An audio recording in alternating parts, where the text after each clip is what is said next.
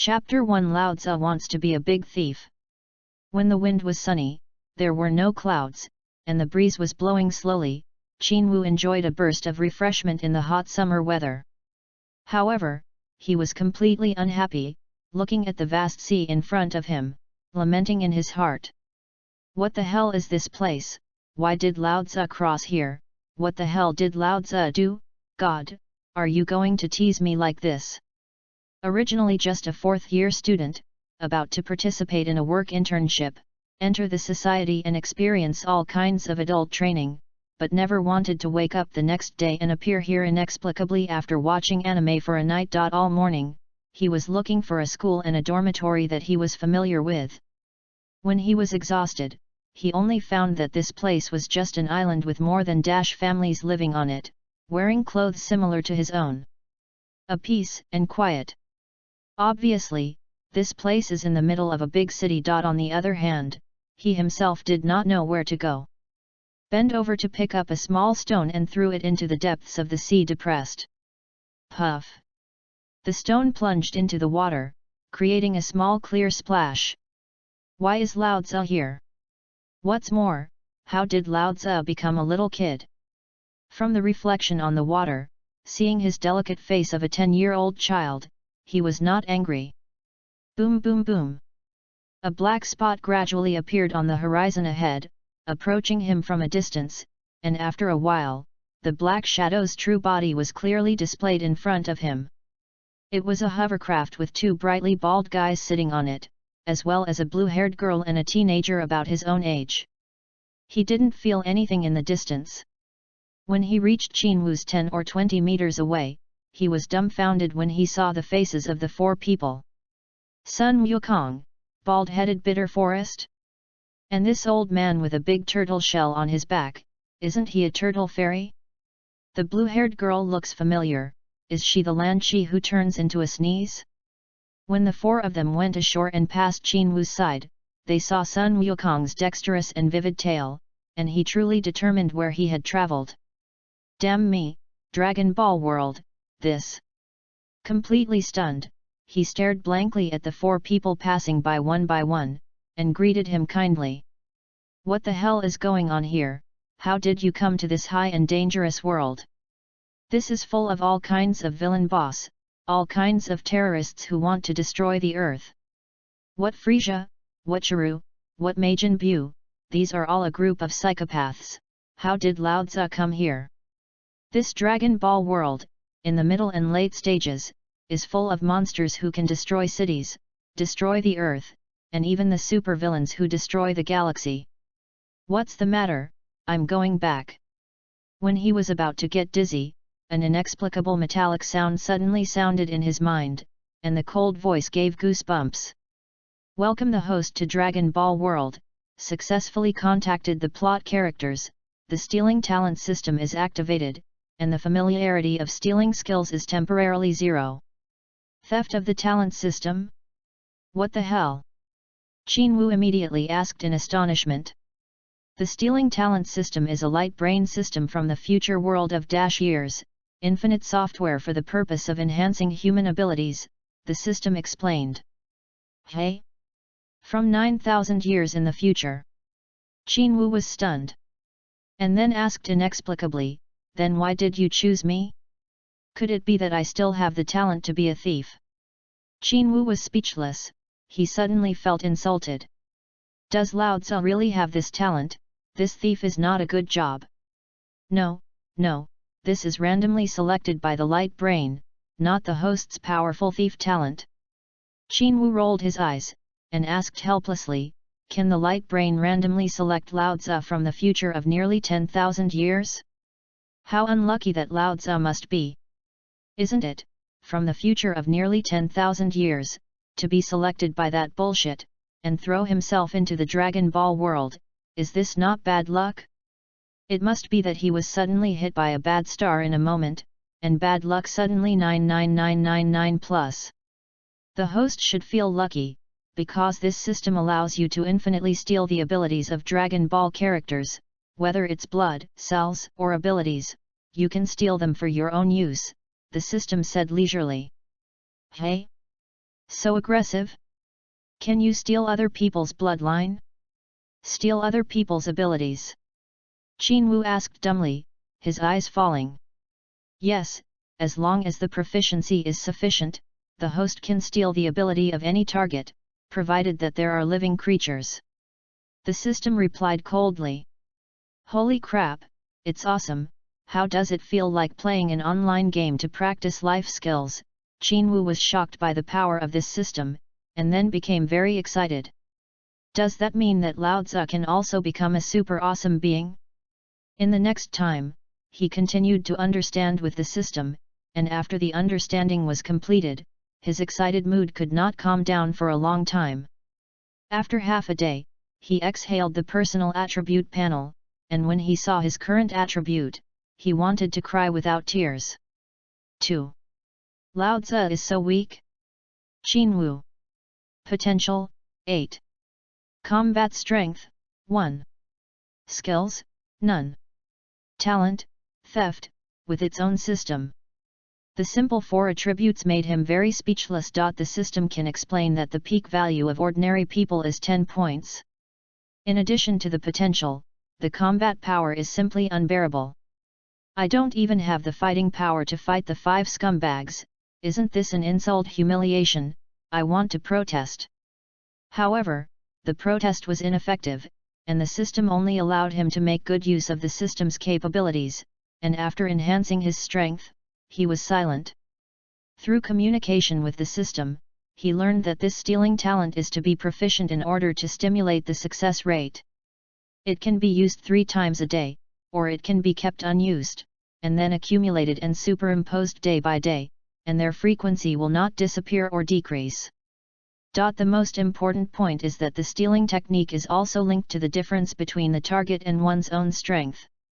Those who are weaker than one's own strength have a high chance of success. When the strength is the same as his own, the probability is directly reduced by half. And so on. When the target's strength is far greater than his own, no matter how powerful he is, he can't succeed in stealing. At this time, proficiency is particularly important. According to the system, the higher the proficiency, the higher the success rate of theft. When he reaches the ultimate proficiency, he can steal indiscriminately. Even if he steals Shiru or Majin Bu now, he can achieve % success. However, his current proficiency makes him very helpless. Steal talent, 3/3. Primary proficiency, 0/10,000. Nima, isn't this tricking me? It takes proficiency points to be upgraded to intermediate level. How long does it take to practice? Paralyzed? Forget it. I will find someone to practice right away. I want to achieve the best. Sun Wukong, you wait, I have decided on the Scion bloodline. Chapter 2 Cultivation with Xiao Wukong. But when he just stood up and was about to look for Sun Wukong and the others who had disappeared, the system suddenly appeared again and said, what the host needs to pay attention to is that when you steal from the target, when you fail, there is no problem, but once successful, it will instantly reduce the target's perception of you, which is the so-called favorability. Reduce favorability. Qinwu subconsciously retracted his steps and asked inexplicably. Yes, stealing talent by itself is stealing other people's abilities for your own use.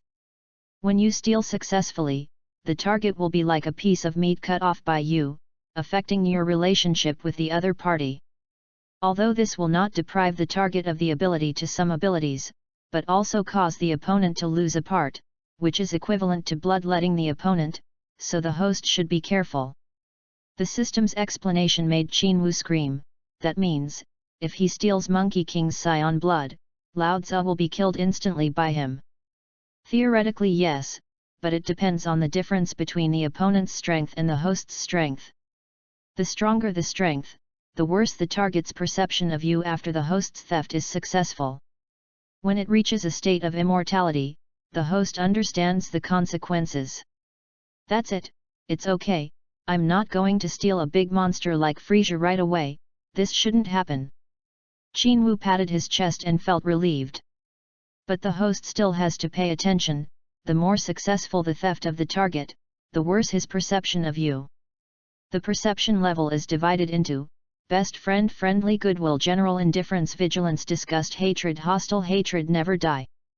Theft is dangerous, the host needs to be careful. After the system explained it, he disappeared again, leaving Qinwu alone to ponder. The stronger the strength, the more dangerous it is. Now his combat power is 1, which is a lot different from that of Sun Wukong, but not much. It doesn't reach the level of the world, so it shouldn't be too miserable, right? Maybe the first time you steal, you can also get the bloodline of the other party, so it shouldn't reach the level of immortality, right? After saying so on ZY, he is still hesitant. What if he is too unlucky and falls directly into a situation where he becomes immortal with the other party? Sun Wukong should be currently being trained by the turtle immortal with Kulin, and his strength is limited at this time. But even so, to himself, he was still a monster-like existence. Whatever, go find them first, and then act accordingly. Thinking of this, he began to look for the 4 who disappeared. Soon, he found a hut on a lawn, and the turtle fairy was admonishing Sun Wukong and Kulin, and Lan Qi was standing beside him. Lan Qi is also in danger. Once she sneezes, her force value is even more terrifying than Sun Wukong. Qinwu walked into them and found out from the detectors presented by the system that the 4 people had only average perceptions of themselves, neither kindness nor indifference, but the existence of ordinary strangers. Hello, do you know what you are here for? Qinwu walked up to the 4 of Sun Wukong, looking harmless to humans and animals, and asked curiously like a baby. We're going to practice martial arts, hee. It was Sun Wukong who answered him. The latter was excited about the upcoming practice. He looked innocent and splendid. On the other hand, the bald-headed Kulin ignored Qin Wei, and even though he was looking forward to his cultivation, he had an arrogant look on the surface. Immortal Turtle was looking at Qinwu curiously, and asked in surprise, "Are you a child from this island? Is there something wrong?" Qinwu nodded innocently and replied, "Yes." Then he pretended to be very excited and asked with a look of anticipation, "You are practicing martial arts? Can I also participate? I also want to practice martial arts." Oh! Immortal Turtle paused immediately. The first thought in his heart was to refuse, but seeing Qinwu's hopeful and innocent eyes, he hesitated again. On the other hand, Sun Wukong said excitedly, "You also want to practice martial arts? Let's do it together." Qinwu laughed secretly when he saw that Sun Wukong's perception of himself in the detector had risen to the level of goodwill. It seems that it is necessary to have a good relationship with the other party first. Thinking of this, he wanted to join their group even more eagerly. "Grandpa, let me participate too, okay?" He pulled at the corner of Immortal Turtle's clothes and began to cast a rogue. "Will your parents agree? It's very hard to practice martial arts, you won't be able to bear it." Immortal Turtle still wanted to refuse, so it was the Tai Tang Sai of Qinwu's parents. 3. I'm an orphan, my parents died a few years ago, and now I live alone with the help of the villagers. As he spoke, he began to tell about his lonely orphan life in the past few years, how pitiful he was, and Lan Qi, who was next to him, had already burst into tears. At first, I couldn't help begging the turtle immortal to agree quickly. "Grandpa, just promise him, it's pathetic." Sun Wukong looked curious, but he didn't think it was a big deal in his heart. After all, he also grew up without a father or mother. A few years ago, his only grandfather, Gohan, died. Taste. On the other hand, Kulin felt the same way, thinking of the scene where he was bullied in Shaolin Temple, and he began to beg the turtle immortal. Finally, Immortal Turtle was fooled by him, moved with compassion, gritted his teeth for a long time, and finally agreed. Yes. Qinwu secretly stretched out a victory gesture. Therefore, Qinwu, as an orphan, began to participate in the special training of the 3 masters and apprentices of the Turtle Fairy. On the first day, Gaixianren asked them to find 2 stones with writing on them, and declared that as long as no one was found among the 3, they would not want to eat dinner that night. That night, Qinwu watched them feast on a hungry stomach, and finally the kind Lan Qi secretly stuffed him with an apple. Qinwu was very moved. Before the transformation, Lan Qi was very kind. But he and Turtle Immortal were always on guard against her sneezing at any time. What made it even more painful was that Qinwu was placed in the same room as Lan Qi and Sun Wukong, and he slept restlessly all night. In the middle of the night, he used the theft technique 3 times in a row on the sleeping Sun Wukong. Theft. Theft failed. Theft. Theft failed. When preparing for the 3rd time, Sun Wukong suddenly turned around, startling Qinwu, thinking that the theft failed and something happened. Unexpectedly, the other party just whispered, said a dream, and turned over to sleep again. I went, scared me to death, thought I was going to get up and beat me up. He fell asleep, watched Sun Wukong for a long time, and after he didn't respond, he started again. Theft. Chapter 3 Bloodlines and Potential are at your fingertips. The theft failed. The host has used up the 3 theft techniques today, continue to work hard tomorrow. Holy crap, do you want to be so sad? Qinwu was speechless. I used the stealing technique 3 times in a row, but I didn't expect that I only gained 3 points of proficiency, and I got nothing. The system is really pitiful, and the success rate of Sun Wukong at this time is actually so poor. He lay down angrily, just about to roll over and fall asleep when he heard dang dang. No high no low bells. Is it 12? A new day has come. He opened the system and saw his attribute panel. The stealing technique had recovered to 3, and he could continue to use it. Go on, paralyzed, I don't believe that my thief plan will fail on Sun Wukong. With the spirit of not admitting defeat, Qinwu once again faced Sun Wukong, looking at the side face of the other side sleeping peacefully, thinking, if this time is successful, I don't know what will happen. Now he is far from the strength of Sun Wukong, and it is very likely that he will die with 1 blow. Some nervous, but not willing to let such a good opportunity. Who cares, people die in the sky. And they will not die for thousands of years. Theft. Congratulations to the host, you succeeded in stealing, and obtained the potential talent of Sun Wukong. Sun Wukong's goodwill towards you has been reduced to indifference. I go, so cruel, just turned into indifference. This is the continuous drop of Sanji. If he succeeds in stealing again, will he not die? If that's the case, wouldn't he just violently hit me? His heart suddenly became uneasy, and it was difficult to be simple when his strength was still so weak. At this time, Lan Qi, who was sleeping, suddenly turned over, revealing long orange hair, and fell asleep again. Changed, Lan Kai changed, I go. When did it happen? Qinwu was shocked and shrank suddenly, wishing he could find a crack to hide. In the whole house, Lan Qi is the most dangerous. Once she transforms, she will become a savage girl and kill her with a gun. In this state, even the thick-skinned Sun Wukong and others can't stand it, not to mention her weak self. Woolen cloth. In the end, he forced himself to calm down, lying down and pretending to sleep. After a long time, he opened his eyes and found that Lan Qi hadn't moved, so he sat up with a sigh of relief. Damn it, I'm afraid of ghosts. If you continue to steal, it's a big deal.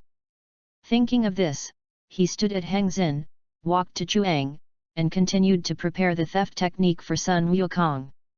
However, at this moment, there was a sudden movement in the door, and he quickly ran back to Chuang to put on his clothes and sleep. As soon as he lay down, there were slight footsteps.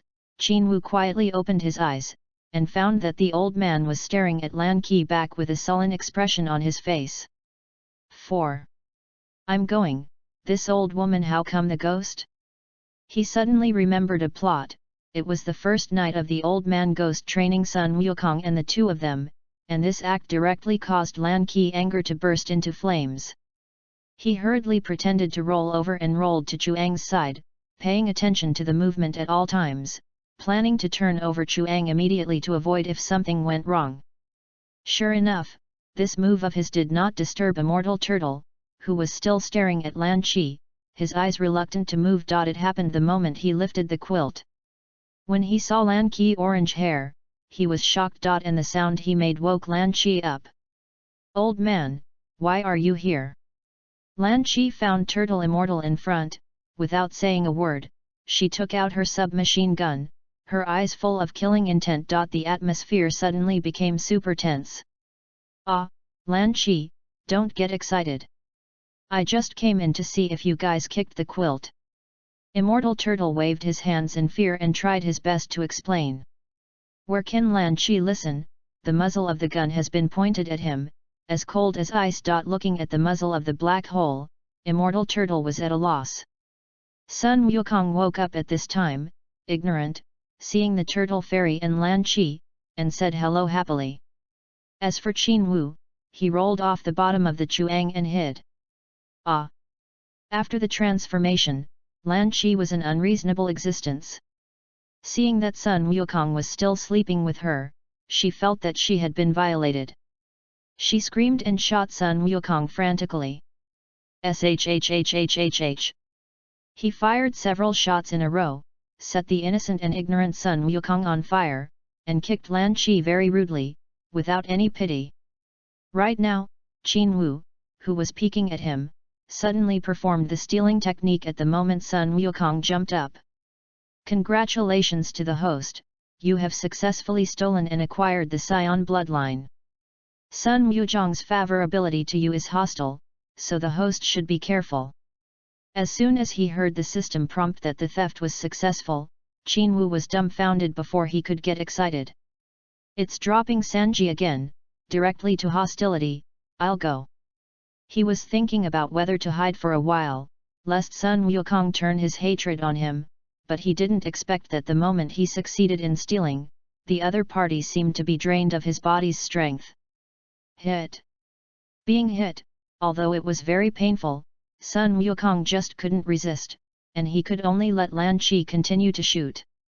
At this moment, Immortal Turtle suddenly came on the back of Lan Chi's neck, knocking him unconscious and saving Sun Wukong. After Lan Chi fell softly behind Chuang, Immortal Turtle breathed a sigh of relief. Sun Wukong's defense was extremely high. Although he didn't suffer any damage, Qin Wu's stealing technique caused his eyelids to droop and gradually fell into a state of drowsiness.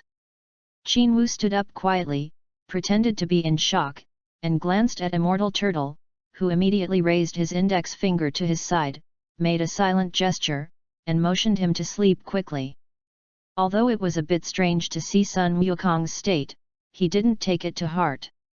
He only thought that the other party was too sleepy and could sleep in such a rough way after being hit by a gun. He exited the room and closed the door. Call. Everything was settled safely. Qin Wu breathed a sigh of relief. Thinking that Sun Wukong was already hostile to his favorability at this time, he gave up the idea of continuing to sleep with them, and followed him out of the room. Immortal Gui, who had just descended to the bottom of the building, was shocked to find that Qin Wu also followed him downstairs, and asked inexplicably, "Why don't you continue to sleep? You have to practice tomorrow, it will be very hard, don't sleep too late." "I'm afraid of Lan Chi. She looked so terrifying just now that she actually shot someone.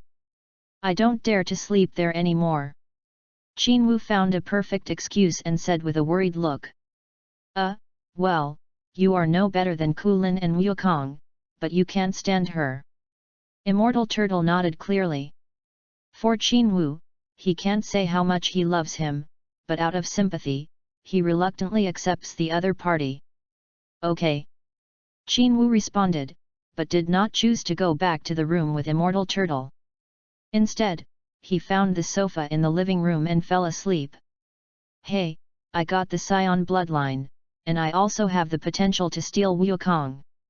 Now it's developed." With his hands behind his head, Qin Wu entered the system with a little shyness and checked his attribute panel. Chapter 4 Crazy Weight Training 14. At this time, the attributes have suddenly changed dramatically. Qinwu. Potential, 100. Combat Strength, 10. Skills, none. Talents, Theft, Scion Blood. Stealing, Primary Proficiency, 538/10,000. Not only has the potential reached an astonishing 100, but even the combat power has directly separated from the weak chicken state of Zhang Yi Slag, and instantly reached the same strength as Sun Wukong at this time. And talent, impressively added Scion Blood. Cool, so cool. Qinwu is very excited, although he is worried that he will grow a tail, but the growth of strength is the most important nowadays. Obtaining the Scion bloodline will greatly increase his survivability in this high and high-risk world. You can imagine the enemies Sun Wukong will face when he becomes an adult. In addition to Raditz and Vegeta, Frieza, several transformations, Shuru, Majin Buu, and various bosses in the GT version later, all have the ability to destroy the Earth.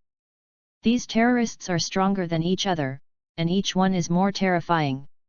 Under such a crisis, how could Qinwu be willing to be an ordinary person? As long as he doesn't leave this world, he must be strong. And the power depends on the system and the strength that is cultivated through hard work.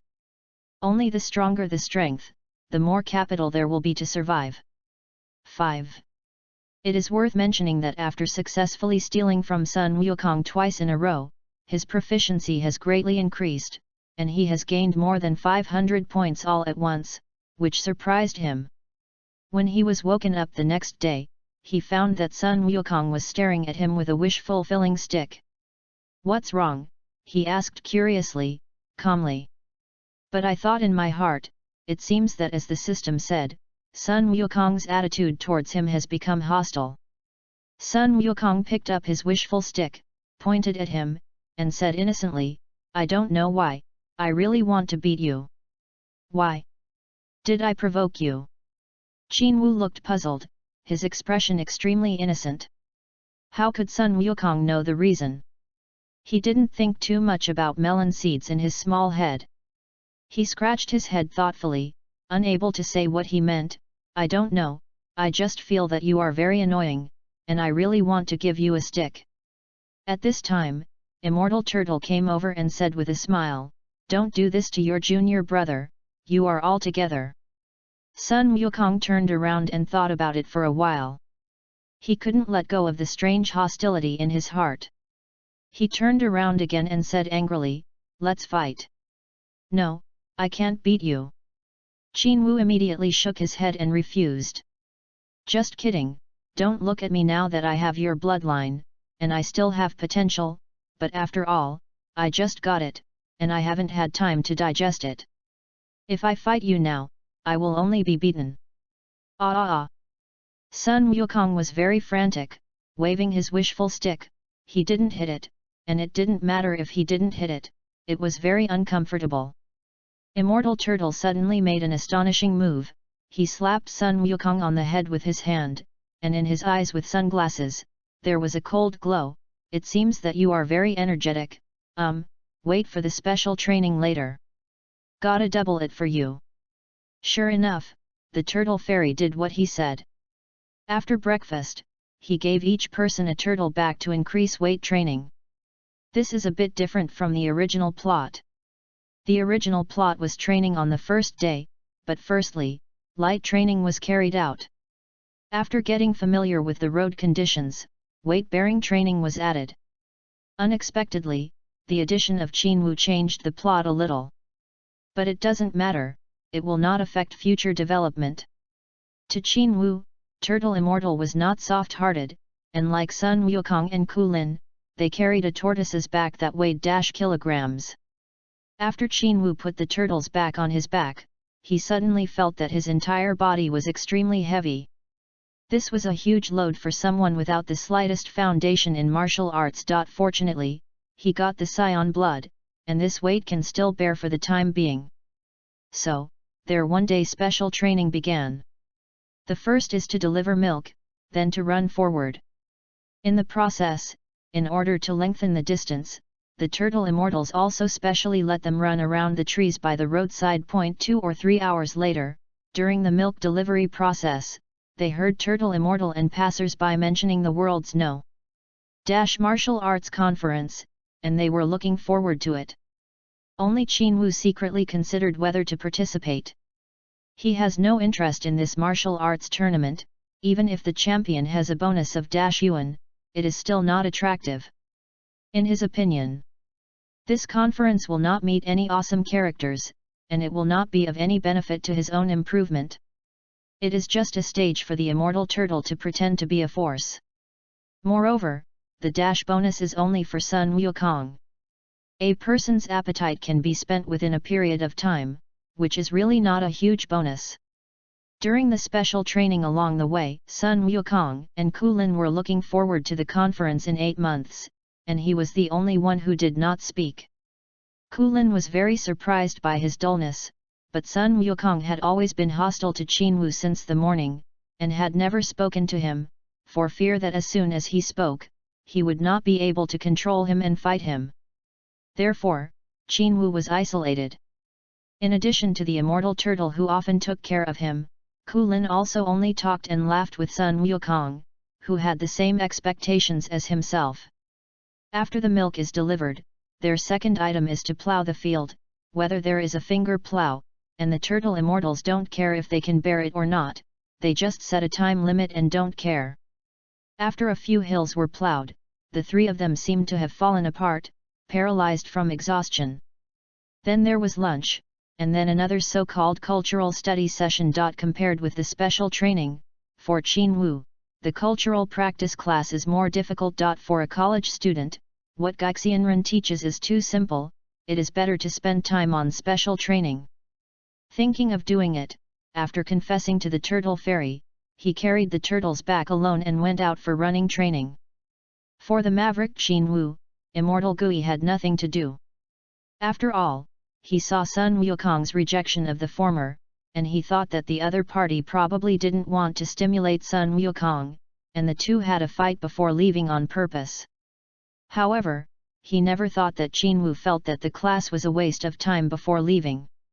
2 months later, Qin felt no discomfort on the back of the -kg turtle. Instead, as usual, when he was at ease, he was the first to put forward aggravating demands on the turtle immortal. What? Did you get used to it so quickly? Immortal turtle asked in surprise. Qin nodded and looked at each other stubbornly.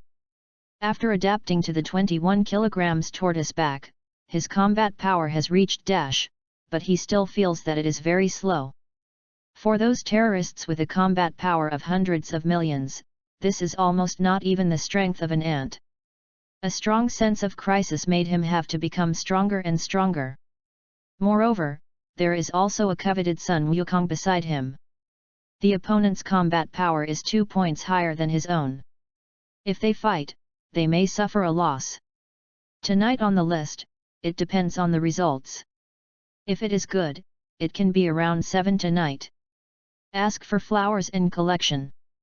Chapter 5 Farewell, embark on a journey of cultivation alone, seeking. 15. Turtle Immortal didn't say anything. He welcomed the hard-working apprentice with appreciation and replaced him with a -kg turtle back. For Qin, Immortal Gui was not optimistic at first, because the other party felt too weak for him, and his body was abnormally thin.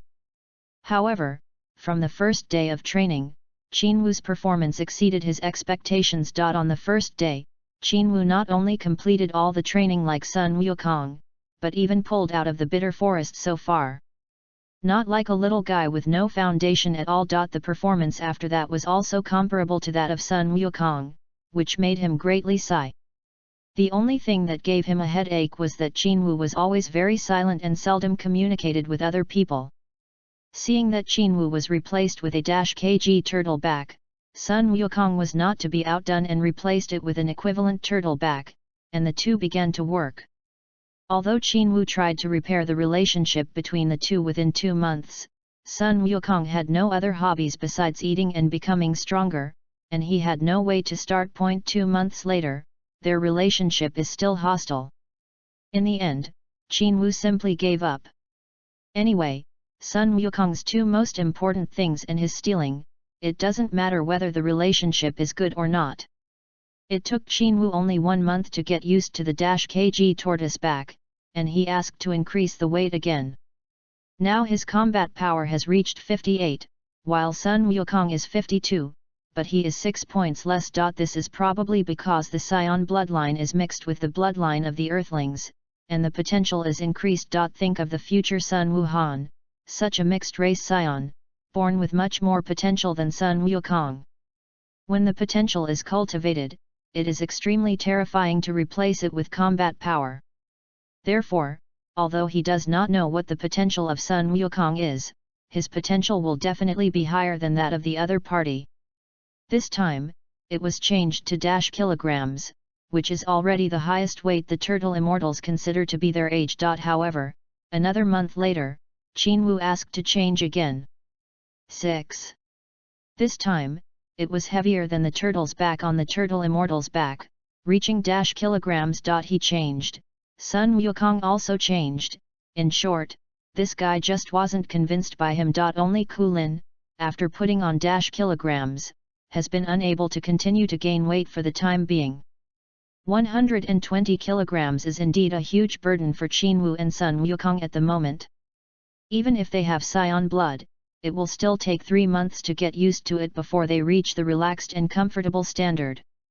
At this time, there is only 1 month left before the world's martial arts conference. Qin Wu took the first step to put on -kilograms. It was also the last time he changed his tortoise back at the Turtle Immortal House. During this month, he and Sun Wukong were even released, because the Turtle Immortal was really amazed by them. Terrified by the rate of progress. And Kulin could only look up to them, and could only silently continue to carry the -kilogram tortoise back and continue to accept the supervision and cultivation of the Turtle Immortal. As they got closer and closer to the world's martial arts conference, their cultivation became more and more diligent. When the last day came, except Qin Wu, everyone else took off their heavy turtle backs and put on a stupid suit, looking forward to attending the conference. On this day, Qin Wu's combat power reached 168, while Sun Wukong's was 140, which were similar, but the gap began to widen. However, Sun Wukong does not have a systematic cheating detector like Qin Wu that can see the combat data, so he does not know the gap between the two. Qin Wu had said before that he would not go to this conference. He planned to walk around, cultivate all the way, and understand the world all the way. At the same time, bid farewell to them and practice alone. For his decision, Kulin was stunned. He didn't expect the guy who had been with him and others for 8 months to leave, or left alone. He has a deep reluctance to bear, from the momentary arrogance when he first came to practice, to being surpassed by Qin Wu and Sun Wukong all the way during the practice, and he was hit hard. From it, I received the friendship of the two. Of course, the two made their own. Although Qin Wu has always been taciturn and not very gregarious because of Sun Wukong's relationship, his personality is still quite easygoing, and he doesn't think it is difficult to get along with. Therefore, he is still very reluctant to leave the other party. Turtle Immortal, it's hard to say anything, since he discovered Qin Wu's powerful potential, he put him on the same position as Sun Wukong, and paid a lot of attention to them. Qin Wu's efforts, he has been watching. Qin Wu was the hardest working one among the three. After receiving his own special training, he quietly went out to practice alone, and didn't come back until late at night. And this phenomenon continued until yesterday, without interruption. Immortal Turtle didn't understand, why did Qin Wu fight so hard? This is simply a lifeless practice. He didn't know how much sense of crisis Qin Wu had. At this time, the latter had set his sights on at least Vegeta, not the martial artists at the so-called martial arts conference in front of him, let alone that mere fact. Bonus. Immortal Turtle can only sigh, it is really rare for a child with such talent and potential to work so hard. At this time, the strength he felt from Qin Wu had already surpassed himself. Therefore, he was not surprised at all that Qin Wu was leaving them and embarked on a journey of cultivation alone, but also felt relieved and agreed. He really has nothing to teach Qin Wu. In the future, he needs the latter to comprehend and experience it by himself, and slowly see the outside world and grow up. Qin Wu was right to leave them. Therefore, even though he was reluctant to bear Qin Wu, he still let him go. Lan Qi was very sad about Qin Wu's imminent departure, but she could only wish silently. On the other hand, Sun Wukong is no longer as hostile to the guy he has been with for 8 months, but he still has an uncontrollable disgust in his heart. For some reason, he always feels that he hates each other. Thinking that the other party is going to leave me and go alone, I still feel a little reluctant. However, he is pure, still looking forward to the upcoming conference, where there will be masters in the competition. He is different from Qin Wu. He doesn't know the future. He doesn't have such a big sense of crisis. He just wants to challenge various unknown powerful enemies. Before Qin Wu left, he and Gaixianren had to take the 150 kg tortoise back and a 200 kg tortoise on his back. He originally wanted to ask for other taller ones, but unfortunately Gaixianren no longer had them. Putting the back of the latter turtle into the universal capsule, he suddenly silently muttered to himself, "Stealing. Congratulations to the host, you have obtained the ability of the sea turtle to live a long life, you will be hated by the target. I want to try to rush to the list tonight, whether I can rush or not, I will change from 7 to 8, let the brothers watch it on the first day." Chapter 6 One punch blows away the guardian of the Holy Land, 6th more. 16. A month later, Qin Wu came to the Holy Land Galantao, walked through a forest, and came to a sturdy pillar that pierced into the sky. This month, after he left the Gaixian house, he walked through the jungle, through the desert, stayed in the forest for several days and nights, and walked through the Gobi Hills before he came here. The process was very difficult and tiring, because he always carried the 150 kg turtle back, whether it was running, walking, eating or sleeping, he carried it on his back, and he would not leave it for a moment. Even if he encounters various beasts, dinosaurs and even some pterosaurs flying in the sky, he still fights with the back of a turtle on his back. It can be said that this month is both hard and fulfilling. He doesn't know any tricks, he only fights by instinct, but his savvy is extremely high and his talent is superb. And it has also been improved, and it can be instant cast with only one hand, without two hands. However, it seems that the cultivation has encountered a bottleneck recently, and the combat power has not improved by leaps and bounds like the special training of the turtle fairy before. So, he thought of a good place to practice, that is, the Galantao where Sun Wukong once drank super divine water. Has Sun Wukong already been here? Looking up at the endless tower, Qin Wu confirmed in his heart. One day this month, there will be darkness without warning for most of the day. He happened to be near this forest, and immediately thought that it must be Sun Wukong who summoned the dragon and resurrected Wupa's father. I don't know if this butterfly wing of my own has the effect it should have, and the plot has changed. Will Sun Wukong be beaten to death by the first killer Tao Bibai? But the answer came out soon, and just as he was about to climb up, a very tall and stout man suddenly appeared behind him. "Who are you? Why did you appear in the Holy Land Jialan?" The man looked at Qin Wu's back with sharp eyes, and asked in an angry voice. Next to him was a child shorter than Qin Wu, who was looking at him curiously. Qin Wu turned around and smiled. "Can't ordinary people come?" "No, guys with bad intentions and ordinary people are not allowed to enter here," the man replied with a very serious face. "Oh." Qin Wu looked at the other party in surprise. He was about 10 meters away, but appeared in front of the other party in an instant, and asked curiously, "Then what kind of person do you think is an ordinary person? So fast?" The tall man was frightened by Qin Wu's hand, looked at him in disbelief, and asked in shock, "Who the hell are you? You don't care who I am, do you want to stop me from climbing up?" Qin Wu snorted coldly, looking directly at the tall man with electric eyes, his delicate face shrouded in frost. The tall man took a few steps back. He didn't expect that such a brat who was less than his knee height would have such a terrifying aura that he couldn't breathe. But because of his responsibilities, he had to ask clearly. Thinking of this, he forcefully asked calmly, "What are you going to do? Can you handle it?" Qin Wu looked at each other with a playful smile on his face. Why is this kid talking so aggressively? The man broke out in a cold sweat. He had a headache. The imposing manner the other party gave him was too scary, but he didn't look like a good friend. Compared with the previous Sun Wukong, he was like a willful bad boy, which made him a little helpless. After thinking about it, he still insisted, "Then you can't go up, I have to ask your purpose, this is my responsibility." "Really? What if I insist on going?" Qin Wu asked indifferently. "Then I will stop you," the man said firmly. Qin Wu laughed, and suddenly punched the opponent's abdomen. Puff! 7. This kid, so fast, so strong. The tall man never thought that Qin Wu's shot was so fast and his strength was so strong. Before he could react, he was blasted dozens of meters away with a punch, and he vomited blood in the air before falling heavily to the ground.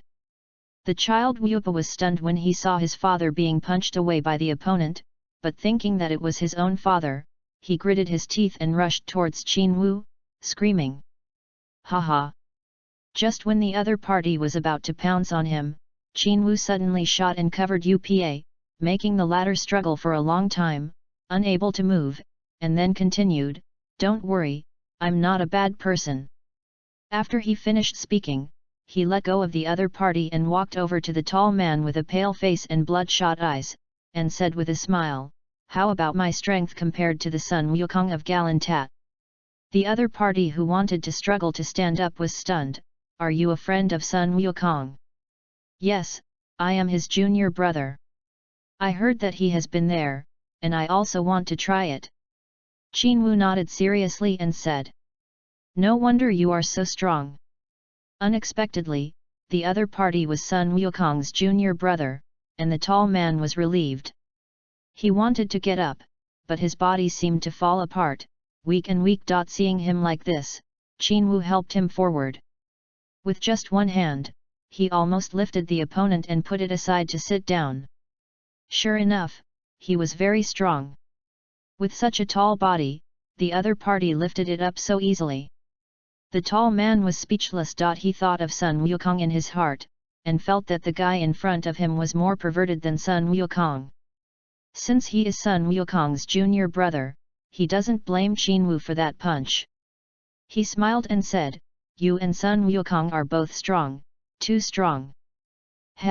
Can you tell me what happened to Sun Wukong after he got here? Has Tao Bibai died?" Qin Wu asked curiously. He just wanted to know if the plot had been changed. After all, before leaving the Gaixian house, Sun Wukong's combat power had reached 140, which was much higher than the Sun Wukong in the original plot. The tall man wasn't quite sure, because after being killed by Tao Bibai, the next moment he was resurrected. It was time to be rescued by the dragon, and the battle was over by then. But he did know a lot, Yupako told him.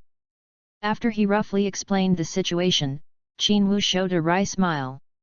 "It seems that the plot has changed a bit, but it doesn't matter, it will not affect the later. Even if it is affected, he can still make what should appear. Although Sun Wukong's combat power has increased a lot than before, his mind is too simple. When he was fighting with Tao Bibai, he was defeated by the opponent's tricks and almost killed. In this episode, the plot has changed a lot. In the original play, Sun Wukong was beaten by Tao Bibai, but this time he was able to fight with each other for so long, and his butterfly wings really had an effect. After that, Sun Wukong climbed to the Galan Tower and received special training from the cats for 2 days. After his strength increased again, the plot of fighting against Tao Bibai returned to the track of the original drama. "Leave him alone, climb."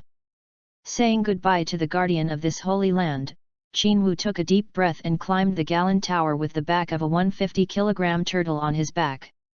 Please collect flowers, this is the 6th update. Fast enough. Chapter 7 Qin vs Miao Xinggren, 7th more, please accept. 17. The cat star Jialinxian was lying on the chuang and was sleeping soundly when suddenly his ears moved and he felt an approaching breath. Who is it? This breath is a bit like Sun Wukong, but it is much stronger. Who is it? He stood up and walked to the water tank, opened the lid, and took a closer look, and found a handsome young man climbing up quickly. This speed is much faster than when Sun Wukong first came. He lifted his beard, and the next moment, his eyes widened and he looked at the turtle's back behind the boy in surprise. How much strength and endurance does this little guy have to carry such a heavy thing? Even if Sun Wukong drank the super holy water, he is not so strong. Who is this kid? He didn't even meet the boy, he saw too many things about him that shocked him. After a while, he felt the aura on the boy's body getting stronger and stronger, and soon he reached the lower end of his tower and climbed into the tower.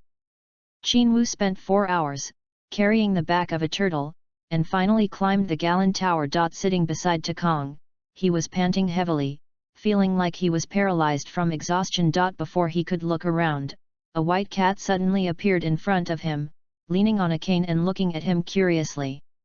Hello Immortal Jialin. Thinking of the purpose of his trip, Qin immediately greeted the other party. He was quite polite. Those who didn't know his details thought he was very good. Who knew that he was thinking to himself, the cats are really like the ones in the anime, but they are a lot more real. Hello, are you also here to find the super holy water to drink? The Meow Star asked lightly. In his past, as long as those who climbed up here, they would look for super holy water to improve their strength. He thought, the kid in front of him is probably the same. However, Qin shook his head unexpectedly and replied, no, I came here to practice. Cultivation here? Why? Immortal Jialin asked in surprise.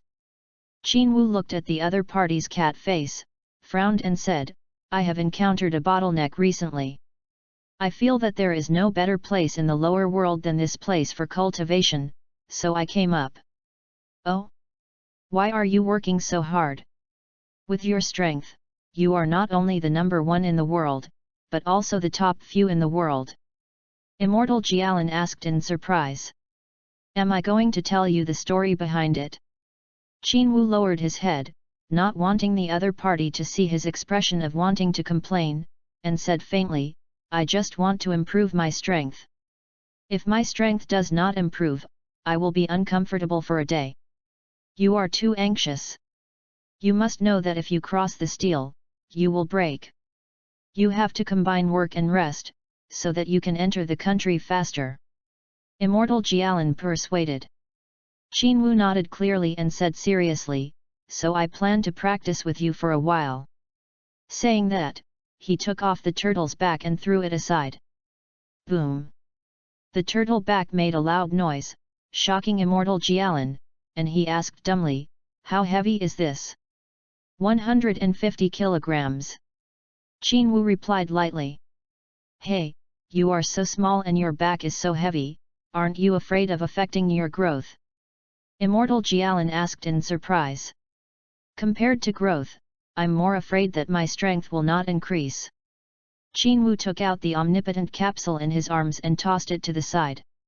With a loud bang, a turtle's back that was bigger than 150 kilograms appeared in front of Immortal Jialin. 8. How much is this? The latter pointed at the turtle's back with a cane, and asked in surprise. He heard the sound, but it was louder than the back of the tortoise before. He knew that it must be more than 150 kilograms, maybe 200 kilograms. Sure enough, Qin replied indifferently, 200 kilograms. Immortal Jialin originally had such a guess, but when the other party said it, he was shocked again. This guy is going to practice here with this thing on his back, how tiring this is. Do you know that we are at an altitude of 20 meters, and the air is very thin. Immortal Jialan asked seriously. I know, if it wasn't so high, we wouldn't be so tired. Qin Wu said indifferently, because of this, it is the most suitable place for me to practice. This kid is really crazy. Sun Wukong doesn't have the courage to play like this here, he actually dares. Immortal Jialan was extremely shocked. He had never seen anyone so crazy about cultivation since he had been guarding the tower for a long time, not even in his boring 800 years. I didn't expect to be taught a lesson by this kid in front of me today. It's a pity that he didn't have a wishful heart. Otherwise, it would be better to go to the top to practice. With the same powerful talent as Sun Wukong, but more diligent efforts than Sun Wukong, this son's future is limitless. As long as he's not a wicked person, why not let him cultivate here? However, he would not agree generously on the surface. He looked at Qin Wu and said with a smile, it's not impossible for you to cultivate here, but it depends on whether you have the qualifications. Qualifications? Qin Wu smiled, and the turtle's back was no longer on his back. He stood up easily, moved his muscles and bones freely, and said eagerly, come on, have a fight. This kid is in a hurry. Immortal Jialan showed an enigmatic smile, pointed at the 200-kilogram turtle's back and said, put it on your back, and I will do it with you. This Meow Star is very cunning, isn't this killing himself? The air here is very thin, and if you run without a load, you will pant for a while, let alone carry it on your back. But he didn't refuse, he put his back on the turtle's back generously, rubbed it a little, and rushed towards the cat. Although he had just put a 50 kilograms weight on his back, his movements were still as fast as lightning, and he killed the cat in an instant. The punches are like the wind, the momentum is like a rainbow, and the right hand with a strong wind, slams the cat. However, the Meow Star had been on guard for a long time, and the place where the opponent's fist hit was just his afterimage, and the body had already appeared behind him. When a punch hit the air, Qin Wu was not surprised, and turned his backhand behind him with another punch. However, it was still the afterimage of the other party, and the body had already flashed over his head at some point. Qin Wu glanced around quickly, and when he didn't see the other person's figure, he jumped up suddenly and kicked his head, but he still kicked into the air, and the cat disappeared again. After a period of time, Qin Wu's offensive was like a gust of wind and rain, and he continued to attack the cat, but the latter was like electricity and was extremely fast, and all his attacks were in vain. Seeing that the other party still had an enigmatic smile from beginning to end, Qin Wu stopped, gasping for breath and secretly annoyed, paralyzed. If you let me take off my turtle's back, see if I beat you to death? Seeing the hatred in his eyes, the cat man guessed what he was thinking, and he said with a smile, I think it's unfair to you? Want to take off that thing? Yes. In just 5 hours, I have updated 7 chapters, are you happy? Can you support me in making the list tonight? Hey, let's have a wave of flowers, if you have the ability, you can reward me, please. Chapter 8 Cultivation on the Gallon Tower, the 8th more. 18. This is what you said. Qin Wu quickly took off the turtle's back and threw it aside with a bang. Much easier this time. Qin Wu jumped up and down twice, feeling as light as a swallow, fluttering like a fairy, feeling like he was about to take off. I have had a lot of this experience before, but since the 200 kilograms turtle back was taken off my back, this feeling was even more profound. SHH. Without saying a word, he directly flashed his figure and attacked the Meow Star. This time, the speed of the attack was so fast that the naked eye could no longer catch it. I thought that this time I would definitely hit the dead cat, but I didn't expect the other party to dodge past. Another punch hit the air again, and Qin Wu was stunned. Is this guy so powerful? I've watched anime several times, but I don't think this Meow Star is so powerful. I didn't expect that when I personally fought with the other party, I didn't even hit it once. He saw from the probe that the combat effectiveness of the cats is not high, only more than dash and nearly dash. His combat power at this time was similar, but he didn't expect that he didn't fight once. What exactly happened? Is it not fast enough? Thinking in my heart, I jumped up again, but was still dodged. The successive attacks were not even close to the opponent, and he became more and more confused. Obviously they thought they could hit, but they couldn't hit. This is too evil. In the end, he had no strength and could only stop attacking. The air here is too thin to exert one's own strength. Seeing him stop, Immortal Jialan appeared leisurely in front of him, and said incomparably pleasant, "How is it? Even if you don't have a load, you can't reach me, right?" "Why?" Qin Wu asked. 9. He knew what was definitely wrong, but he didn't understand for a while. "Don't you know? Although your attack is clean and neat, you only use brute force blindly, and only use your eyes to find me. When your eyes caught me, I already felt the direction of your attack. Understand?" Qin Wu understood the explanation of Immortal Jialan, but he didn't quite understand what it meant. Seeing him stunned for a while, Immortal Jialan had a headache, and he simply said clearly, "You still don't use your qi to feel the existence of the target, and at the same time, you use all your strength every time you attack, not leaving 3 points, only desperately rushing to attack. Once the attack fails, the reaction is too slow, and it is easy for people to take advantage of it."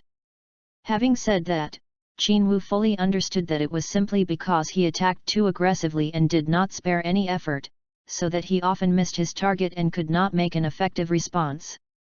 "Then what should I do?" Knowing the key, Qin Wu immediately asked with a firm look.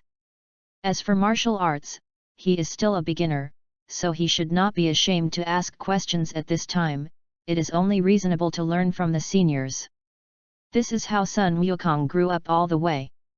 He has worshipped several masters in the past few decades, and only then did he achieve his future achievements. It is impossible for me to rely on self-study to achieve such a level, otherwise, no matter how hard I work, I will only be like Vegeta. Qin Wu behaved so humble and eager to learn, the Miao Star nodded.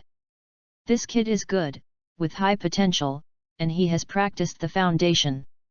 If you give a little mention, he will definitely be a great martial artist in the future. He made up his mind secretly. His originally smiling face suddenly straightened, and he said very seriously, "I'm hungry, eat first." "I'm down." Seeing his serious expression, Qin Wu thought he was going to teach him some qi skills, but he didn't expect that he was just hungry and wanted to eat. So next time, he saw the cat man slowly cooking grilled fish, prepared a bowl of soup and a bowl of rice, and ate it comfortably. "What about me? I'm hungry too." Qin Wu touched his stomach and said pitifully. "Give you." The Miao Star waved his hand at will, a small dot, and quickly shot at Qin Wu. The latter grabbed it and was surprised to see what looked like a small bean in his hand. "Is this the fairy bean? It looks unremarkable." According to the legend, eating 1 tablet would be enough for 10 days. He swallowed the weight without hesitation, and the next second, his stomach suddenly swelled, and then he burped. "I'm so full, I really didn't lose the reputation of Xiandu." After the cat was full, they called Qin Wu upstairs, and told the latter to sit down in this small place. "Is this going to teach me how to use anger?" Qin Wu is very much looking forward to it. Since he started training, he has not been in contact with qi or anything except for physical training with Immortal Turtle. Now there is the so-called -year-old Immortal Jialan who teaches the use of qi, which is really good to think about.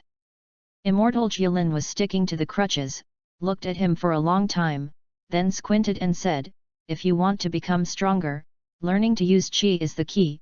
Your strength is useless. If you can't use qi, just go with a car. A big truck with full horsepower doesn't turn a corner. It just ends up going on a rampage, crashing and killing people. Then how do you use your anger?" Qin Wu immediately answered quickly and asked. "Don't worry." Immortal Jialan motioned him to be calm, and then said after a pause, "First of all, you have to relax calmly, don't think about anything, feel the existence of energy in your body with your heart, and then try control it, slowly. While talking, Immortal Jialan began to take the lead. Qin Wu looked at him without blinking. According to the other party's words, he began to immerse himself in the body to feel the energy in the body. In this way, one was willing to teach, the other was willing to learn, for 2 consecutive days, until Qin Wujiang controlled the qi in his body very slippery, and Immortal Jialan let him continue to carry on the back of a turtle and carry out weight-bearing training. Even though Immortal Jialan always had a very painful squinting expression, but when he taught, he was very attentive. Even Qin Wu was supervising him when he was training under heavy load. At an altitude of -meters, although the air is thin, it does not feel cold. Whether it is day or night, the temperature is always the same. It's just that the air is thin, and it took Qin Wu more than a month to get used to it like the lower realm. At the same time, his progress is also advancing by leaps and bounds, 1 change a day, and more than a month later, his combat power has broken through the 200 level as he wished. As soon as the bottleneck is broken, his entry level is rising faster and faster, and the number of combat power, as if uncontrollable, skyrockets rapidly. But the only regret is that Immortal Jialan did not have the ability to control the weight of the turtle's back, so Qin Wu could only continue to practice for a year with 200 kilograms of things on his back. Rao is so, his speed of progress is also beyond the expectations of Immortal Jialan. For a whole year, Qin Wu's strength was completely different from when he first climbed up. Now he can no longer sense how strong Qin Wu is. This kid is really a monster, so scary. Brothers, I have made 8 more updates. I want to rush to the list. Do you have any assists? Flowers, collections, and rewards. Chapter 9 Borrowing Dragon Ball Radar with Bulma, for collection. 19. However, Qin Wu was still not satisfied. He always felt that the progress was still too slow. If he continued like this, he would be depressed to death. It's been a year, and the Dragon Balls should also be restored. It seems that it is necessary to borrow Shenlong. 2 days later, on a small island in the vast sea, Immortal Turtle sat on Kulin's body and tortured each other as always, reading a book and supervising Yamcha, who was cultivating alone behind him. For a year, the 2 brothers Kulin and Yamcha have been cultivating hard here with Immortal Turtle, and their strength has progressed rapidly. However, they were still not satisfied, because every time they were free, they would think of Sun Wukong, who didn't know where he was at the time. That guy's strength had always been so high that they could not breathe. After being accepted at the world's No. Martial Arts Conference a year ago, Sun Wukong, who won the championship, left them and went to find his grandfather's 4-star Dragon Balls. After a period of time, although he met several times, he could after Sun Wukong gathered the Dragon Balls and summoned the dragon, he disappeared. However, they knew that Sun Wukong at this time must be cultivating alone, so they could not slack off at all. Sun Wukong, how are you doing now?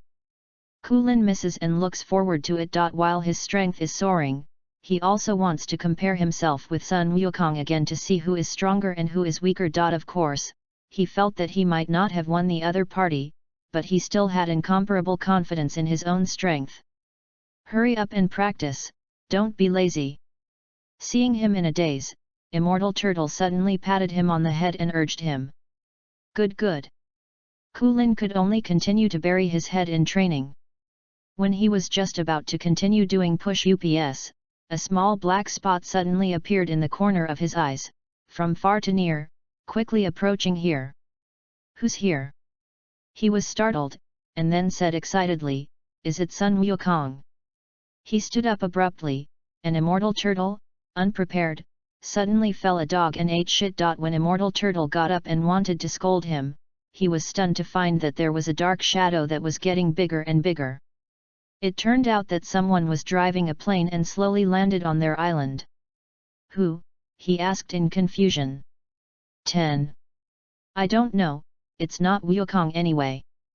Kulin frowned and thought. If it is Sun Wukong, it must be sitting with Du Yun, so it is definitely not Sun Wukong on the plane. Yamcha, who was burying his head in training, was also alerted.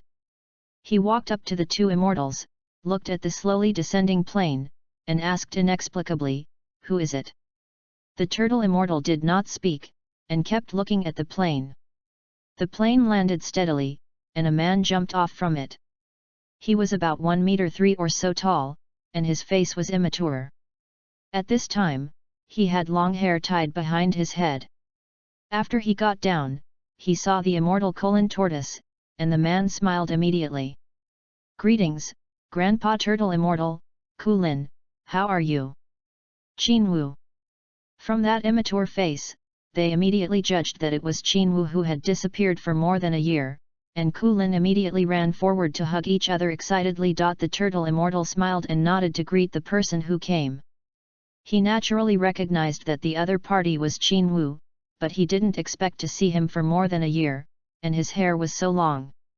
After Qinwu hugged the two of them one by one, he turned to look at Yamcha and asked suspiciously, "Who is he?" "He is Yamcha, and he is practicing here with me," Kulin introduced excitedly. At this time, Yamcha has been looking at Qinwu curiously. Seeing the friendly smile on his face, he nodded and said, "Hello, I'm Yamcha." "I'm Qinwu. More than a year ago, I also trained with Sun Wukong and Kulin under Grandpa Gaixianren." "Hello." The two shook hands, and the turtle immortal took him into the house. At this time, there were two girls in the room watching TV, and Qinwu knew it was Lan Qi and Bulma at a glance. When Lan Qi saw him, she looked very excited. After giving her a hug, she enthusiastically asked about Qinwu's current situation. Qinwu concealed the fact that he was cultivating on the Galan Tower, and only symbolically said that he was cultivating alone outside. At this time, he came back after thinking of them. After chatting for a while, Lan Qi walked into the kitchen and started cooking. And Bulma has been watching Qinwu curiously. At this time, Kulin is the most active person. He took the lead as an introducer, introduced the two to know each other, and then sat down and chatted together. As they chatted, Kulin couldn't help bragging about how powerful his strength had become. He has already carried a -kg tortoise back for weight training. Qinwu smiled and congratulated him. But then Kulin's face immediately collapsed. "It took me more than a year to hit your progress more than a year ago, which is too embarrassing." Qinwu still smiled and persuaded him, "It's okay, you will become more and more powerful, and you will catch up with us soon." Yamcha was a little puzzled, because he had never met Qinwu before, so he naturally didn't know the strength of the other party, so he quietly asked Kulindeo, "Is he very powerful?" Of course, more than a year ago, he was already practicing with a -kg turtle back. At that time, I was only -kg and exhausted myself into a dog. Kulin said with a wry smile. "Wow, is he more powerful than Sun Wukong?" Yamcha asked in surprise. He only knew that Sun Wukong carried a -kg tortoise back before participating in the conference. Unexpectedly, Qinwu has already undergone special training for the weight of kilograms. "I don't know. It's very possible." Kulin observed Qinwu seriously and replied with a solemn expression. At this time, Kulin and the others have not yet gone to the temple to practice, and the practice of Qi has not yet begun. Therefore, it is impossible to detect Qinwu's strength at this time. "Really?" Yamcha looked at Qinwu blankly, speechless in surprise. "I didn't expect that in addition to the perverted Sun Wukong, there is actually such a person." At this time, after Qinwu and Turtle Immortal had chatted, they always chatted with Bulma, intentionally or not, and began to get close. It was not until the relationship between the two was drawn closer that Qinwu opened the skylight to speak brightly and asked Bulma, "Can I borrow your Dragon Ball radar? I need it urgently." "Ah? Do you want to look for the Dragon Balls too?" Bulma asked in surprise. "Well, because of some things, I need to get rid of the dragon for help." Qinwu nodded and replied. "Oh." Bulma looked around, and finally pulled it out from his trouser pocket and handed it to him generously. "Take it, and return it to me when it's no longer needed." "Thank you, I'll treat you to a big meal when you're free," Qin Wu said sincerely. "Thank you brothers for your support. This book almost went to the home overnight, and there are still a few more. Give me more support, brothers, haha." Chapter 10 Hanging and Beating Sun Wukong, for Collection, 20. Okay. Boma glanced at the handsome Qin Wu, blushed slightly, and replied shyly. After getting the radar, Qin Wu's purpose of the trip was achieved. After he had a meal with Immortal Turtle and others, he left. Just when he was leaving, the big turtle who was resting outside suddenly woke up and grinned at him, his eyes full of anger. "Haha!" Qin Wu laughed indifferently, got on the plane and left. With the radar, it's easy to do now, just look for the other 6 Dragon Balls, and then go to meet Monkey King. The 6 Dragon Balls are scattered all over the world, and the distance between them is quite far. It takes him 4 or 5 days to find enough by plane. With his current strength, can anyone else grab his Dragon Ball? If it weren't for him who couldn't sit with Du Yun, he would have gathered the latter's awesome means of transportation. Is it true that my thoughts are not pure and unkind? Why don't you and Du Yun agree with me? When he thought that Immortal Jialan once asked Yuduo and Du Yun to ride him, but he couldn't sit, he was very speechless. 2 days later, according to the radar, he finally found a place where Sun Wukong practiced and played. Sun Wukong ran for a day, sitting in a clearing and roasting meat, his eyes staring straight at the oily food, drooling. When the heat arrived, when he was about to move, a person suddenly fell in front of him, looking at him with a smile. "It's you." Seeing the person coming, the inexplicable sense of hatred in his heart reappeared, his face became cold, and his eyes were sullen. "It's me, I haven't seen you for so long, do you miss me, Sun Wukong?" Qin Wu didn't care, and sat down opposite him leisurely. "What are you doing here?" Sun Wukong asked coldly. "Of course I want to share your food, I'm hungry." Qin Wu replied with a smile. "Go away, I won't give you anything to eat." Sun Wukong drew his wish-fulfilling stick back with his right hand, in a manner of fighting with each other. 11. Haha, I not only want to eat your barbecue, but also want to borrow your 4-star Dragon Ball. Qin Wu laughed. "Don't even think about it." Sun Wukong stood up suddenly, with a wicked look on his tender face. If it was someone else, he might have borrowed it, but in front of him is the guy he has always hated, and he extremely refuses to send Dragon Balls in his heart. Moreover, this Dragon Ball is his grandfather's relic, and it will not be given to this hateful guy in front of him. "Don't, we've been together for 8 months anyway, don't be so stingy," Qin Wu said with a smile, not caring about the hostility of Sun Wukong at all. "No, no." Sun Wukong still firmly refused.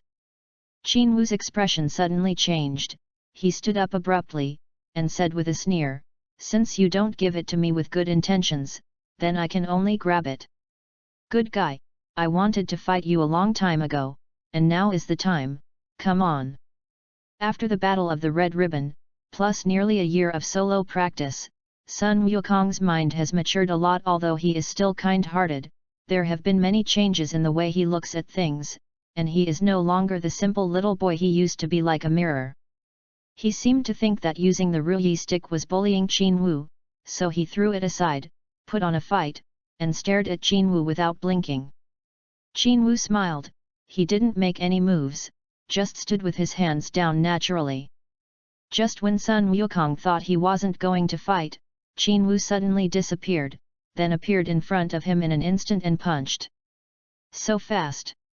Sun Wukong was secretly shocked, and suddenly shot to block, but Qin Wu's attack was a feint, and before he could swing the punch, he suddenly retracted, and kicked out a lightning-like kick, kicking Sun Wukong's abdomen. Drink!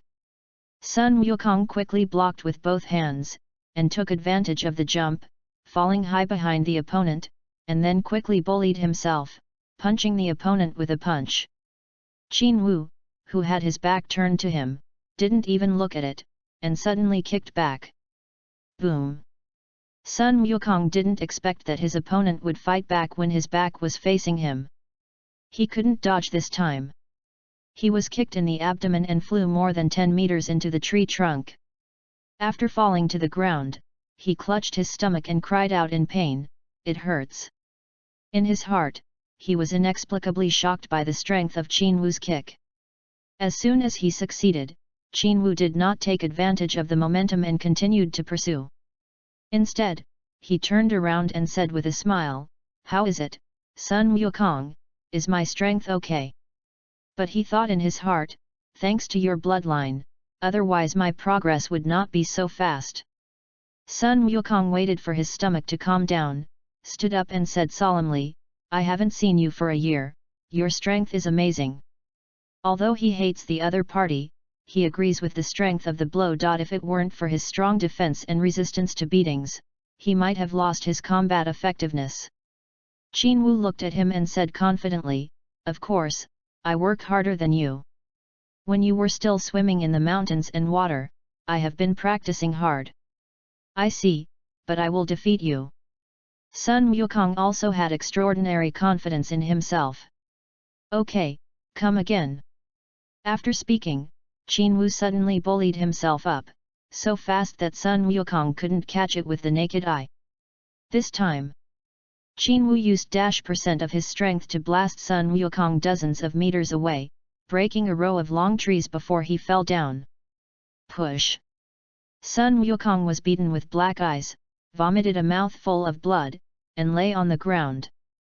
But before he could stand up, Qin Wu suddenly appeared beside him and slammed his iron fist. Puff! The fist slammed firmly into Sun Wukong's abdomen, and even hit a big hole in the ground. The pain was so painful that he couldn't help but spit out another mouthful of blood, and he almost fainted. So strong, how did he become so strong? Sun Wukong watched in horror as he succeeded in another blow. Qin Wu, who was smiling, tried to get up, but found that his whole body was so painful that he couldn't move. Qin Wu was really too strong, and after 3 attacks, he vomited blood twice, and he was powerless to fight. How could it be so much stronger in just 1 year? What kind of training did he do? How can you be so strong? Sun Wukong looked at Qin Wu in disbelief, and he didn't come back to his senses for a long time. Seeing that his opponent couldn't play, Qin Wu clapped his hands and said with a smile, "How is it? Isn't this pain unpleasant? We could have been good friends, but you have to hate me, why bother?" Yes, if there is no such tricky theft system, the two will really become very good friends, but the system has a tricky setting, and if the theft is successful, the favorability will be lowered. "You're too strong, I can't beat you, you lose." Sun Wukong smiled wryly, suddenly widened his eyes and asked curiously, "Can you know how you trained? You are so strong in 1 year. This book is on the list, thank you for your support, I hope to continue, flowers, collections, rewards, come on hard, your support is high, I will update it." Chapter 11 Shenlong, come out. Second more. 21. Qin Wu just smiled, took out a fairy bean from his arms, stuffed it into Sun Wukong's zy, and said with a smile, "Eat it, you should understand, right?" In just 1 second, Sun Wukong, who ate the fairy beans, immediately recovered from his injuries. He stood up and looked at Qin Wu in amazement, and asked in surprise, "You also went to Galan Tower?" "Yes, I practiced there for a year." Qin Wu said lightly. "It turns out that you actually go there to practice, no wonder you have such a strong strength." Sun Wukong smiled bitterly. He is a past person. After staying in Galanta for 2 days, after drinking the super holy water that was fooled, his strength increased greatly. Since the other party was also specially trained by immortal Jialan there, then the inexplicable strength of the other party would make sense. For some reason, he suddenly felt that he resonated with Qin Wu, and he no longer hated the other party so much. Qin Wu stretched out his hand to Sun Wukong, looked directly at him, and said, "Give me the Dragon Ball, I need it." "What are you doing here?" "This is my grandfather's relic." Sun Wukong still wanted to refuse. 12. "Don't worry, after using it, I will help you get it back, but if you want to improve your strength faster, I need him." Qin Wu's hand stretched out firmly. Sun Wukong saw that he was so firm and serious, and he hesitated in his heart. Forget it, he was able to snatch it away just now, but he saved himself. His heart is not bad. After thinking about it for a long time, Sun Wukong took off the Dragon Ball from the waistband of his pants and handed it to Qin Wu. Qin Wu got it and said thank you to him, then returned to the plane and took out the other 6 Dragon Balls, and then directly placed them all on the ground without hesitation, and summoned the dragon. "Come out, Shenlong!" Qin Wu shouted, and the 7 Dragon Balls placed in one place suddenly sensed, flashing with golden light. At some point in time, the sky was covered with dark clouds, and the sky darkened. Suddenly, boom! Boom! In the dark cloud layer, one after another sturdy lightning struck down, and the atmosphere became extremely depressing, as if the end of the world. Suddenly, one after another thick golden electric current sprang out from the 7 Dragon Balls and shot straight into the sky. They rushed into the sky all the way, getting thicker and thicker all the way, and finally turned into a golden beam of light the size of a human, and suddenly gathered together to form a beam of light that was several times thicker. After a while, the sky suddenly became brighter, all the lightning disappeared, but in front of Qin Wu and Sun Wukong, a huge azure dragon hovered in the sky. "Look at them both! Holy crap, so huge, so oppressive!" Qin Wu stared blankly at Shenlong. "When I watched the anime, I didn't feel anything, I just thought it was a big one. I didn't expect to find out how big it was after I was there. Just looking at this dragon that was several tens of feet long and several meters thick, my scalp was already hairy. Numb." And even though Sun Wukong saw Shenlong for the second time, his mood was still agitated. "Okay, you can say what you want." Shenlong's low and loud voice sounded, as if reminding Qin Wu to come back to his senses. "My wish is very simple. I need 2 sets of training suits that can freely adjust the multiplier of gravity. They can freely change shape, color, and style, and they are not easy to be damaged. They are also very light and easy to carry." Qin Wu's eyes were burning. "Look directly at Shenlong," Wishing Road. Shenlong stared at him for a long time, and his resounding voice sounded again, "You have a lot of requirements, but you can meet them." After speaking, a black shadow suddenly fell from the sky, and with a puff, it landed in front of Qin Wu, and the dust was flying. Qin Wu took a closer look and saw that they were 2 sets of black clothes. Then, goodbye. After Shenlong finished speaking, he disappeared immediately, and 7 Dragon Balls flashed in the air.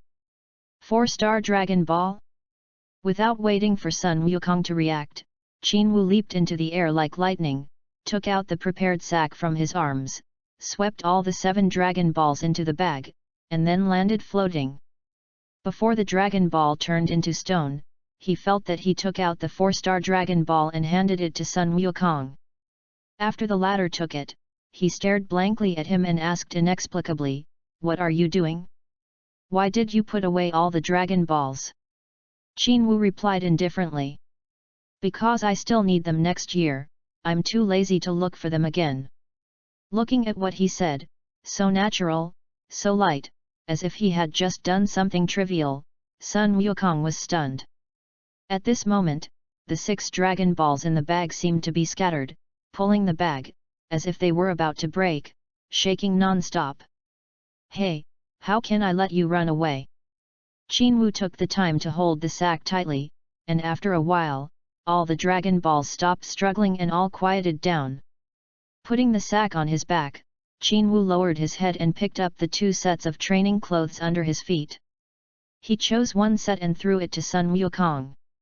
He smiled and said, "I'll give you one set, practice hard, I'm waiting for you to challenge me."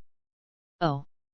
Sun Wukong was dumbfounded and didn't move for a long time.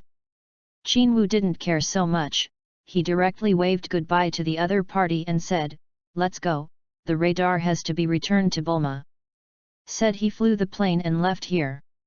On the way to the Turtle Immortal Island, Qin Wu smiled leisurely. He collected Dragon Balls this time in order to create a set of training clothes that can freely adjust the weight multiplier, and continue to concentrate on cultivation. With this set of training clothes, he can immediately stop going to the realm gods and the temples to practice. Moreover, you can also perform gravity training anywhere, which is great. Anyway, I have already learned to use Qi, so where can I not cultivate? Of course, for a while, he can't do without Galentao, which is an excellent place for early training. In the end, because Sun Wukong was there, he asked for an extra set, which could be regarded as a kind of compensation and help for Sun Wukong. I hope that with this training suit, the other party can grow faster and stop being abusive like the original drama. He even thought about what the next wish would be. There are too many plugins in the Dragon Ball world that can be used. As a down-to-earth Dragon Ball fan, it would be too embarrassing to enter this high martial and high-risk world and not use it to strengthen oneself. This is not his style at all. Back at the Gaixian house, Qin Wu returned the Dragon Ball radar to Bulma and asked for the other party's home address so that he could seek help again in the future. After doing this, he said goodbye to everyone again and set out on the way back. I just didn't expect that when he returned to Galantat, Sun Wukong was already there, and the other party seemed to have made up his mind to learn from him and practice in Galantat. It's also good to have an opponent who cultivates and fights. Qin Wu thought so. It's so miserable, chrysanthemum flower has been stabbed countless times, and now it's getting lower and lower. Brothers, please support me a lot. By the way, can I say that there are rewards for explosions? Will it be over my own power? Chapter 12 arrived at the temple, punched the waves. 22.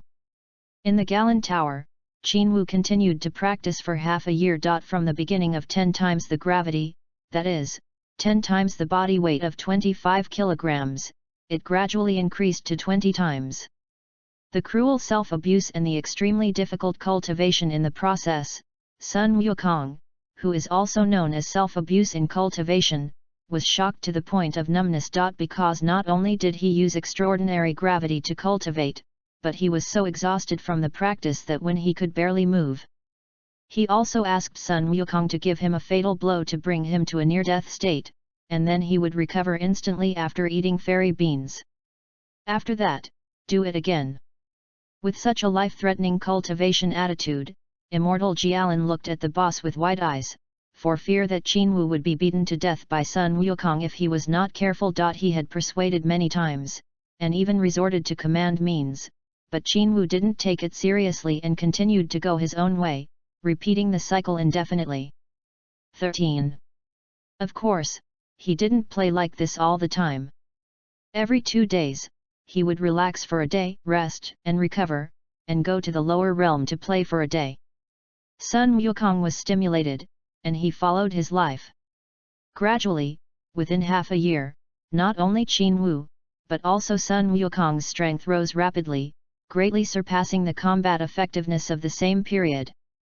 One day later, Qin Wu, who was still dissatisfied with the status quo, ran to the top of the Jialan Tower, looked up at the endless sky, and said to Immortal Jialan, "Immortal Jialan, I want to go up there and have a look." Immortal Jialan's head crashed directly. How did this guy know there was a temple on it? I never told him. However, looking at the other party's earnest eyes, Immortal Jialan sighed, nodded, and replied, "Yes, but you need Sun Wukong's wishful stick, or you won't be able to reach the temple." "Oh, then I'll ask." Qin Wu turned his head and went down to the top, borrowed a Ruyi stick from Sun Wukong, climbed up again, inserted it into the small round hole in the center, and shouted, "The Ruyi stick grows." The words followed, and the wish-fulfilling stick suddenly became longer, leading him into the sky quickly. Looking at Qin Wu's disappearing figure, Sun Wukong asked in amazement, "Where is he going? Is he going to fly out of the earth, No, he went to the temple on Galan Tower. Immortal Galan shook his head and said. The temple? Where is that? Monkey King asked in surprise. That's where the immortals live, it's even more dull than here. Immortal Jialan looked at the endless sky and replied with a smile. Then why did he go up? Continue to practice life-threateningly, I can imagine how that guy frightened the gods. Immortal Jialan showed a mysterious smile. This guy actually took the first step, it's too hateful. Monkey King said bitterly. In the past 6 months, he and Qinwu have been practicing for half a year. Although the relationship has not improved much, they have been in a state of competition. They will fight every day. Too bad he lost. Qinwu's performance of leading one step at a time made him despair. Looking at Sun Wukong with a bitter face, Immortal Jialan said seriously, I still don't understand why he has such a strong sense of crisis. Watching him practice so desperately, it seems that the earth is about to perish in the next moment. Felt terrified. When you may still be thinking about trying to catch up with him, he may no longer put his mind on you, but in the more distant future. This is the biggest gap between you and him now. The gap in strength is not terrible, because it can be caught up. Only the gap in vision, the gap in realm is difficult to chase. Come on, Sun Wukong, you have to catch up with him, there is still a long way to go. After Immortal Jialan finished speaking, he sighed and walked down with a heavy expression. Sun Wukong was left alone to ponder his words on it. Qinwu was rushed all the way to the sky by the Ruyi stick, and his speed has never decreased. Looking at the vast scenery under his feet, he was excited and screamed. This is hundreds of thousands of meters high in the air without any leverage except for the slender Ruyi stick. If it falls and falls, it will definitely become meat sauce. He has been taken to the extremely high and deep sky for more than 2 hours, and a small black dot slowly appeared in the sky above his head. It looks like that is the temple. He thought to himself. A few minutes later, the top of the Ruyi stick was firmly inserted into the round hole at the lower end of the temple. Qinwu turned over lightly, and climbed up. After a few minutes, he finally arrived at the top of the temple. Looking at the ground like a bowl, Qinwu was sluggish for a while. Is this the so-called temple? It looks huge. This piece of land with a diameter of several kilometers, there is only one house in front of it that looks like an ancient Roman architectural style, and the rest is an empty field, which is very suitable for the earth ants to dance square. Surprisingly, this kind of place actually has a good green belt. He stepped forward, and after a while, a dark man came out of the house, looked at him without any emotional fluctuations, and walked towards him. Yeah, it's, Qinwu smiled secretly, but waited quietly on the surface. Wearing the head hat of India Asan, it seems far and near, and it takes less than 10 seconds to reach Qinwu at a distance of tens of meters. Nice speed, Qinwu secretly praised, looked at each other with a smile, and said nothing. When he got to him, those eyes that seemed to be circled twice with a white pen looked at Qinwu and asked in surprise, Who are you? What are you doing in the temple? This is like an NPC-like routine culture, which makes Qinwu feel the cuteness of the other party. Such an Indianasan, his voice is quite magnetic. But he still said politely, Hello, I'm Qinwu, and I want to come here to practice. Looked at him carefully for a while, before saying, Come to the temple to practice? It's a strange idea, did Immortal Jialan tell you? Qinwu nodded and said with a friendly smile, Yes, can you? Yes, but I want to test your strength. If you don't pass, you can only go back. Replied lightly. No problem, come on. Qinwu squinted his eyes, the momentum of his entire body changed, and he suddenly became very confident, like a towering mountain, standing proudly in front of him. Okay, you come to attack, as long as you can hit me, you are qualified. Replied with a smile on her chubby face. He didn't think that an earthling could hit him, and he already knew in his heart that the other party would return home in despair.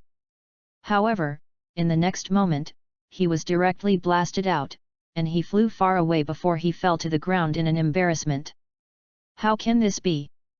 Climbed up, looking at Qinwu, who was still standing there in awe, as if nothing had been done, with a smile on his face, harmless to humans and animals. Brothers, give more flowers to support.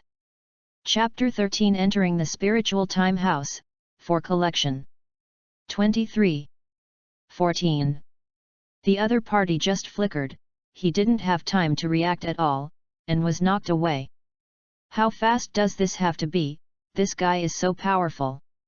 So horrible.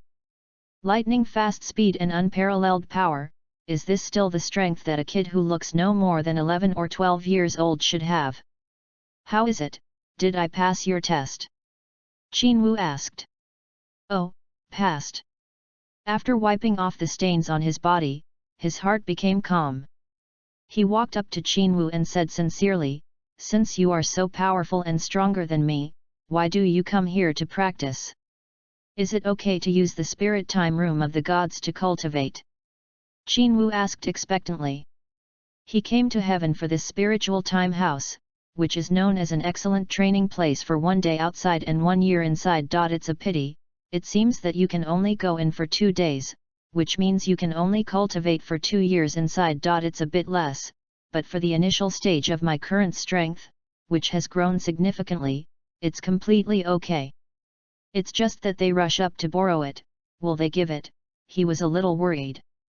How do you know that there is a spiritual time room here? Asked curiously. Because Immortal Jialan told me. Qinwu betrayed the Miao Star without hesitation. So it is, but if you want to enter, you must have the consent of the gods. Said seriously.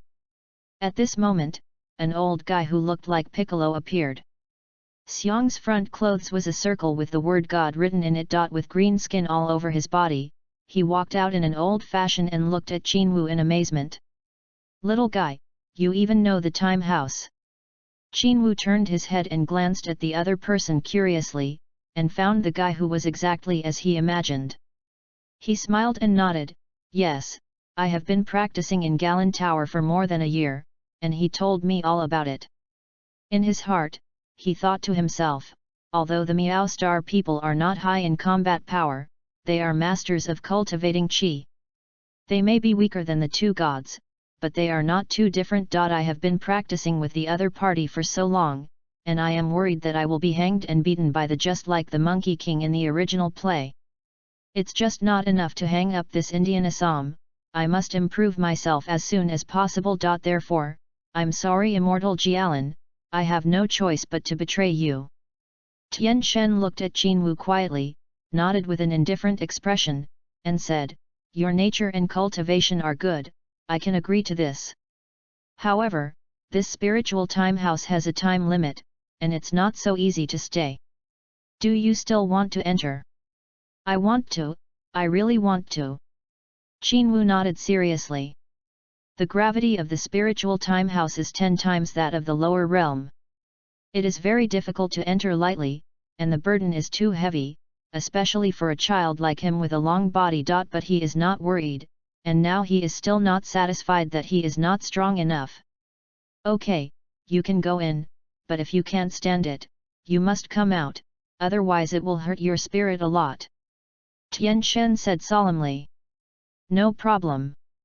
Qinwu walked up to the other party confidently. Just kidding, I can spend more than a year in Galanta cultivating, and I am afraid of this spiritual time house. I brought a lot of fairy beans, just to cultivate qi. However, when he went in for a day, he realized how terrifying it was inside. The space of the time house is endless, except for the necessary food, water, and some necessary living facilities, there is nothing left. No one accompanies him to practice, talk, communicate, and there is no other scenery for him to enjoy, let alone a relaxing place to play. Everything is dead silence and nothingness. In such a place, cultivation is extremely dull and boring. If you are not careful, you will be influenced by negative thoughts and fall into the evil way. However, he kept clenching his teeth and insisting, sitting quietly cross-legged, concentrating on cultivating the control of Qi and adapting to the gravity of this space. In the first 3 months, under this 10 times the gravity space, he increased the gravity of the training suit by 5 times. After getting used to it completely, it was changed to 10 times. Replaced by 10 times, and then multiplied by 10 times the space. The gravity he bears at this time is an astonishing 100 times. However, it took almost 9 months to fully adapt to the practice of this 100-fold gravity. After getting used to it, for the rest of the week, he didn't increase his gravity or cultivate his Qi anymore. Instead, he tried his best to relax and did nothing. When he came out of the spiritual time room, his whole person changed into a personal appearance, as still water, without desire or action. If he hadn't felt the powerful vitality in his body, he would have thought that he was a dummy, a decoration. In such a state, the gods and the were secretly shocked. This kid can achieve such a state, it's amazing, it's amazing. They suddenly felt that they were getting old, and the other party stood still with a smile on their face, motionless, but the invisible sense of oppression almost overwhelmed them. Although Tian Shen came to the temple and became a Tian Shen, he was no longer a fighting type named Qian, but he was well informed, but Qin Wu's state at this time still made him feel greatly shocked. It was as if Qin Wu was a high mountain, too majestic to be dared to climb. Seeing the two of them staring at him dumbfounded, Qin Wu smiled and said, "Thank you, I'll come back next month." The gods nodded indifferently. "Goodbye then." Qin Wu waved his hand, then walked to the edge of the temple, jumped, and flew down like a flying swallow. In more than a year, he not only adapted to 100 times the gravity, but also controlled his Qi and cultivated it to the extreme, reaching the micro level. An air dance is learned naturally. In the Galan Tower at this time, Sun Wukong carried 10 times the weight, and after practicing alone for a morning, he was already panting, slumped on the ground, unable to get up. The cat star in front of him looked at him worriedly, and advised, "Don't just practice hard, it will be too tense, and it will not do any good for the growth of strength." "No, I still have to practice, I want to catch up with that guy." Sun Wukong's eyes were full of determination. "Maybe that guy is doing amazing training on it now, if I relax, I will lose the chance to catch up one day." Hehe, even when he was still cultivating here, he wasn't as nervous as you, and he'll find time to relax. Immortal Jialan smiled lightly. He was about to say something else when he suddenly felt a surge in the sky. The powerful Qi is approaching rapidly, and the target is the Galan Tower where they are. This kid hasn't seen him for a day. How can he be so powerful? He looked up in shock. Sun Wukong also noticed it and raised his head, his face full of shock. "Now having dinner with my high school teacher, both chapters are timed. Chapter 14 Want to go, leave the money to buy life first, receive. 24. SHH. Qin Wu flashed in front of them without warning. He didn't see them for a year, but he missed these two guys a little bit. "Morning you two." 15. He greeted happily. "Oh, hello." Immortal Jialan responded in a daze, looking at the other party without blinking. This kid's appearance hasn't changed, why has his aura become so strong, what kind of training has he received, what's the matter with that powerful Qi in his body? Sun Wukong stared at Qin Wu with a pair of eyes, shocked in his heart. Since he came to Galanta to practice, his feelings about Qi have been increasing day by day. At this time, he can fully feel what kind of profound energy is contained in Qin Wu's body under the calm expression on his face. How could this guy be so strong without seeing him for a day? How on earth did he do it?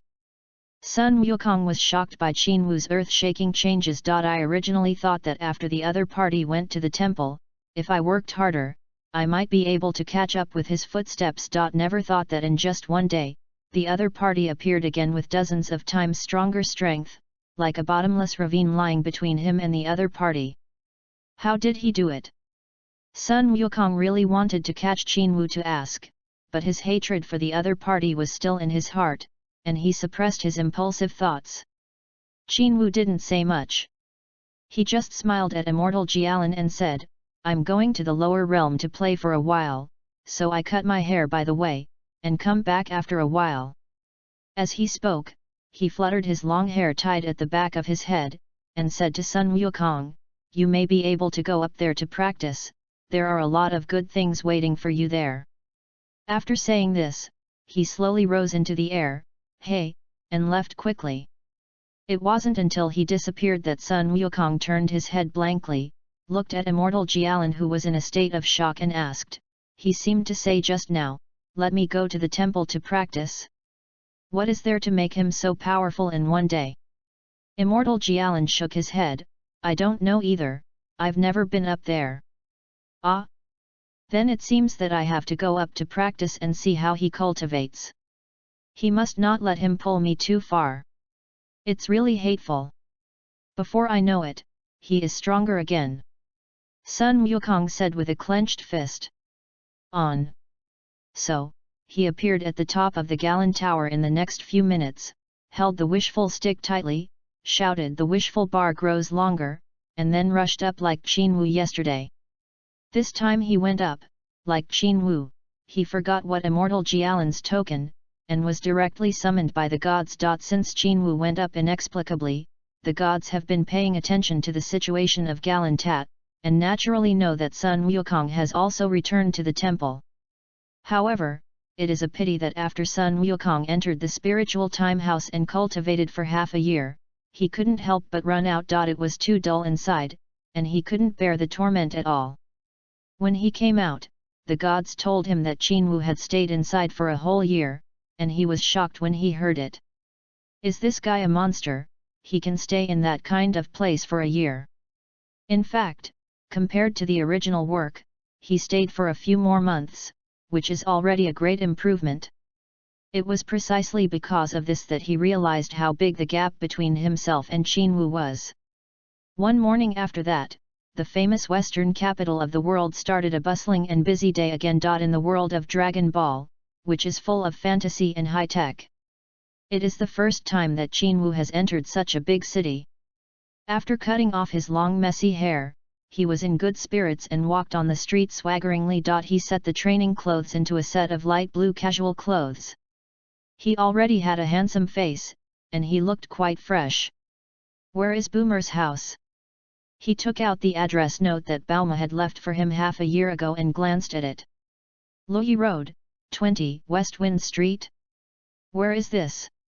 He was just about to grab someone to ask for directions, when suddenly, a small car rushed from afar, with a guy sticking out half of his body from the co-pilot, a submachine gun in his hand, and fiercely chasing a few cars behind him. They're crazy shooting. The bandits in front quickly disarm and surrender, don't hurt the innocent. The police cars honked their horns and fired back with pistols. However, the car in front was ferocious, and it didn't listen to the advice, so it was impossible to suppress it. Piu. Inadvertently, a policeman shot and hit the rear wheel of the gangster's vehicle. The gangster's vehicle suddenly lost control and spun wildly, hitting Qin Wu directly. Run! It's over, run away! Except for Qin Wu, everyone else wanted to let their parents have a few more legs and run away madly crying. Seeing the out-of-control robbery car getting closer, the chasing policeman screamed badly and hurriedly shouted to warn Qin Wu to flee quickly. However, Qin Wu did not move, his face was very calm, and there was no trace of panic. Soon, the bandit car came into close contact with him, making a huge explosion that was deafening. It was over, the kid was killed. All often exclaimed secretly, and his face became pale. But the next moment they were horrified to find that the robbery car stood still and silent for some reason. Then, the whole car was lifted high, revealing a short and muscular body. Impossible, how did he lift the car? Wow, it's incredible, is this kid a monster?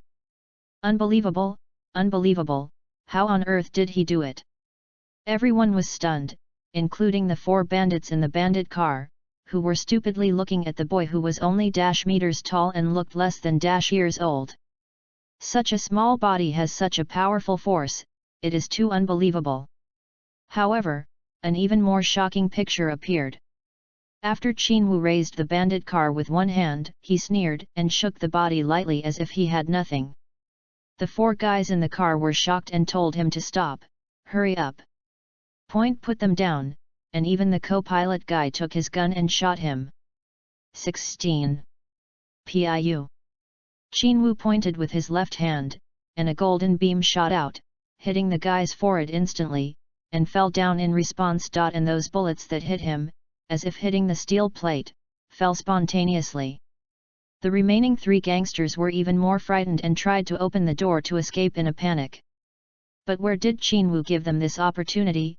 His figure flashed, and he appeared at the top of the building on the side of the road the next moment, holding the robber car high, and sneered, "I want me to let you go, it's very simple, use money to buy yours life." When the 3 guys saw that they were hundreds of meters in the air, they hugged each other in a panic, for fear that they would fall down if they were not careful. They looked at Qin-Wu's smiling expression, as if they had seen a demon, sweating profusely, their bodies trembling crazily. More support please. Chapter 15. Ask Bulma to build a gravity room, for collection. 25.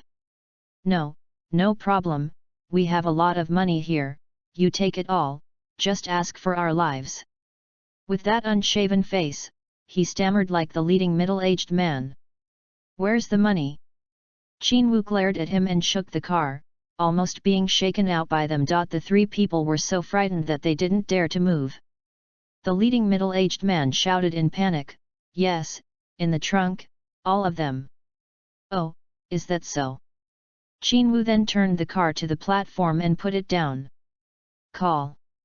When the 3 gangsters saw the car landing, they finally breathed a sigh of relief, looked at Qin-Wu cautiously, opened the car door and walked out. At this time, they no longer dared to be presumptuous, because their partners had already experienced Qin-Wu's horror before. How dare they have any bad thoughts? Just opened the trunk tremblingly, took out 8 small sacks, all of them putting it in front of Qin-Wu, flatteringly said, "Everything is here, you can take it." "Hehe, it looks like a lot."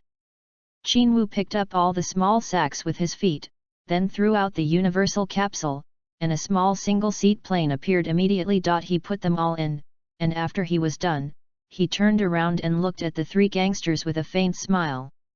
"Master, can you let us go?" the leading middle-aged man asked expectantly. Qin-Wu nodded, "Okay, let's go." "Thank you master, thank you." After hearing that he really let him go, the 3 gangsters fled quickly.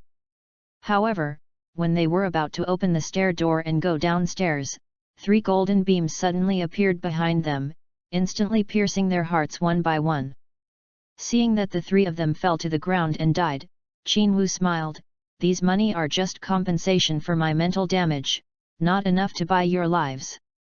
After he finished speaking, he shot again the next moment, and a huge fiery ball of light appeared in the palm of his hand and quickly ejected, engulfing the 3 people. Boom! A loud noise shattered the entire staircase and attic, and a huge explosion burst mushroom cloud, and a circle of shock waves rapidly expanded outward. And the bodies of the 3 bandits, after the dust settled, all disappeared, not even a little slag left. After solving everything, Qin-Wu turned the plane back into a capsule, put it away in his pocket, and disappeared the next moment. The explosion just now caught the attention of everyone downstairs. They frantically ran upstairs to see what was going on, but were stunned to find that there was no one on the floor except for a car. Hum. Bulma walked out of her father's capsule company very happily, in a very relaxed mood, and walked to her car in the parking lot. Just then, a teenager stopped in front of her and blocked her way. "You!" Bulma stopped and looked at the person who came, but after a closer look, when he found out that it was Qin-Wu, who had a relationship, he immediately asked in surprise, "Qin-Wu? Why are you here?" "Here?" When she met Qin-Wu half a year ago, she still had long hair, but now that she has cut it short, she didn't recognize it at once. "Of course I'm looking for you, I have something to ask you." Qin said with a smile. Ah? What do you want me to help you with? Boma was even more surprised. Do you want to talk here? Qin glanced around at the people coming and going. Oh, then come to my house. Saying that, Boma walked to his car, opened the door, and greeted Qin. On the way home, Boomer smiled happily and invited, "Welcome to my house." "Hehe, I won't stay long. As soon as you do well, I will leave and continue to practice." Qin replied lightly. As soon as he heard that he was going to practice, Bulma immediately complained dissatisfiedly, "You are all like this, thinking about cultivation all day long, and Yamcha too, I hate it to death." Qin was silent and kept smiling. "Once you enter the practice, you will forget to eat and sleep, completely ignoring the feelings of the people around you. What's the use of practicing like this? You will definitely be like an old man, like a tortoise, immortal, and you will grow old alone." Bulma was still complaining, and spit out his resentment against Yamcha. Qin still didn't answer, but shook his head in his heart. This is how women are. They are simple-minded and only care about love, love and love. They have no idea what crisis will happen in the future. In other words, don't care about the other person's mood. Whether it is Bulma or Kikai, the wife of Sun Wukong in the future, they are all short-sighted. This kind of big brainless woman, he has always been grateful and not very willing to approach. If it wasn't for something to look for, he would never come. When she arrived at Bulma's house and walked into a luxurious courtyard, she stopped thinking about it and greeted Qin warmly. Sitting in the middle of the courtyard, watching Bulma's young mother watering the flowers and taking care of the flowers in a leisurely manner, Qin drank the juice without saying a word. "Tell me, what exactly do you want me to help with?" Bulma asked curiously as soon as he sat down. "Well..." Qin thought for a while and said, "I need you to help me build a gravity room that starts at times the gravity, does not have a ceiling, and is easy to carry in the form of capsules." He originally wanted to use Shenlong to make it, but he had already thought about his next wish and couldn't wait too long. "Gravity room? This will take a lot of time." Bulma nodded and murmured. "It doesn't matter, the best thing can be done within a year, I'm anxious." Qin smiled and said again, "Also, it's better to set it up as a time house." "Time house? What's it like?" Boomer asked in surprise when he heard about the time house for the first time. 17. It's just a kind of time asymmetry between inside and outside. 1 year of practice in it, and only 1 day in the outside world, can a gravity room like this be possible? Qin looked at her with burning eyes and asked seriously. "Wow, you want me to build such a house? It's too embarrassing for me, I'm not a fairy, how did I make this?" Bulma was surprised, she didn't expect the time house to be a time-changing existence. "So scary. I know you can do it." Qin smiled slightly, confident in her. He knew that in the near future, Bulma could really build a spiritual time house with an ordinary person. Bulma frowned and considered for a long time, but didn't make a sound. In her opinion, the gravity room can be created at any time, but it is too difficult to add a time difference setting, it is completely a fairy method. If this is to be studied, it will take a long time to study. How can it be? Seeing her embarrassed expression, Qin smiled and said nonchalantly, "If it's too difficult, then build a gravity room first, and I'll ask Shenlong to do the rest." Bulma nodded and said seriously, "I'll help you build a gravity room first. As for this time room, we'll talk about it after the research is clear." I was blown up again and again on the list, and I am speechless. Can you guys give me some strength? You can give me strength, so I can give strength. Chapter 16 Stealing the Gecko's Regeneration Ability, Receive. 26. Okay, I'll wait for you. Qin smiled, he stood up and was about to leave.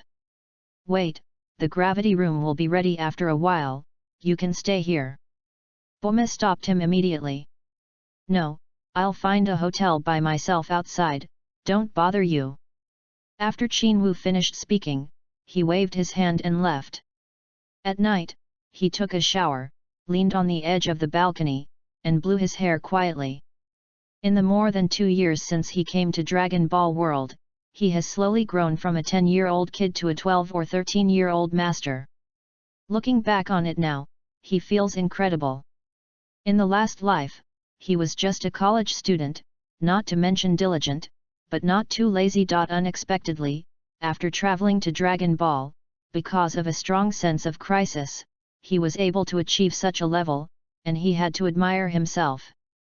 His current stealing proficiency is still the same as when he left the Gaixian house. For more than a year, he has only focused on cultivation and has no intention of continuing to improve his proficiency. Of course, there is no target for him to brush. Steal, 666/10,000. The proficiency of 666 was sloppy. After stealing the longevity ability of the big turtle, it actually increased by dozens of points. Every time he succeeded, he added a lot of points, which made him feel gratified. But since then, his thefts have not decreased. Doing the math, after removing the 6 times in those 2 days, after more than 2 years, he has saved more than times, which is almost 1,000. When he saw this number of times, he was stunned. With more than times, even if it is a leapfrog brush, it can be brushed at a low probability, right? It's just that the people he has met are either inconvenient to brush or disdain to brush. Those who have good abilities but are inconvenient to play include Tian Shen, Immortal Jialan, and Lan Qi, who is extremely brave when he transforms. The first 2 are fine. After all, they have spent time together, and it is not easy to start. If the theft is successful, and they can neither enter the Galan Tower nor go to the temple, then the gain will outweigh the loss.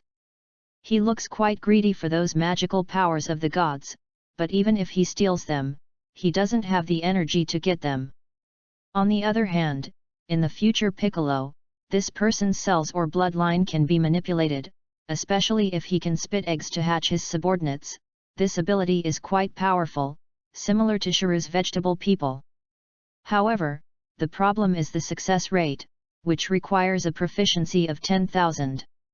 Even for guys of the same strength, the success rate is only %. Sun Wukong that time, probably because the other party's attention was on Lan Qi, he would steal it all at once. No matter what, he must find a target to brush his proficiency as soon as possible, otherwise, he will be blind to this talent skill.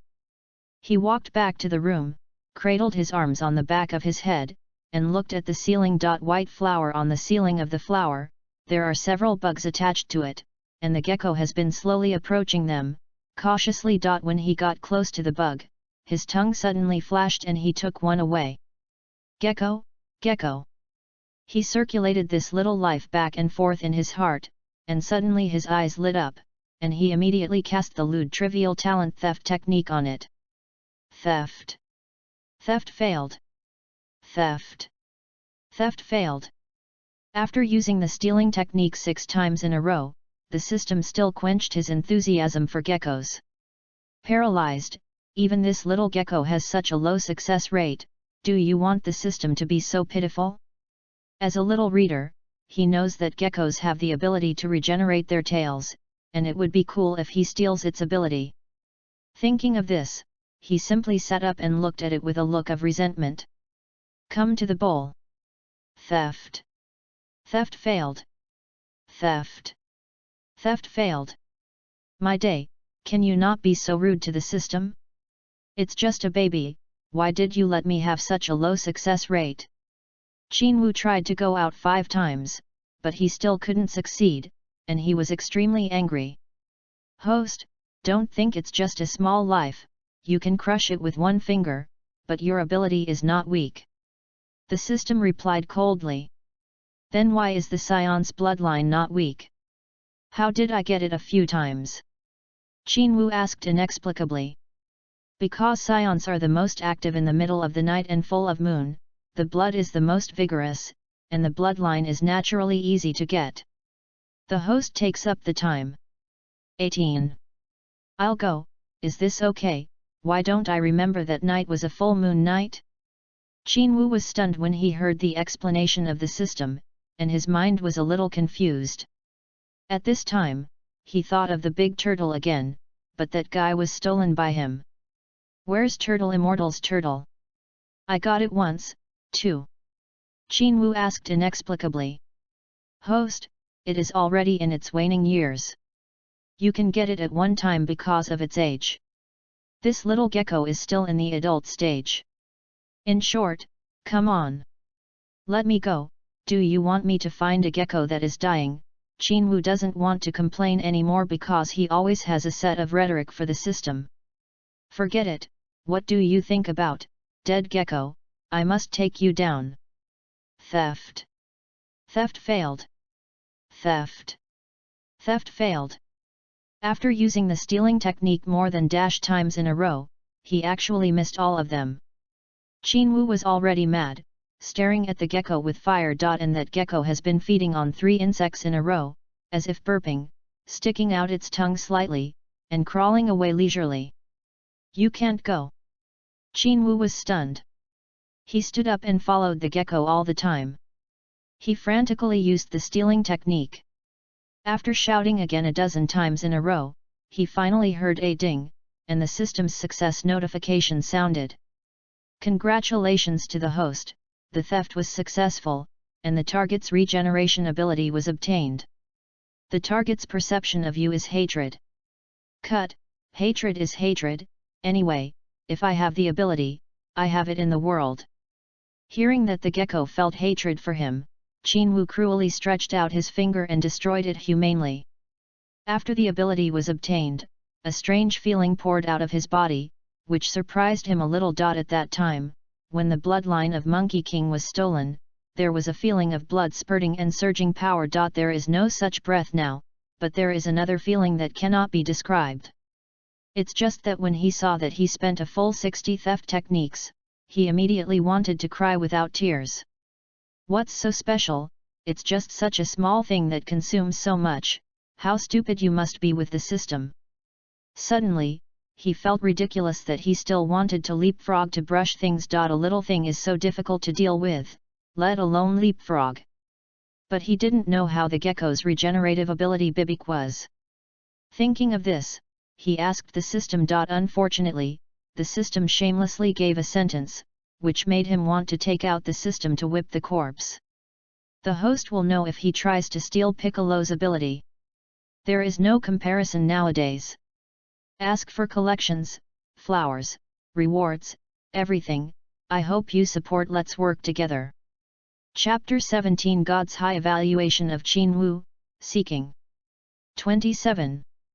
Although Bulma said that it could be done in a period of time, Qin waited for more than a month, wandered around Zidu, and experienced the customs of the big city of Dragon Ball. For the capital of the previous life, the western capital was not so tall, a steel jungle. However, the population is smaller than that of the capital, but the size of the city is much larger. The residents of Zidu city are scattered, the roads are well developed, and there is hardly any traffic jam. It's just that Qin didn't care too much. No matter how good the West is, no matter how advanced the technology is, and no matter how happy the people are, it is very likely that they will be destroyed in the future. The world of Dragon Ball is too dangerous, and when it comes to GT, the Earth doesn't know how many times it has been rebuilt. It took nearly 2 months for him to receive information from Bulma that the construction of the gravity room was completed. A round spherical room is a bit like a Scion spaceship. Of course, it's just like, at this time, Bulma doesn't have any data and drawings of the spaceship, not even a reference object, so naturally it can't be built. Therefore, this gravity room is only made into a circular plane with thrusters. However, the space inside is quite large, about 50 square meters and 5 or 6 meters high. The entire layout is a circular space, and Qin can practice at will. As long as it is not intentionally attacked with full force, it will not be destroyed. Bulma didn't quite believe that Qin said that there is no upper limit for the gravity setting, and only set the setting to the highest gravity of dash dot, but 10,000 gravity alone is enough for Qinwu to use it for several years. Although it was just a gravity plane, it also cost Boma a lot of manpower and material resources, not to mention financial resources, and the direct cost was dash million. The price of this Dragon Ball is very depreciated, and even 100 million cannot buy a house in Zidu. A meal, a simple 3 dishes and a soup cost thousands of yuan, the money is very worthless. Of course, this is in the western capital. If it is in a small city or village in general, it will not cost that much at all. Although Bulma regarded himself as a friend, Qinwu still threw a sack of money to the other party, and it was nothing to count. Anyway, he grabbed it. Boomer counted and said in surprise, "Too many, you have dash million here, far exceeding the labor and cost." "It's okay," Qinwu said vigorously, "there will be a lot of time to trouble you in the future, so let's take it as a reward for you in advance." "Okay, if you have something to say in the future, I'll give it all for free," he said boldly and generously. Boomer, who was not stingy in his personality. "No problem, then, goodbye." Qinwu got into the cockpit of the gravity plane and waved goodbye to her. He came out for 2 months, many days later than expected. When he returned to Galantat, Sun Wukong was no longer there, and only the cats were yawning boredly and looking around. When Qinwu appeared, he only glanced at it lightly and asked, "Continue to practice?" "Yeah." Qinwu nodded. "You're working so hard, I'll be even more bored when you guys leave." Immortal Jialan sighed, then took out a prepared bag of fairy beans and handed it to him. "Since you guys came, my fairy beans have been consumed. It is very fast, and the cultivation can't keep up." "Hehe, thank you Immortal Jialan." Qinwu waved goodbye to the Meow Star. This time, he didn't need a wish-fulfilling stick, he just flew up with his air dance technique. Arriving at the temple, Bobo, the Indianasan, has been waiting for a long time. He sees Qinwu and greets him happily. "Where's Sun Wukong? Are you in?" Qinwu asked after saying hello without any nonsense. "Well, I went in for a long time before and couldn't help running out. Later, I heard that you stayed for a year, so I gritted my teeth and went in again." Bobo replied with a toothless smile. 19. "Then I'll wait. When he comes out, I'll go in again," Qinwu said. He sat down with his legs crossed, closed his eyes, and began to practice. Bobo finds it boring. He is bored in the temple all day, and the god is a boring gourd. He often doesn't know what to do by himself, so he just leaves him to hang out leisurely. Moreover, without the instructions of the gods, they cannot go down to the mortal world to play. It was difficult for 2 human beings to go to the temple, but they were all cultivating lunatics, and they did not intend to chat with him. Bobo's heart is so bitter. At this time, Tian Shen suddenly came out, and his eyes kept staring at Qinwu. He walked up to Bobo and said with admiration, "This kid is really amazing." Now that he has such a high level of strength, he is still not satisfied. What is it that makes him like this? Bobo doesn't know. Bobo shook his head.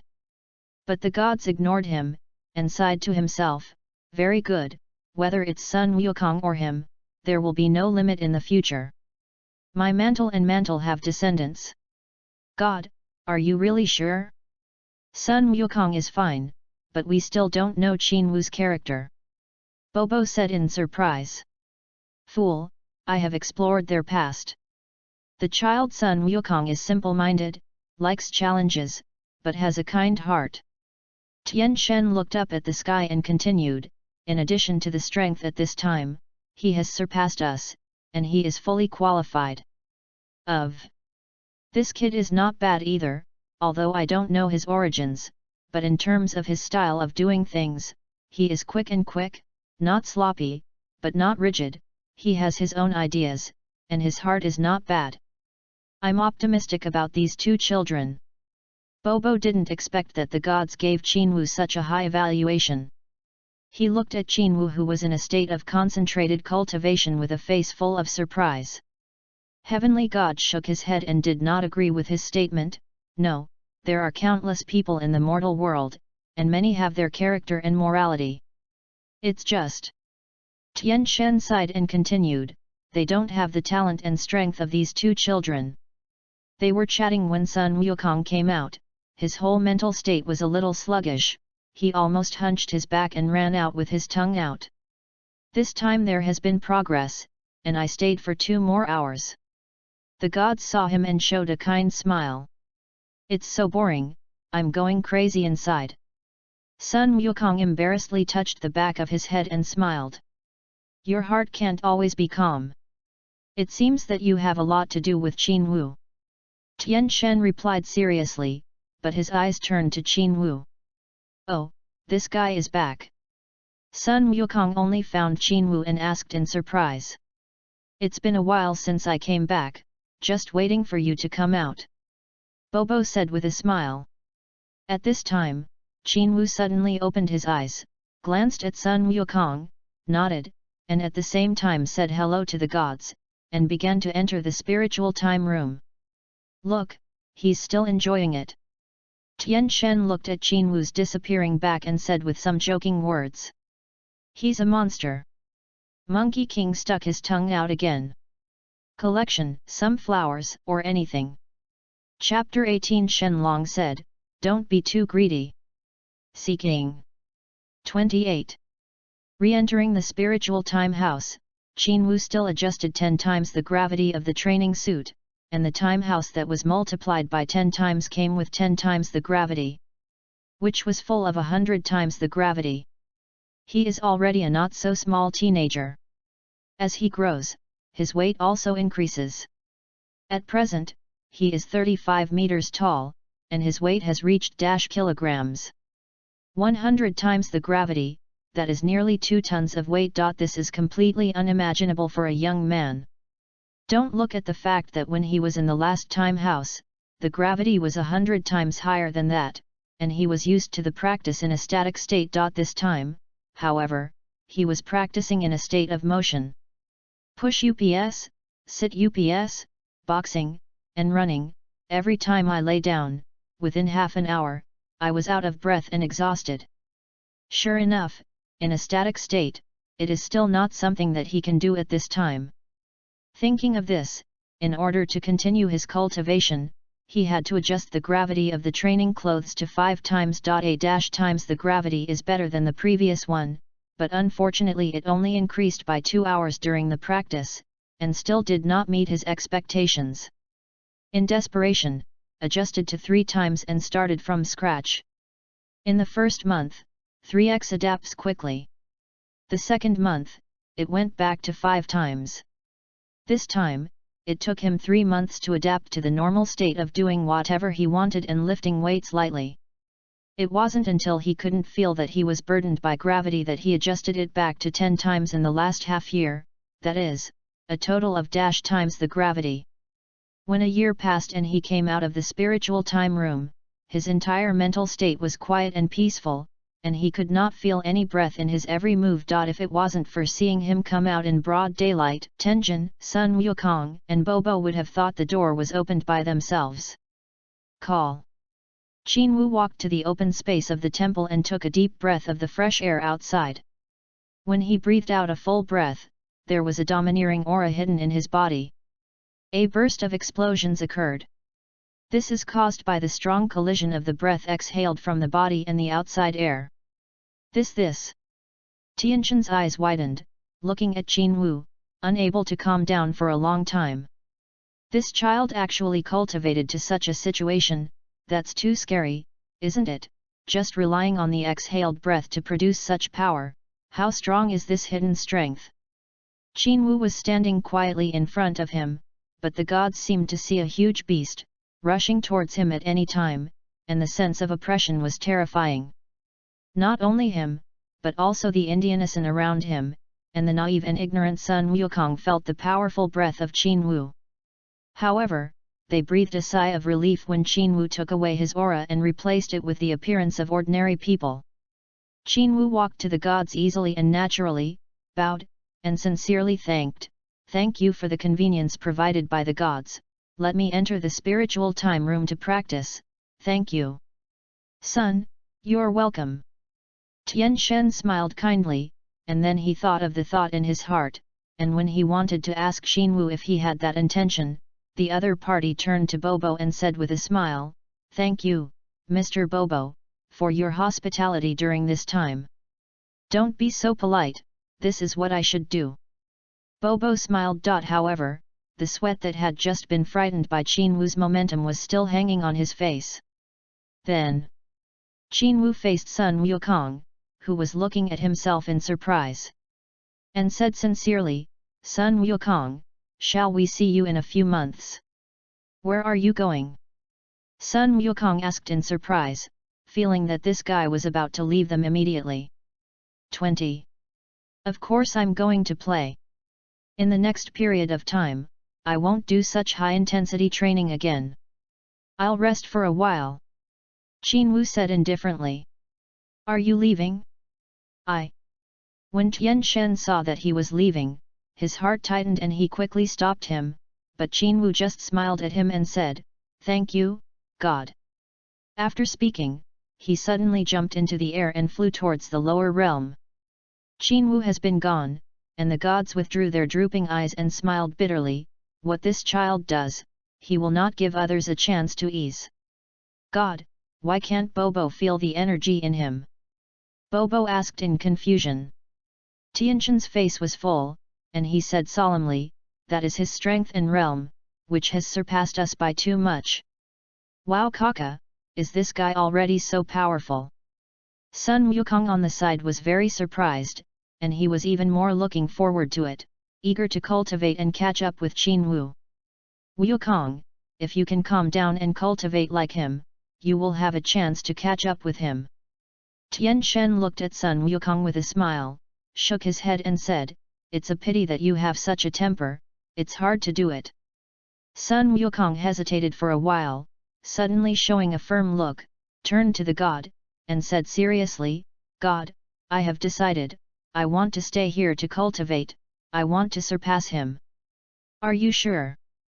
Tian Shen asked with a smile. "Sure." Sun Wukong nodded firmly. "Well, although your strength has surpassed mine, as long as you can feel at ease and cultivate here, it is not impossible for you to surpass him." The gods looked at Sun Wukong with admiration and said, Sun Wukong nodded heavily, his eyes full of anticipation. Half a year later, Qin who had been wandering and practicing in Shija, saw the customs of all parts of the Dragon Ball world, returned to the temple, and after taking the Dragon Ball for Sun Wukong, disappeared again. This time, he summoned the dragon to come out, just for the fairy beans. Since Immortal Jialan and Sun Wukong appeared, the immortal beans in stock have become less and less, and they have reached the point where they can't make ends meet. Therefore, he had to find another way. He had this idea when he first summoned the dragon. It's a pity that Shenlong can only fulfill one wish. When Shenlong once again revealed its huge body to the outside world, Qin hesitated for a while, and asked expectantly, "Shenlong, I have one wish, that is, I hope you can give me 3 more wishes." He wanted to turn 1 into 3 and play a rogue. Shenlong looked confused, and it took a long time to reply, "Human, you are too greedy, this is impossible." "Mean." Qin muttered in dissatisfaction, and had no choice but to open his hands and make a wish, "Shenlong, please give me a bag with inexhaustible fairy beans." Shenlong's eyes immediately widened, and he said angrily, "Little devil, it's really disgraceful to say that you are greedy.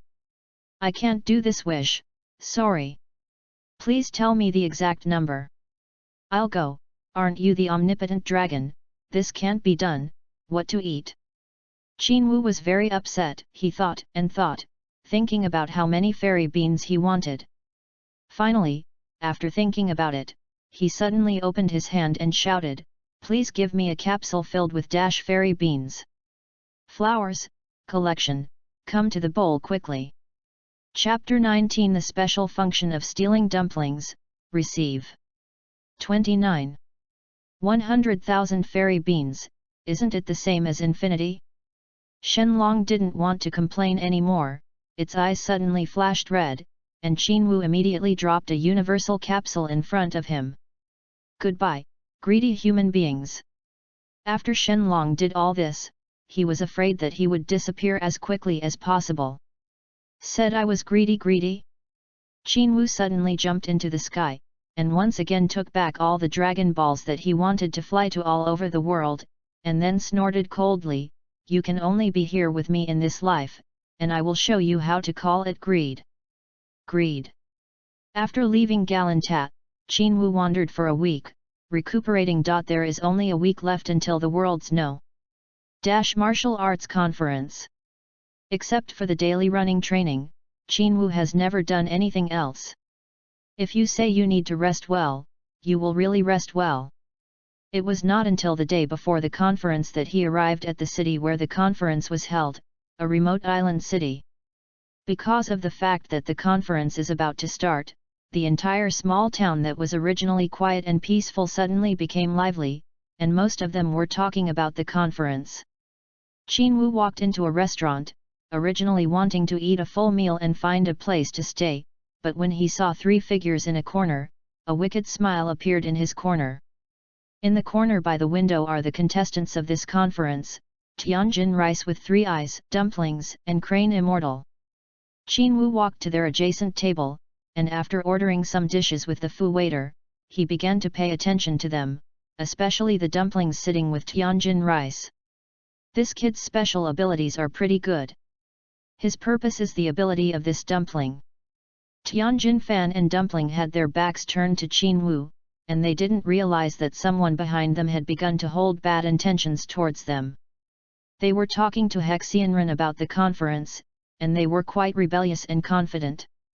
Master, even if the Turtle Immortal participates in person, I will definitely win the championship. Tianjin Fan obviously talked about the topic of Sun Wukong. Immortal Crane's eyes showed a trace of hatred, his expression was slightly cold, and he said with a sinister tone, that old turtle, last time his apprentice made a big splash, this time, they will wait and see. You can't kill people in this tournament, right? Tianjin Fan's eyes were cold. He thought that along the way, people were talking about Monkey King and Kulin, the 2 dark horses of the previous session, and his boss was unhappy. Try not to kill people, otherwise they will be disqualified. Our purpose is to let the Gaixian school know that the Hexian school is better than them. The Hexianren smiled sinisterly. Tianjin Fan immediately showed a pity expression and said, that's a pity, they are lucky. At this time, Dumpling couldn't help but interject, and he asked curiously, Master, do you think Uncle Shi will come? Hexianren glared at him and said angrily, how could someone like him come to participate in such a boring conference? If I didn't want to teach the old turtle a lesson, I wouldn't let you participate. 21. Oh. Dumpling was slightly frightened by Master's sharp eyes, stuck out his tongue, and responded embarrassedly. Qinwu showed a weird smile behind them. Also, too, I wouldn't be attending this boring convention if it wasn't for the dumplings among you. He thought so, staring at the dumplings, but it was cold. Theft. Theft failed. Theft. Theft failed. Just as Qinwu continued to frantically perform theft techniques on dumplings, the latter seemed to have telepathy and glanced back at Qinwu. What's the matter, Dumpling? Tianjin Fan asked in confusion when he saw the look of doubt on his partner's face. It's strange that this person keeps staring at me. Dumpling looked at Qinwu suspiciously, with a confused look on his face. He didn't know when he knew each other, and he looked at the other party's eyes staring at him, as if he had seen some treasure, his eyes widened. Tianjin Fan stood up with a cold look in his eyes, do you want me to drive him away? Well. Dumpling thought it didn't matter, but for some reason, at this moment in his heart, he had a strong sense of vigilance against that guy. Congratulations to the host, I have obtained the ability of Iron Head Art, and the target's favorability for you is vigilant. In Qinwu's mind, after performing the theft technique on the target dozens of times in a row, a sound of successful theft finally sounded. However, he frowned, very dissatisfied. What are you doing? It's actually iron-headed skills, the system is really a pit. After spending dozens of theft techniques, but stealing a tasteless ability, he was a little speechless. Forget it, go ahead, be sure to steal your special ability. Theft. Congratulations to the host, I have obtained the ability to communicate with the mind, and the target's favorability to you is hatred. I'm going, do you want to be so pitiful? What is this ability used for? I don't want to communicate with people's minds. He was very angry, and just about to continue to perform the stealing technique, he saw that Tianjin Fan was walking towards him with a bad face. Tianjin Fan walked up to him and asked with an extremely domineering expression, "Boy, are you going by yourself, or do you want me to hit you? Hehe, I hope you come and hit me." Qinwu laughed, as if he had seen something strange, and his face was full of strange expressions. Where did this guy get so much confidence to beat me up?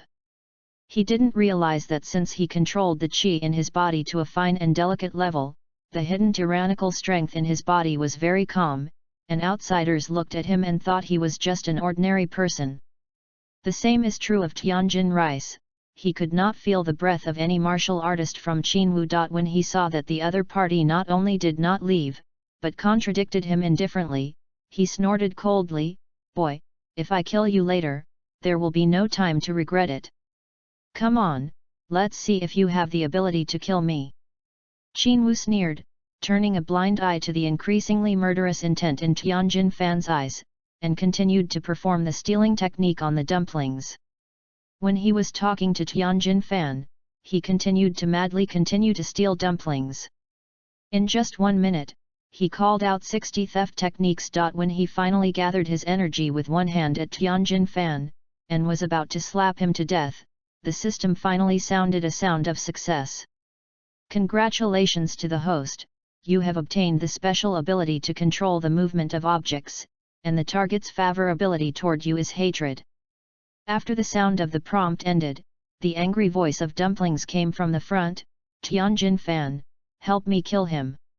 "Hey, kid, don't blame us for going to hell," Tianjin Fan said, turning his hand into a knife and stabbing at Qinwu like lightning. "Sorry, this is even more late."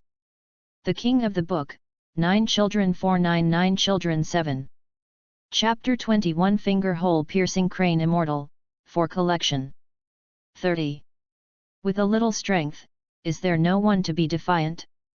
If it weren't for the fact that he had a little affection for Tianjin Fan, whose mentality had changed in the future, Qinwu would have wanted to kill him. Qinwu's shooting speed was so fast that he could no longer see it with the naked eye. He stretched out 2 fingers in his right hand, like holding a cigar, and easily clamped the palm of Tianjin Fan's horn, no matter how hard the opponent pulled it. "Not come out." "Impossible." Tianjin Fan squeezed hard, but there was no movement. The other's 2 fingers seemed to be iron tongs, extremely rigid. Under the shock in his heart, he raised his foot and kicked the opponent with a thunderous force. The force was so fast that it was bound to kick Qinwu's head off. "Ha ha!" Qinwu sneered secretly and let go of the opponent's hand. The blow that the other party thought was inevitable, but in his opinion it was so slow that he was about to doze off, and he felt the force was soft, making him unable to lift his spirits. "Roll!" Qinwu shouted loudly, and the huge energy hidden in his body exploded in an instant, and it shook the entire hotel space into a shock circle, sweeping the entire hotel lobby and shattering all the glass. And Tianjin Fan, who was the first to bear the brunt, was shocked by his roll, so he took countless steps back and fell backwards. At the same time, the same is true for the dumplings and Hezionran in front of them. Most of Qinwu's aura was placed on them, causing them to be like Tianjin Rice, shaking back dozens of steps, hitting the wall, and being embarrassed. "Who is he? Who is he?" Unexpectedly, A-year-old boy who looked harmless to humans and animals would shock the three of them back with just a roar, and even let the attack of Tianjin Fan be self-defeating. They looked at Qinwu in disbelief, their eyes full of astonishment. Especially Tianjin Rice, he is still lying on the glass slag to this day. The other party's roar actually caused the blood to surge in his body, he couldn't control the blood, and his face was grey. Qinwu walked up to them and snorted coldly, "I heard what you said just now, do you still want to attack Sun Wukong? I look down on Grandpa Turtle Immortal? I'm sorry, I'm also one of his apprentices." As he said that, he suddenly pointed a finger in the air, and a blazing white air shot out, hitting Immortal Crane's ZY directly, instantly knocking down all the latter's teeth. Blood flowed, and the latter suddenly covered his ZY in pain, screamed, "Aren't you the most cheap? Let me see how cheap you can be in the future."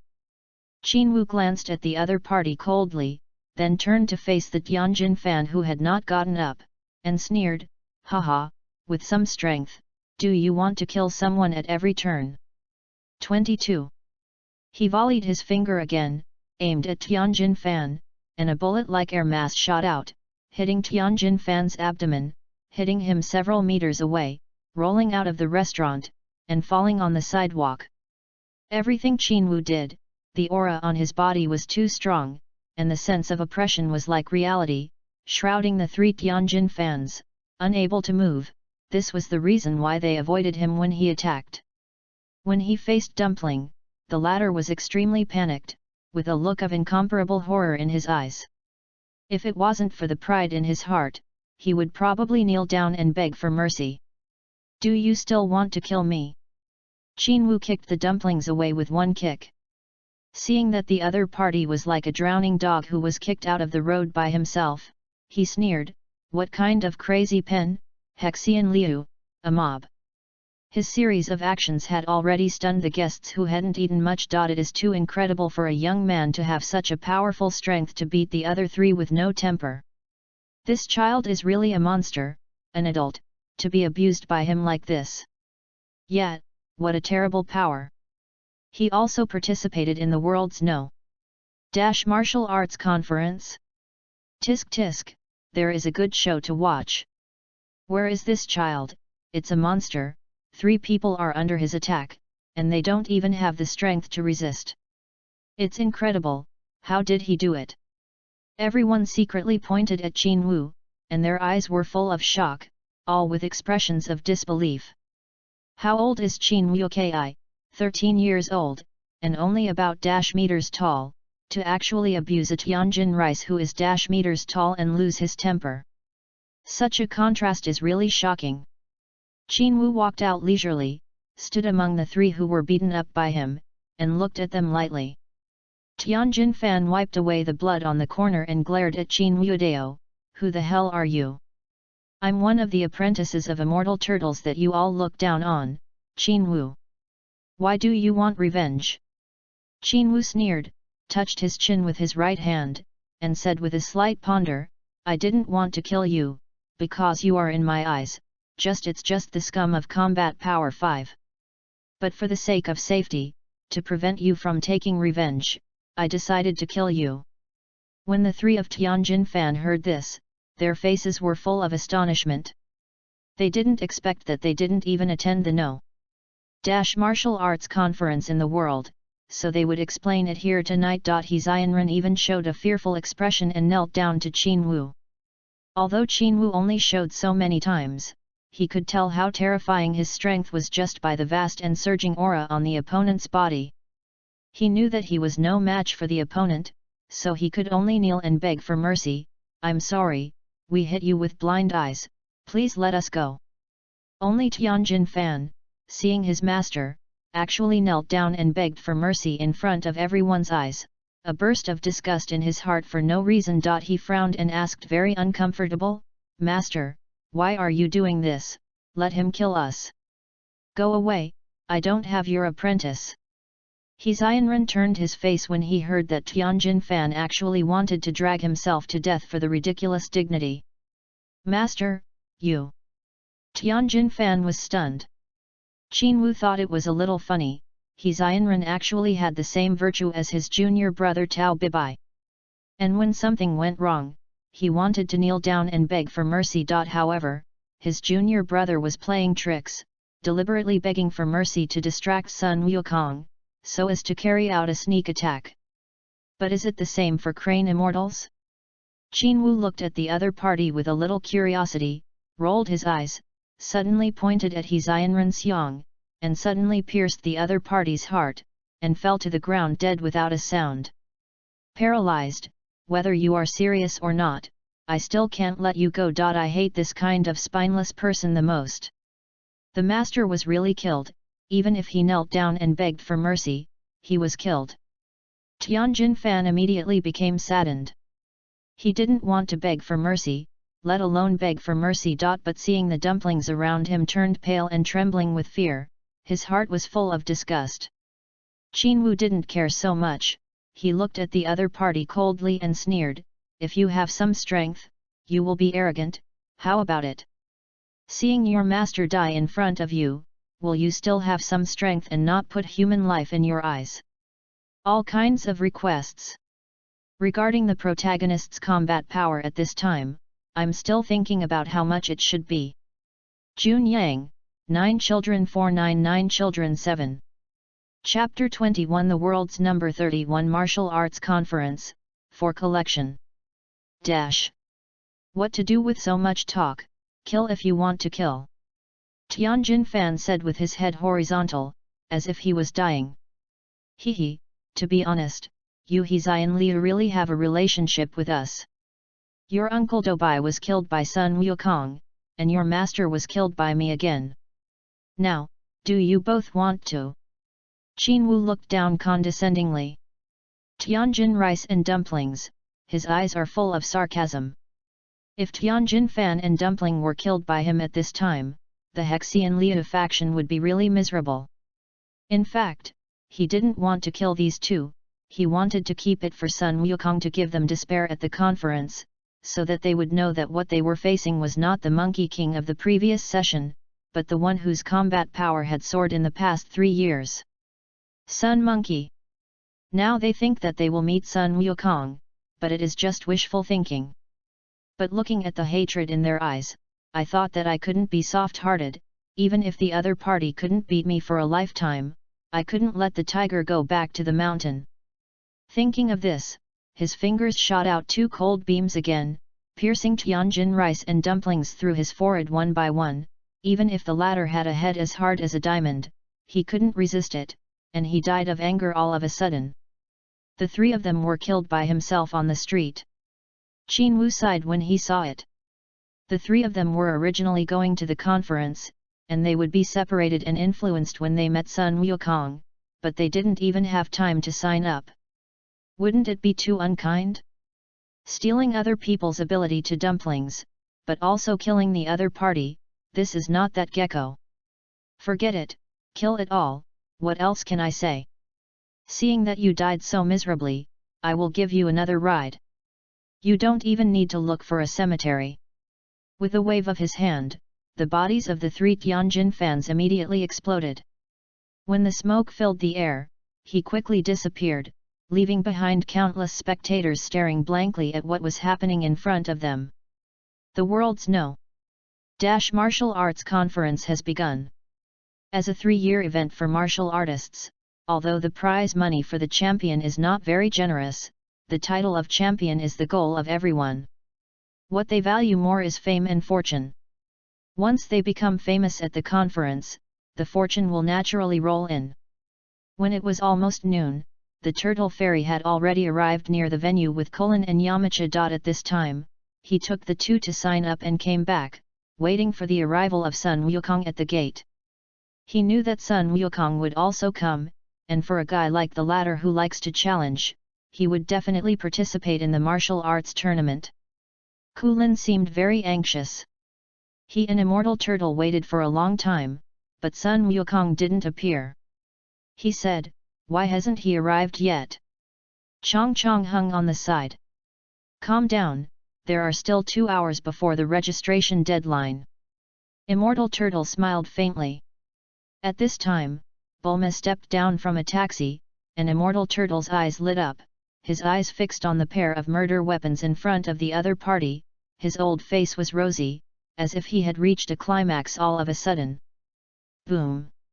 Feeling his lustful eyes, Bulma gave him an elbow directly on the face, and said angrily, "Senior old man, I haven't seen you for 3 years and you are still so lustful." 23. Yamcha and Colin only smiled bitterly. Turtle immortals are good at everything, but they are too lustful, and they are ashamed to be with him. Oolong also got out of the car, with 2 big ears on his back, looking at Immortal Turtle with dissatisfaction. "I'm disrespectful to the old, it's been 3 years, except for being shorter, nothing else has changed." "Dai Oolong, speak well." Immortal Turtle couldn't hold back his old face, and gave him a stern look. "Is Wukong not here yet?" Wolong looked around, but he didn't see the target, so he asked. "Not yet, probably soon." As soon as Yamcha said that, a gust of wind suddenly appeared in front of him, and Kankan stopped in front of him. He fixed his eyes and saw that it was Sun Wukong. "Did you finally give it up?" Yamcha happily gave Sun Wukong a hammer. Kulin was even more excited to hug Sun Wukong and shouted excitedly, "It's finally time for you." Sun Wukong scratched his hair embarrassedly, and responded with a smile, "I'm sorry, I'm a little late." Immortal Turtle nodded, patted him on the shoulder, and signaled, "Go and sign up, don't miss the time." "Okay." Sun Wukong immediately left with a smile. This guy seems to have become stronger again, and his height has also grown a lot, and he has changed a lot. Kulin looked at the back of him leaving, and was very surprised. He felt the powerful aura emanating from Sun Wukong's body. But what he cares most about is the height of the other party. After 3 years, the other party is actually half a head taller than himself, which is really annoying. He seems to be getting stronger. Yamcha said blankly as she watched Sun Wukong walk back after signing up. "Well, I don't know how he cultivated in the past 3 years. In short, I can feel the chi in his body, which is much higher than 3 years ago." Immortal Turtle nodded solemnly. "Ah! I thought that after 3 years of hard training, I would catch up with him, but who knew the gap would be opened again." Kulin was very mad. If he was not bald, he would have liked to tear off a tuft of hair. From the time Sun Wukong arrived to the time he signed up, he always had a faint expression on his face, looking quite confident. Turtle Immortal and the others always felt a sense of emptiness, lightness, and indifference from him. When Sun Wukong came back to them, Yamcha couldn't help but ask, "Wukong, where have you been practicing for the past 3 years? How did you practice? How do you feel that you have become stronger? Compare." He asked this question, and also asked other people's thoughts. Of course, except for Bulma, everyone else looked at Sun Wukong curiously. "He, I practice in the temple and have been taught by the gods." Sun Wukong touched his head rather embarrassedly and said, "Hey? Temple? God?"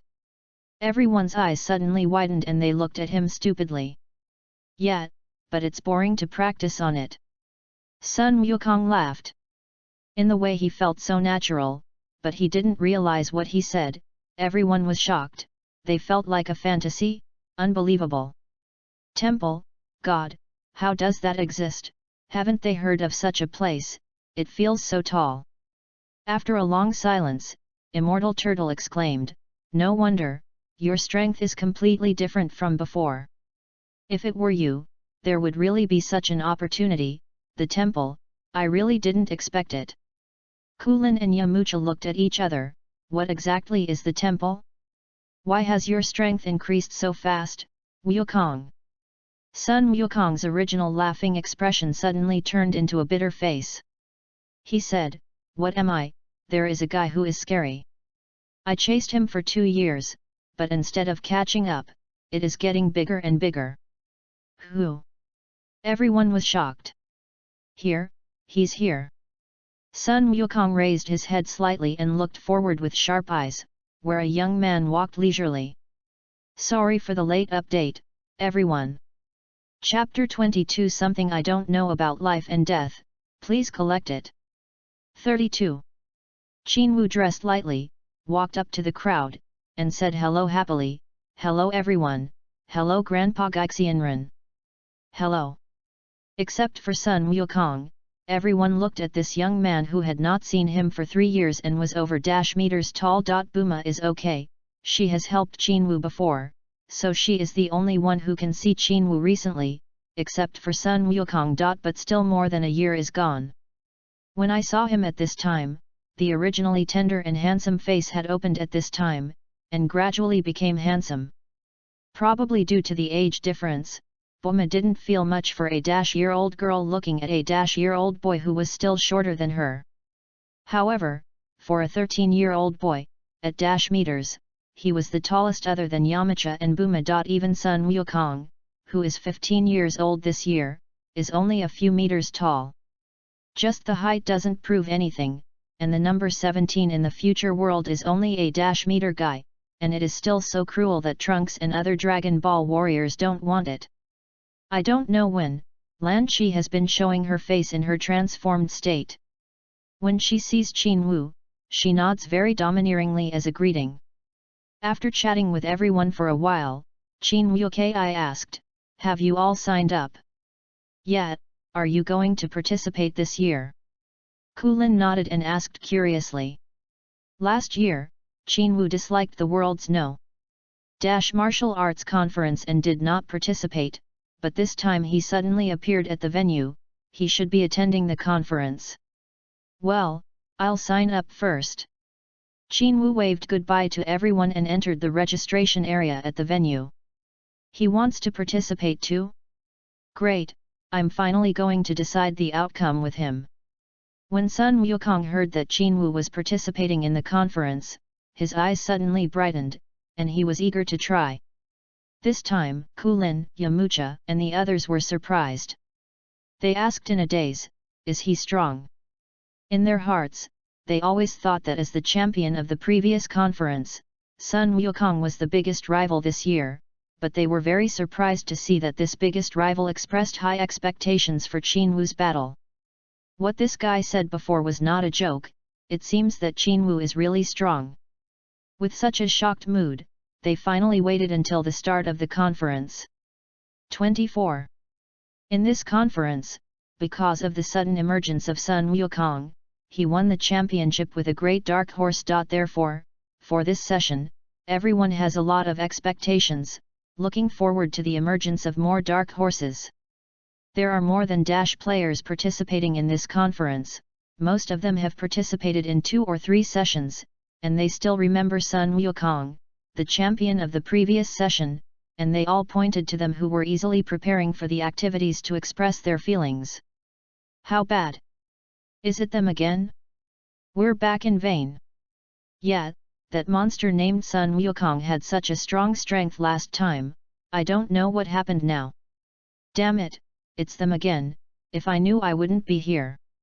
It seems that they are very confident.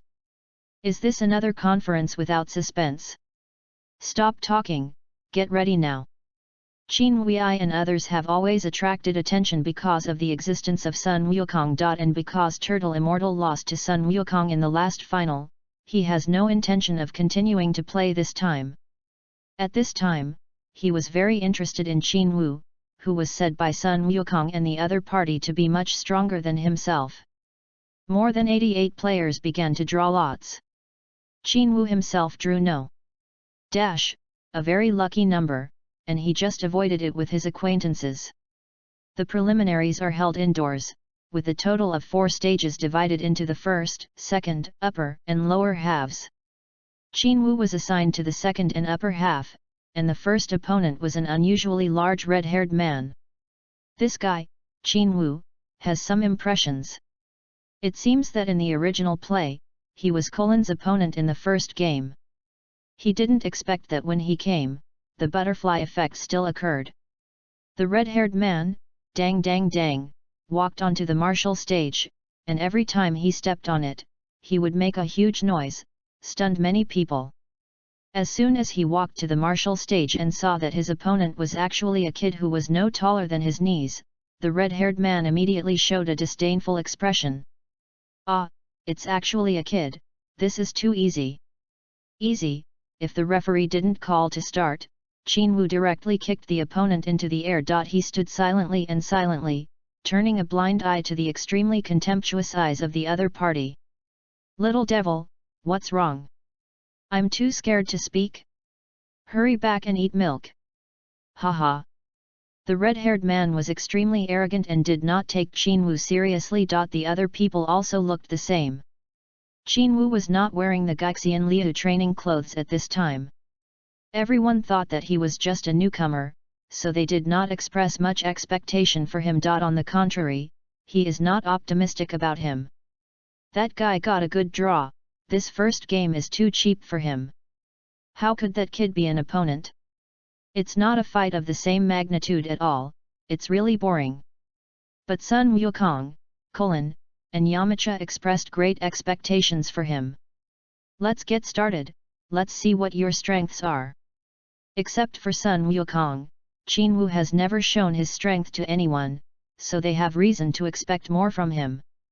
Clang! With the sound of gong, Qin half-area competition began. "Little devil, it's too late to admit defeat, don't wait for a chance to cry." The red-haired man was still sarcastic. "Act recklessly." Qin just raised his hand slightly, and a fierce breath flashed across his fingers. Puff! He didn't give the red-haired man much reaction at all, and the attack was already shot, instantly hitting the opponent's forehead. The red-haired man, who was still smiling and full of confidence, immediately froze, and the moment he was bounced, his eyes were full of unbelievable expressions. Boom! With a loud bang, the red-haired man fell heavily to the ground and fell out of the field, his eyeballs dropped. How is it possible that he won with one blow? It's so strong, isn't that chi? How can it be so strong? That big piece is really pitiful, I didn't expect to meet a monster like Sun Wukong. Amidst the exclamations of the crowd, the referee announced Qin victory, and the red-haired man had already fainted. When Qin walked off the stage, Kulin and Yamcha expressed their happiness. They congratulated them one by one and said excitedly, "Sure enough, Qin, you are amazing. Yes, this conference is even more interesting." Without the coercion of Tianjin rice and dumplings, their whole atmosphere seems much better. For collections, rewards, flowers, all kinds of requests. Chapter 23 One Trick Second Bitter Forest, for collection. 33. Everyone had no suspense about Qin first victory when he participated in the competition for the first time, but they still congratulated him. Qin performance was unusually flat, and he didn't think it was anything special, and responded to everyone with a smile. Before Sun Wukong came on stage, his eyes met Qin, and he said expectantly, "Qin, see you in the final." "Okay, I'll wait for you." Qin smiled lightly. Next, Sun Wukong also quickly won the first game, as did Kulin and Yamcha. Even if the opponent was much taller and stronger than himself, they were still vulnerable in their eyes, and they all solved the opponent with one move. God seems to be watching the fun and doesn't think it's a big deal, so he put all the masters he could meet in the preliminaries on Qin opponent camp. In the second game, he played against the famous King Japa, a dark-skinned guy with curly hair. Before the game, because he watched Qin first game, his face was very dignified, and he didn't dare to white teeth and speak harshly. But even so, Qin didn't bother to talk nonsense with the opponent. With one shot, he flashed directly in front of the opponent. With his lightning-fast speed, the opponent was thrown out of the field with a single finger, and he had no power to counterattack at all. Wow, it's too strong, even the first two champions, King Japa of Baxiangshao is not his one-shot enemy. 25. Another dark horse. It's over, I'm going to fall in the preliminaries again. I'm really unlucky, I always encounter such monsters. Everyone exclaimed and looked at Qin with a look of astonishment. Then came the third game. Qin Wu once again ushered in the so-called powerful enemy, Nan Wu, the guy who knocked Sun Wukong unconscious with his cross fist. Last time, he got an all-purpose capsule filled with a lot of water from Immortal Turtle, and after solving the drought problem in the village, he came here this time to justify his name. Unfortunately, luck was not on his side, and he met Qin Wu, the strongest expert. Boom! No matter how powerful the enemy is, Qin Wu still solves the opponent with one move, never the second. In the fourth game, Qin Wu faced a human wolf, a wolf-headed martial artist who would turn into a human on a full moon night. At this point, no one dared to speak harshly in front of Qin Wu. Therefore, at the beginning of the game, the human wolf still did not escape the fate of being eliminated by one blow. In this way, Qin Wu made his way to the quarterfinals and was about to face Kulin. As soon as Kulin saw that his top 8 opponent was Qin Wu, his face immediately collapsed, and he stared blankly at him and said, "My life is so miserable." "Haha, come on Kulin, I won't let you." Qin Wu laughed, patted the other's shoulder, and comforted him symbolically. "It's just because you didn't let me that I worry, it's too unfortunate to meet you." Kulin smiled bitterly. "You won't get much better when you meet Sun Wukong, don't think so much." Qin Wu said cheerfully. "Both of you are perverts. I've lost my confidence now, and I've been beaten by you." Kulin lowered his head with a look of frustration. "Blame me?" Qin Wu rolled his eyes and didn't comfort him anymore. This kind of strength gap, comfort is just self-deception. After Yamcha won the last preliminaries, she walked over happily, and when she saw that Kulin was against Qin Wu on the match table, she was happy and kept laughing at Kulin's bad luck. However, before he could laugh enough, his own top 8 opponent also came out. It was Sun Wukong. Watching the latter stretch out his victory finger to him, Yamcha felt that the sky was about to collapse. Now it was Kulin's turn to laugh at him. He pointed at Yamcha and laughed until tears came out. "Haha, this is called retribution, haha, I laughed so happily just now, can't I laugh now?"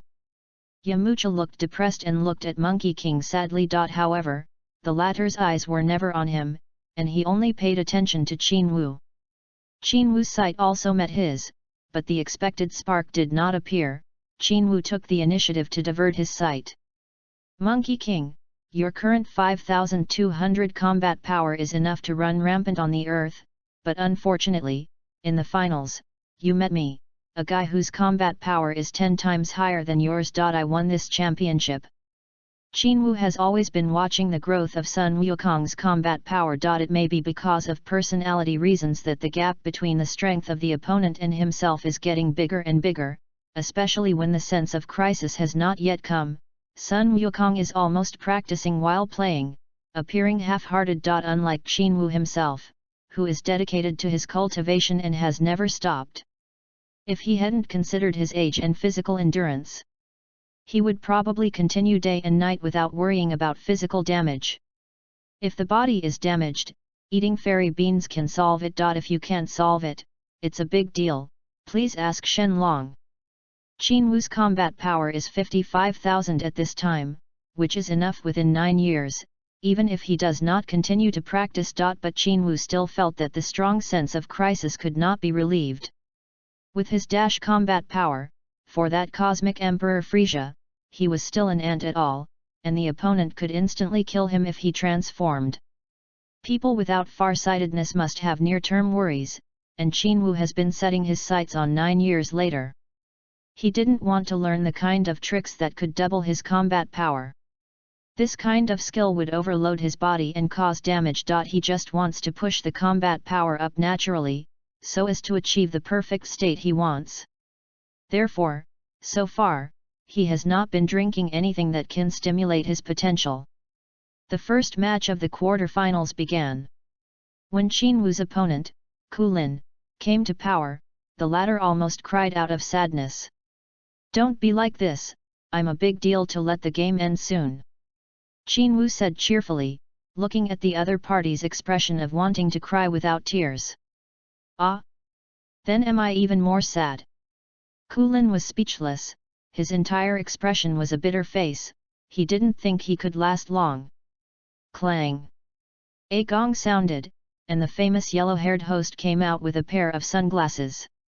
For a long time, he has been explaining important games, those qualifiers, etc.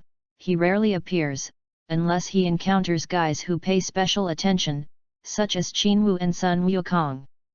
The game has started, everyone, we can see that there is a civil war in Gaixianlu. The host picked up the microphone, and the whole person was very excited. Will it be our contestant who will win, or will Qinwu, a newcomer who participated in the conference for the first time, win? He used very exaggerated body language to express his superb professionalism. Whether it was his expression or his words, he would always be attracted to him. However, as soon as he started to explain, Qinwu's figure suddenly flashed, and the man disappeared in place. The next moment, when he appeared in front of Kulin, he waved his right hand lightly, and the latter didn't react at all and was kicked off the field. Oh! What did we see? It's unbelievable that Qinwu is so victorious. Many brothers have too much to say about their relationship with the current Monkey King. I just want to say that I will not make the protagonist an enemy of him, but will make the two both competitive and friends. Jun Yang, 9 Children 4997. Chapter 24. Both enter the finals, for collection. 34. With his explanation, the audience, who had not had time to react, were all in an uproar. The scene of a close match they expected did not happen. Last year's top 4 Kulin was defeated by Qinwu with one move. This is simply too scary. Sometimes they think in their hearts, when did the level of the worlds know? Martial arts conference suddenly increase so much? It's more than exciting, not exciting enough. Qinwu's one move made the forest lightly, and they didn't see the scene they wanted at all. The boss in their hearts was not happy. Qinwu easily entered the semi-finals, and after stepping down, he comforted Kulin, who was about to cry. Why are you like this? It's so embarrassing, it's so embarrassing, I can't even take a single move. Kulin looked at him sadly and said bitterly. Qinwu smiled, he patted Kulin on the shoulder, and said meaningfully, don't be depressed, Yamucha will soon follow in your footsteps, you are not alone. 26. Kulin walked back to the auditorium with his head down and walked to the side of the Turtle Fairy, Buma, and others. They all held him regretfully and continued to comfort him. Wolong's words of comfort made Kulin even more depressed. Don't worry, Kulin, you have encountered monsters. In the future, strive to cultivate and surpass them. Nima, knowing that he is a monster, how can I try to surpass it? Is that something that humans can achieve? He saw despair in Qinwu's calm attitude. He didn't even have time to make a move, he was knocked flying, and he couldn't even see a figure, let alone a counterattack. He felt that his strength was too different from Qinwu, too much, like a moat. Don't be discouraged, they have worked hard for 3 years to achieve such strength, you can do it too, Kulin. Immortal Gui said earnestly. In fact, he said so on the ZY, but he didn't think so in his heart. Kulin, you just give up, I don't think you will ever be able to catch up. Not to mention Sun Wukong, Qinwu is completely a cultivator. From the 8 months of training him, it can be seen that he is a madman, cultivating a machine. As they soothe Kulin's wounded heart, the match between Sun Wukong and Yamucha begins. Qinwu could see from Sun Wukong's clothes that the latter did not take off the gravity suit at all, and he had been wearing it until now. Even if he met Yamucha, the strongest opponent at this stage, he was still calm. Although Yamucha felt the pressure from him, he still refused to admit defeat and said, Monkey King, I have been instructed by the immortal turtle for the past 3 years, and I have also practiced hard. Although I don't see any hope of winning, but I still try my best to stop you, and I won't let you advance too easily. Come on, Yamucha, let me see your achievements in the past 3 years. Sun Wukong put on an attacking stance, waiting for the opponent to be ready. Let you see the results of my practice. Yamcha put on a wolf fist posture, frowned, screamed forcefully, and rushed over. However, his wolf-toothed fist hit the air, and Sun Wukong had already disappeared in his original position. Did this guy expect it? Yamcha was stunned in her heart, her eyes turned sharply, and she frantically searched for the figure of Sun Wukong. But Sun Wukong seemed to have disappeared, and the entire Wutai was empty. What's the matter? The Sun Wukong player has disappeared, and he can't be seen now. Where is it? The sky? No, where is he? The host picked up the microphone and began to explain passionately. It's just that all the audience looked at Wutai blankly, and then looked at the sky, but they couldn't find Wukong. Only Qin Wu. He felt strong fluctuations in the air. Sun Wukong was moving at an amazing speed. Right around Yamcha, it was moving close to the speed of sound. With his superior strength, Qin Wu's eyes have captured the figure of Sun Wukong. It's just that Yamcha's combat power is only about dash at this time. How can it keep up with the speed of Sun Wukong's more than dash combat power? Puff! Sun Wukong suddenly appeared behind him, and abruptly slashed the back of Yamcha's head with a knife, stunning the latter directly. Wow! Player Sun Wukong suddenly appeared behind Yamcha player. With one blow, it was just a blow, and Yamcha player fainted. The game is over, Sun Wukong has advanced. It wasn't until Sun Wukong defeated Yamcha that the referee discovered his figure and exclaimed. Everyone was in an uproar. They all widened their eyes and watched in amazement as Sun Wukong easily defeated Yamcha. In general, he said eagerly, Qin Wu, I can't wait to have a fight with you. Hee, come on. Qin Wu smiled indifferently and replied indifferently. Qin Wu and Sun Wukong, who were the first to win their opponents, became spectators instead. The other two groups of players were evenly matched in strength, and they were inextricably killed, and it took a long time to decide the winner. After that, it was the semi-finals. Sun Wukong and Qin Wu fought each other to kill the other two, and the winner could enter the final. At this time, the game has entered a white-hot stage. No matter who the two of them are, they will take the lead in winning the final role, which will arouse enthusiastic cheers from all the audience off the field. At this time, Kulin had abandoned his previous depression and joined in the cheers for Sun Wukong and Qin Wu. Yamcha had been woken up by the immortal turtle, and the first thing he woke up was a wry smile. I didn't expect that, just like Kulin, if he couldn't even attack, he was eliminated. The two of you are too different in strength from them. Now, you should appreciate their duel. Immortal Turtle sighed and comforted the two apprentices. That's the only way. Come on, Sun Wukong, come on Qin Wu. Yamcha looked away at this time, and turned to cheer for the two who were already standing on the field at this time and became opponents. At the critical moment, the referee wore sunglasses and entered a state of excited commentary. Everyone, what you are seeing now is the final scene of the 22nd World's No. Martial Arts Conference. The two players, Sun Wukong and Qin Wu, stood out from hundreds of opponents. Their strength is outstanding, and they all crushed them all the way to the finals. Every opponent, under their hands, has never gone through a combined enemy. Are they too strong, or are their opponents too weak? In any case, this time, the two of them will face each other, and it will definitely be an extremely intense and exciting game. Now, the game has started. Sun Wukong and Qin Wu bowed to each other and had a very polite pre-match conversation. What did they say? Oh, it turned out to be different. Monkey King was very excited. He thought he had met the most powerful opponent ever. He is Qin Wu.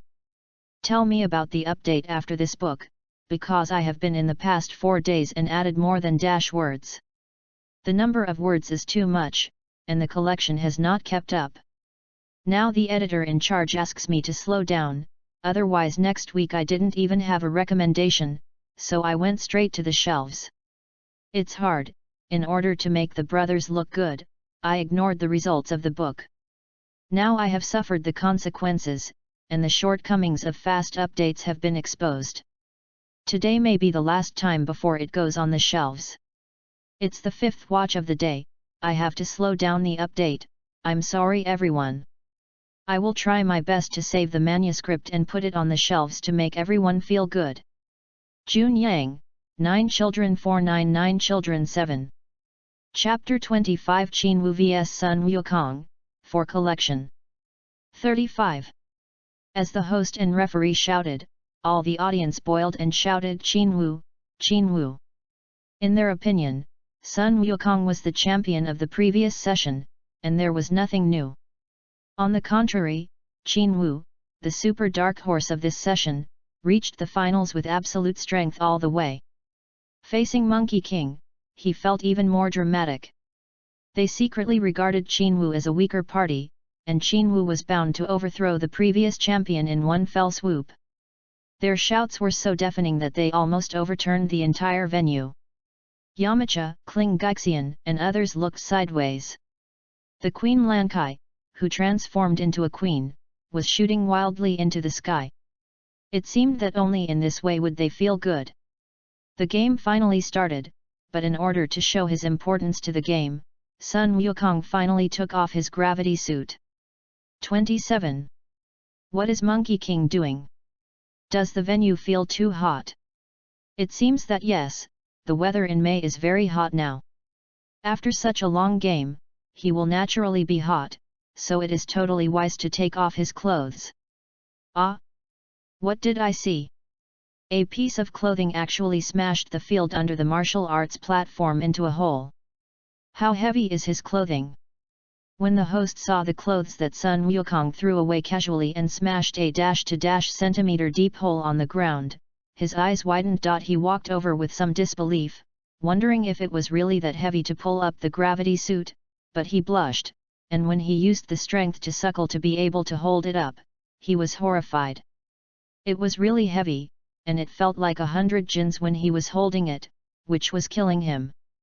He quickly put it aside, then raised the microphone and shouted excitedly, "Tell you the truth, Sun Wukong has been wearing this set of clothes weighing more than pounds. This is really amazing, is he a monster? Yes, how did you do it?" When all the audience heard it, they were in an uproar again. If it wasn't blocked by the wall of the venue, they wanted to try the suit to see that the suit was as heavy as he said. Kailin widened his eyes, looked at Sun Wukong, and asked stupidly, "He has been wearing such a gravity suit before. It's really amazing. It's so easy to wear such a set of clothes. I'm not wronged." Yamcha smiled bitterly. Immortal Turtle nodded, his eyes twinkled and said, "It seems that Wukong is also working very hard in his cultivation. Looking at it, he is definitely much stronger than you. Monkey King likes to be so unexpected, it's incredible." Boomer nodded in agreement. On the field, Qinwu stared straight at Sun Wukong, looked at his favorite guy in the Dragon Ball world, looked at his innocent and straightforward appearance, and said with a smile, "Did you forget to adjust the gravity?" "Yeah, thinking of having another fight with you, I forgot to tune in when I was excited, hehe." Sun Wukong scratched the back of his head and replied embarrassedly. "Well, if you put a weight suit of more than pounds on your body and add gravity, that's times the gravity. Your strength has improved again." Qinwu sighed sincerely. "But I still can't compare to you. Look at what you have on your body. You haven't taken it off, but I still feel that your speed and strength are far superior to mine." Sun Wukong waved his arm, loosening his muscles and bones. Doing preparatory activities, his expression was excited with strong anticipation. "It's been a long time, I haven't had a good fight with you. Hehe, last time you were abused for Dragon Ball, do you want revenge now?" Thinking so in his heart, Qinwu said with a light expression on the surface, "Stop talking nonsense, let's start." "Okay." Sun Wukong nodded in response, his eyes that were relaxed and natural suddenly became very sharp. Then, his figure disappeared in place without warning, and appeared in front of Qinwu the next moment, punching the opponent's abdomen with a punch. Boom! Qin Wu raised his knees to easily block his attack, and then suddenly did a backflip, widening the distance from Sun Wukong. The match started. Sun Wukong took the lead to attack, but he was quickly blocked by Qin Wu. Looking at the latter's expression, it was quite relaxed. The host is very dedicated. As soon as the two started fighting, they immediately opened their voices and explained with all their might. However, just as he was explaining, Sun Wukong once again bullied himself and attacked Qin Wu with one punch and one kick. The speed was so fast that the audience could only see the afterimage. But at this time, they all held their breaths and kept their eyes on the two people on the field. Bang bang bang! Sun Wukong's offensive was extremely fierce. In 1 minute, he made hundreds of moves in a row, and all the moves were greeted by Qin Wu, like a gust of wind and rain. However, in the face of his crazy offensive, Qin Wu still showed ease, his hands were like phantoms, and every time he made a shot, he neutralized the opponent's attack. Don't look at them, one offense and one defense. The scene is quite intense, but the audience is confused and can't find the two of them at all. Their speed was too fast, they hit the stage from mid-air, and then fell from mid-air. Every time they appeared, they disappeared the next moment, and then reappeared in any place. The speed of the two of them was so fast that they were too dizzying to watch, and many times they only heard the sound of breaking wind in the air, but could not see any figures. Kellen and Yamcha were sweating when they saw it, and they looked at each other with shocked expressions. It's too fast, my eyes can't keep up. This is their real strength, right? So strong. Yamcha, we are too far behind the two of them, hey! At this time, Lan Chi suddenly snorted, don't be noisy, watch the game. Immediately, the attention of the two returned to the field. Sun Wukong's attack is still continuing, he is like a tiger out of potassium, constantly attacking Qin Wu. However, Qin Wu always had a relaxed expression of pain from the beginning to the end, which made him a little crazy. Turtle School Qigong. Approaching crazily, Sun Wukong brazenly launched a Qigong wave, blasting at Qin Wu. But the latter just jumped back slightly, waved his hand at will, and the Qigong wave from Sun Wukong was instantly dissipated by him with a light group. Boom! The two Qigong waves collided, and a huge sound exploded in mid-air, shaking the entire venue and raising a mushroom cloud. At this time, Sun Wukong gave up the idea of continuing to pursue and landed on the stage leisurely. And Qin Wu also fell at the same time. The two stood looking at each other with a relaxed and confident expression. Wow, it's really exciting. Although I can't see anything, the explosion just now was definitely a tough collision in a fierce competition. Forget it, don't slow down, just continue to walk every day at th watch until it's on the shelves, let the brothers enjoy it. Where is your support? Flowers, collections, and rewards don't run away. Jun Yang, 9 Children 499 Children 7. Chapter 26 Strongly Defeat Sun Wukong, for collection. 36. Player Sun Wukong and player Qin Wu, the two fought in the first round, and they seemed to be on the same level. After the two were still, the host shouted and explained. Regardless of whether he was right or not, he ignited his passion. It's cool, it's really cool, fighting with you is the most comfortable and hearty time I've ever had in my life. Sun Wukong clenched his fists, his expression quite enjoyable. I'm on the defensive and you're on the offensive, of course it's cool. Qin Wu rolled his eyes at him. Sun Wukong looked at his pained expression and smiled bitterly, I know you still have a lot of strength hidden, but I'm not afraid, I just want to fight. 28. Come on then, I won't let the water go this time. Qin Wu said with a smile. I'm waiting, I don't want you to release water. Sun Wukong said in a stern expression. As soon as the other party said to release the water, it stinged him a little. Then here I come. As soon as Qin Wu's voice fell, his figure suddenly disappeared, flashing in front of Sun Wukong like lightning and flint. So fast, the speed of this guy is unbelievable. Appearing in front of him in an instant, Sun Wukong was shocked, and his hands suddenly resisted. However, the power of Qin Wu's punches was beyond his imagination, and the thunderous punch sent him directly into the air and flew into the distance at a rapid speed. At the same time, it was this punch that actually caused Sun Wukong's blood to surge. His posture was completely uncontrollable, and he kept falling far away. Qin Wu then flashed, the figure disappeared again, and instantly appeared in front of him in a volley, and a sudden blow knocked him back again. But it wasn't over yet. The moment Sun Wukong flew back over the stage completely out of control, Qin Wu appeared again, and his fist slammed down and hit him in the abdomen. Pfft! Sun Wukong immediately vomited a mouthful of blood, like a bao shrimp, and quickly fell to the stage. Boom! With a loud bang, Sun Wukong was smashed into the stage several meters deep by Qin Wu's powerful force and buried. Wow! Qin Wu counterattacked. He actually put Sun Wukong into the stage in 2 or 3 strokes. His strength is really amazing.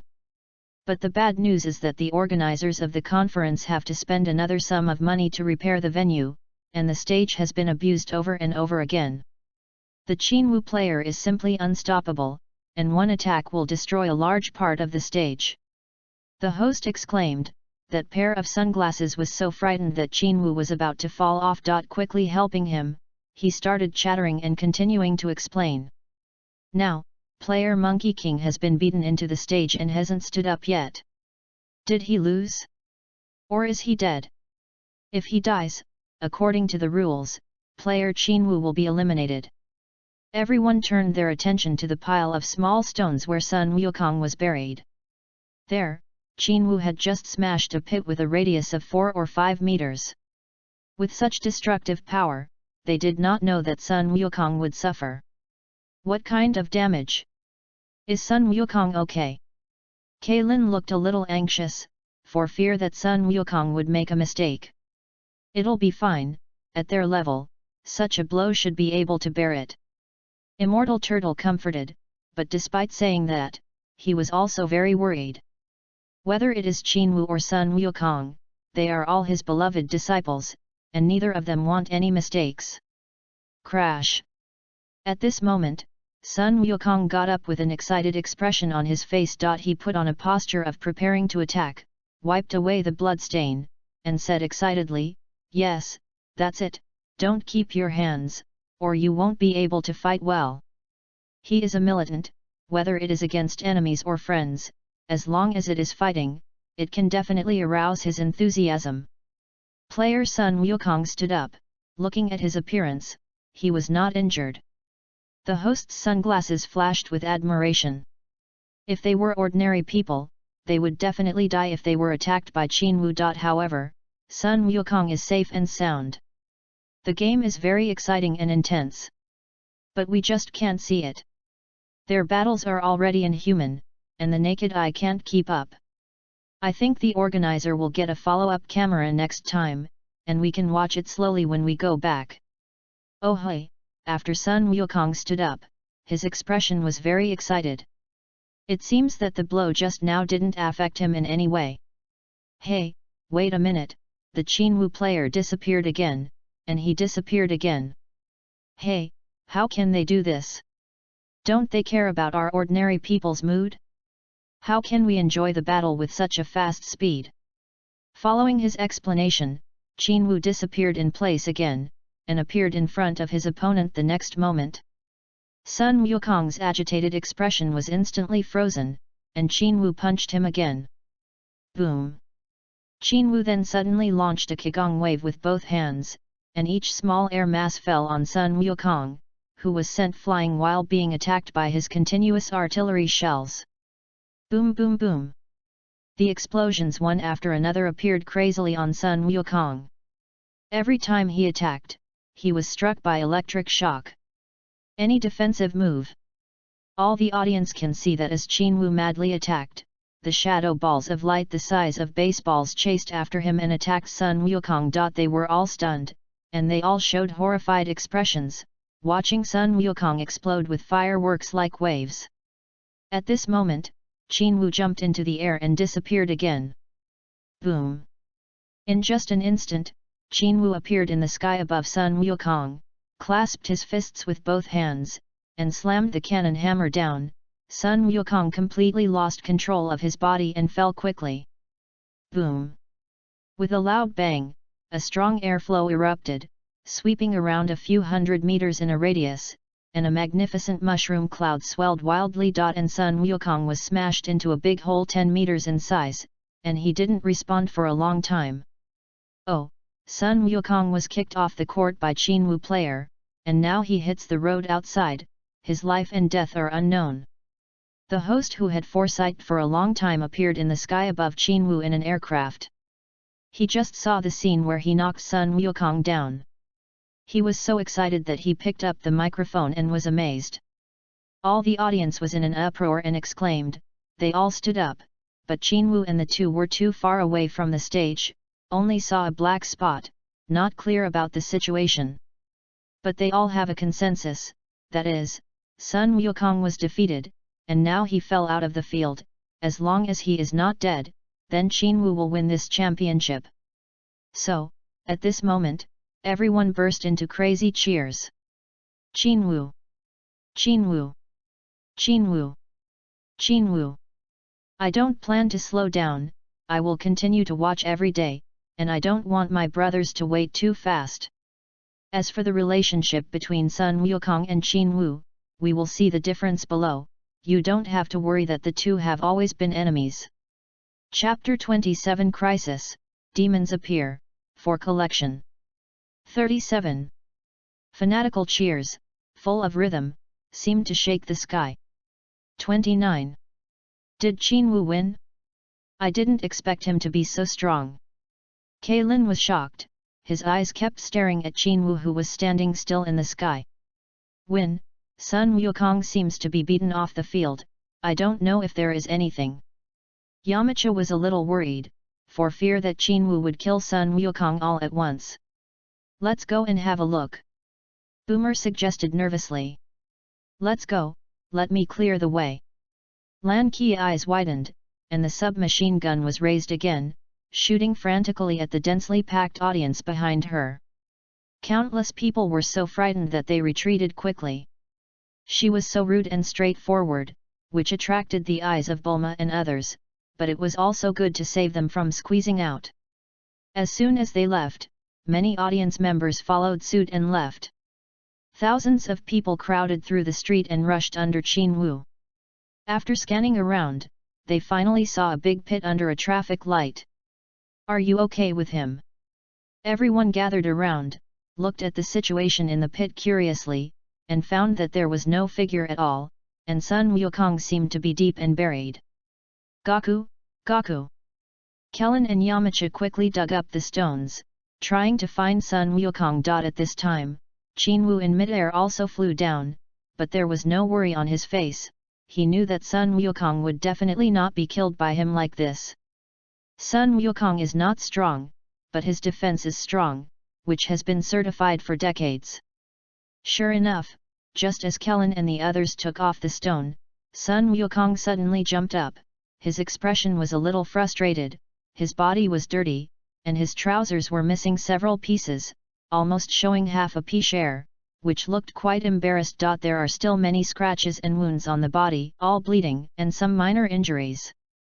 The first thing he did when he stood up was to sincerely say to Qin Wu, who was smiling in front of him, I lost, you are really strong, I can't beat you.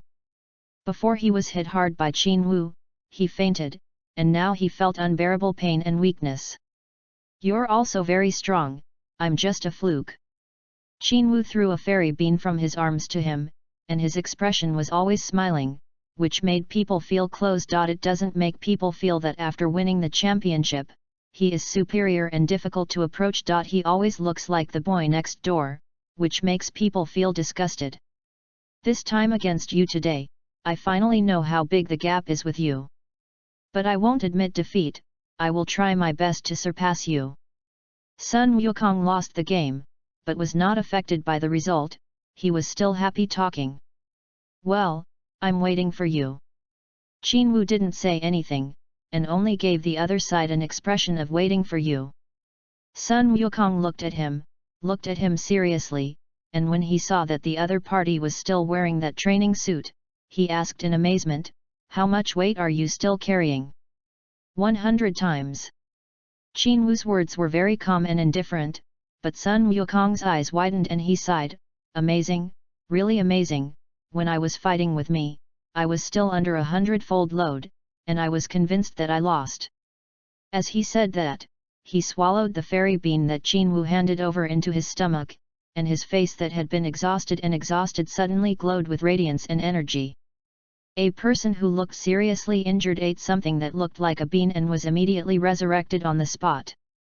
This scene stunned Kellen, Yamcha, and others. "What the hell is this? It's amazing. Gaku, what is this?"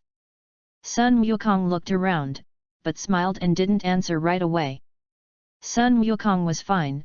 The host immediately announced that the winner of the conference was Qin Wu, and the audience immediately became a sensation. Countless people applauded him one after another. Even Sun Wukong, they all sent their praises. The world's no. Martial Arts Conference came to an end with Qin Wu winning the championship. As a champion player, when Qin Wu received a bonus of Yuan, his corner was shriveled, and he was a little disgusted. But he still used the bonus to treat everyone who had been hungry all day to dinner. On the way to the restaurant, Sun Wukong remembered the Ruyi stick he had left at the venue, and wanted to go back to get it, but Kailin rushed to help. Looking at Kailin's back running away, Qin Wu in the crowd quietly dragged Sun Wukong and suddenly disappeared. Kailin walked to the players' lounge and glanced around. When he saw Sun Wukong's package, his eyes brightened and he rushed up. And the host also returned to the venue. When he entered the room, he was about to say hello to Kailin, but he was stunned to see a strange-looking, green guy hanging upside down on the indoor beam, staring at Kailin. He has a pair of fleshy wings behind him, his expression is rebellious, and his eyes are full of cruelty. "Hello, our conference is over, you are one step late." The host thought that the other party was here to watch the game, so he said with a smile. "Hehe, I don't care to watch this shit conference. Where's the list of contestants?" The eccentric jumped down and approached the host. Soon he found a pile of information in the opponent's hand, and immediately took action and quickly grabbed it. He was very fast, the host didn't respond at all, and he stole all the list information from the conference. "Hey, you can't take it, this is what we want to keep." The host was in a hurry and wanted to chase after him and grab it back, but who knew that the strange man glared at him, grabbed him with a backhand, suddenly grabbed his neck, and threw it out. Boom! The host was directly thrown to the floor by him and passed out in a coma. Krillin, who was watching from the side, was on fire. He didn't expect a strange person to appear. He even snatched the list of contestants and injured an ordinary host. He jumped out and scolded, "Who are you? Why do you do this kind of thing? Humph, get out of the way quickly, or I'll kill you too." The strange man's big eyes flashed with a frightening cold light. "You!" Kellen was provoked by the man's unreasonable attitude, and he waved and hit.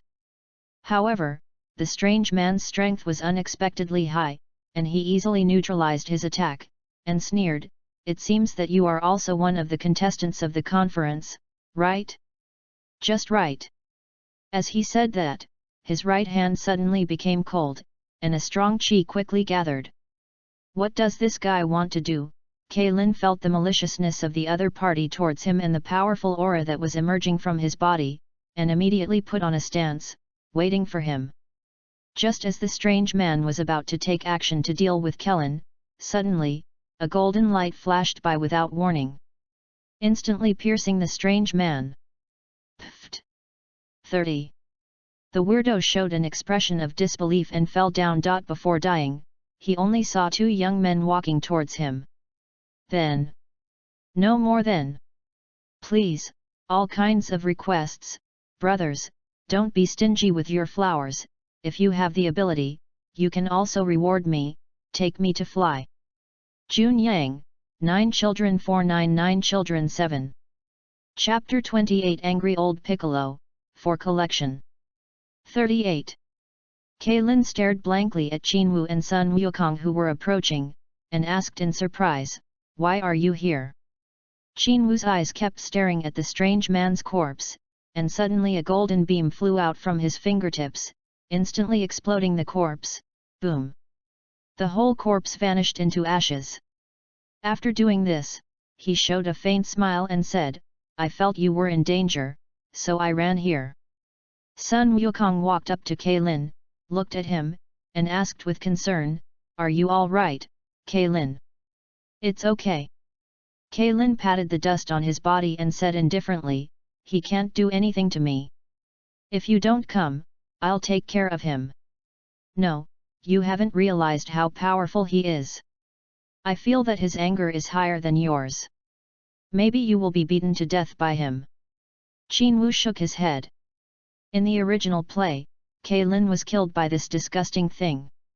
If Kaylin said he would help Wukong come back to get something, he would have even forgotten about it for a while. Fortunately, I remembered it in time, otherwise Krillin would have suffered a tragedy.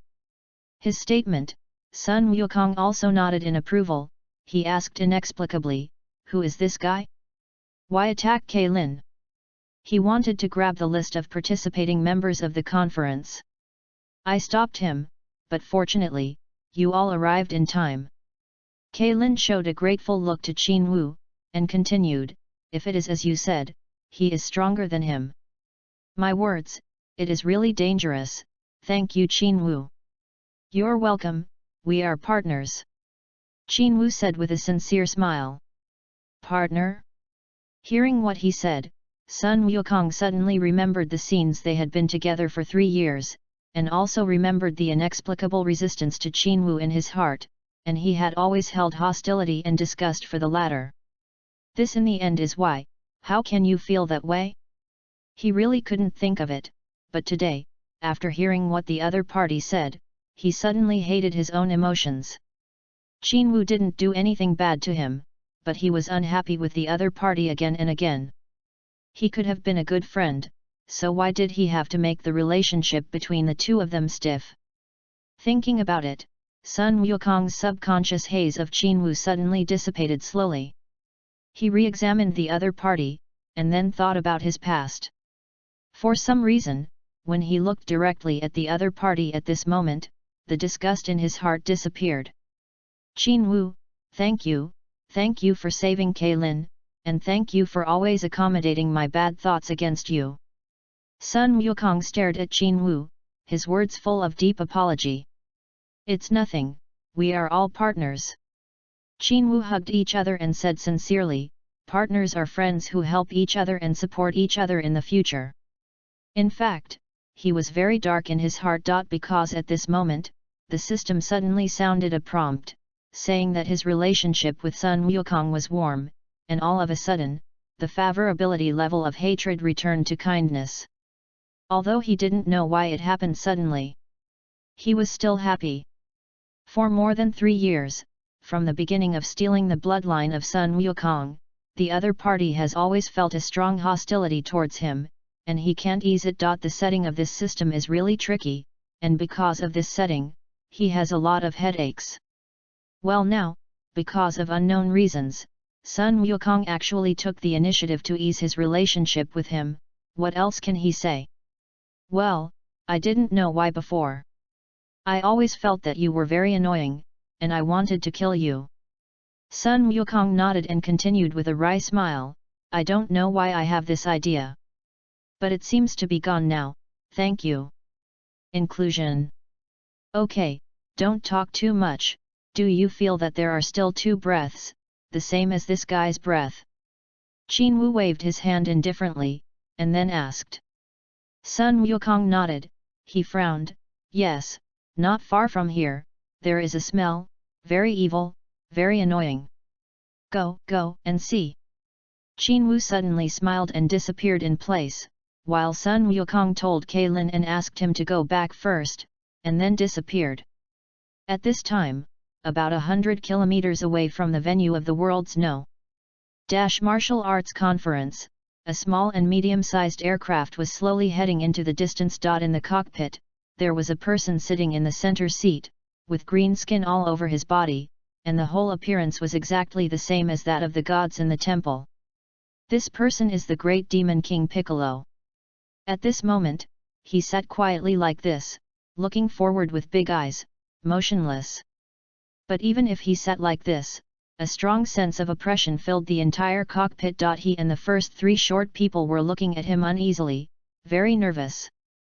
The other party was released from the rice cooker from the deep ditch under the sea.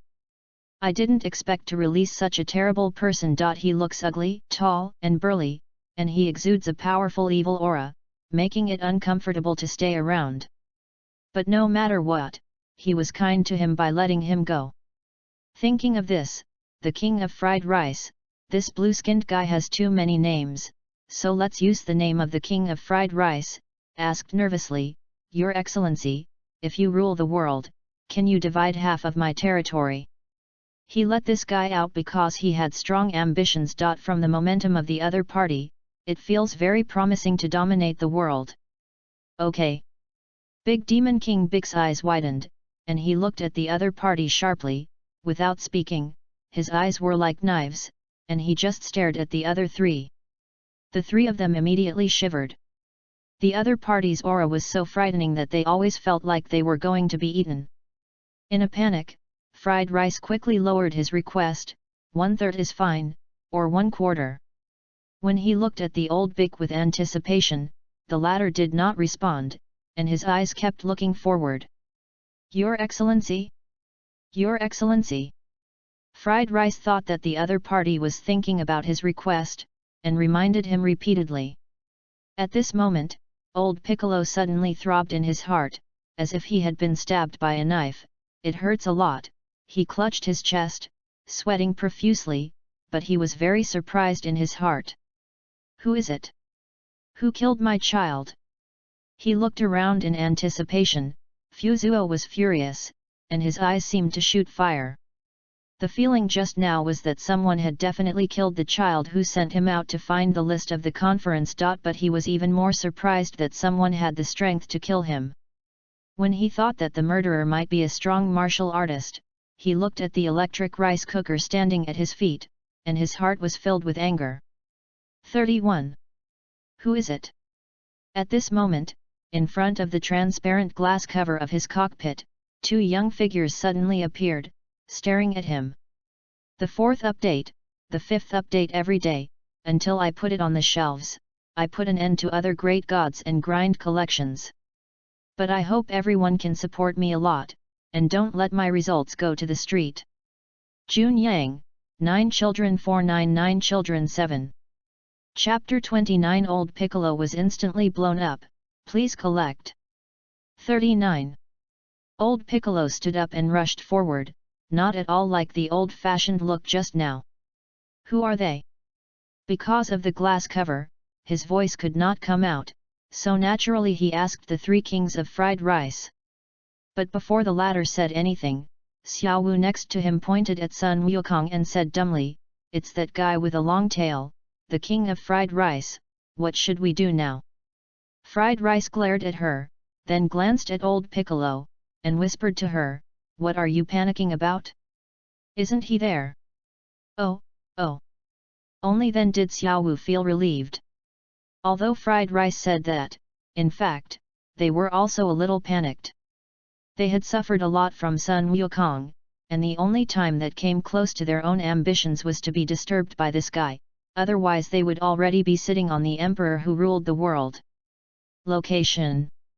When he saw Sun Wukong's face, he was furious. Although he was a little flustered, he said to the old Piccolo bitterly, Your Excellency, that kid has a dragon ball on his body. Dragon balls? Are those beads that can summon dragons? Old Piccolo asked eagerly. He heard from these 3 guys before that if you collect 7 dragon balls or something, you can summon a dragon and fulfill any wish. He was very concerned about this dragon ball, but these 3 guys only told him this information, but none of them were there, which made him very angry but helpless. "Yes, Your Excellency, that kid has been carrying a 4-star Dragon Ball on his body," Fried Rice said with a hint of encouragement. Now he can think about taking old Piccolo's hand and killing Sun Wukong mercilessly, in order to relieve the hatred in his heart. Said that Dragon Ball is on Sun Wukong, he is just guessing. Not long after Shenlong was summoned by Qin Wu, the 7 Dragon Balls were still in stone state, and the radar did not show it at all. However, even so, he successfully attracted the attention of old Piccolo. His face was grim, and his eyes were covered with frost. Stretching out his finger, a cold light shot out of his hand, shattering the glass cover, and attacking Sun Wukong. However, Sun Wukong just waved his hand, and the attack was instantly smashed. What? Unexpectedly, his attack was arbitrarily resolved by the opponent, and old Pico was greatly surprised. Taking advantage of the broken glass, Sun Wukong and Qin Wu stepped into the cockpit. The former looked directly at old Piccolo, ignoring the opponent's tall figure and the powerful momentum sweeping in. "Are you also with the guy who attacked Krillin?" Before old Piccolo said anything, Qin Wu was speechless. "You ask so naively, what can you ask?" However, old Bic is also very cooperative. He doesn't look down on the two of them, and he doesn't feel that the other party can pose any threat to him. He snorted coldly, "Did you kill my child?" "Obviously, don't make a fool of yourself." Just as Sun Wukong was about to say something, Qin Wu immediately picked up the words, "What do you want the list of the conference to do? What's your idea?" He naturally knew what the other party was going to do, but he just let Sun Wukong understand that the other party was not a good person. Although it may be unnecessary, as a friend of the other party, it is necessary for him to remind him. Even if the character of Sun Wukong is not bloodthirsty, anyone can be spared and influenced by him. Sun Wukong can even let a terrorist like Frisia go, and even let Vegeta who killed his friend let go. It is conceivable how pure this person is. Old Piccolo gave a sneer, didn't even look at Qin Wu, and said with a resolute expression, "I want to kill all of you so-called martial artists. Not killing them is not enough to quell the resentment in my heart. If you kill us all, what can you do?" Qin Wu's face was covered with frost, and his killing intent was soaring. "Who else can stop me from ruling the world? I want to turn the whole world into a hell on earth." Old Piccolo laughed arrogantly. With that arrogant and presumptuous demeanor, even the simple Monkey King couldn't stand it, and frowned at him. Old Piccolo was full of madness, and he didn't take Qin Wu and Sun Wukong in his eyes at all. He turned his head with killing intent in his eyes, and asked Sun Wukong, "Bring out the Dragon Ball, maybe I can save your life." Sun Wukong shook his head and refused, and said without hesitation, "I can't give it to you, the Dragon Ball is not on me, but on him." He pointed at Qin Wu, who was instantly speechless. "Do you want to be so stupid? Even if the other party is not threatening, you can't tell the other party so honestly." So, they saw old Piccolo shot at Qin Wu, "Boy, bring the Dragon Ball." Qin Wu complained about Sun Wukong in his heart, then smiled slightly, provocatively said, "Want Dragon Balls? Why? Just because I can kill you now." Old Pico stared, his palms turned into knives, and he stabbed Qin Wu directly without saying a word. "Haha, big bad pen." Qin Wu suddenly burst into laughter, then grabbed the opponent's palm and pulled it down hard, boom. With a loud noise, he directly smashed Old Big through the deck of the aircraft and fell down.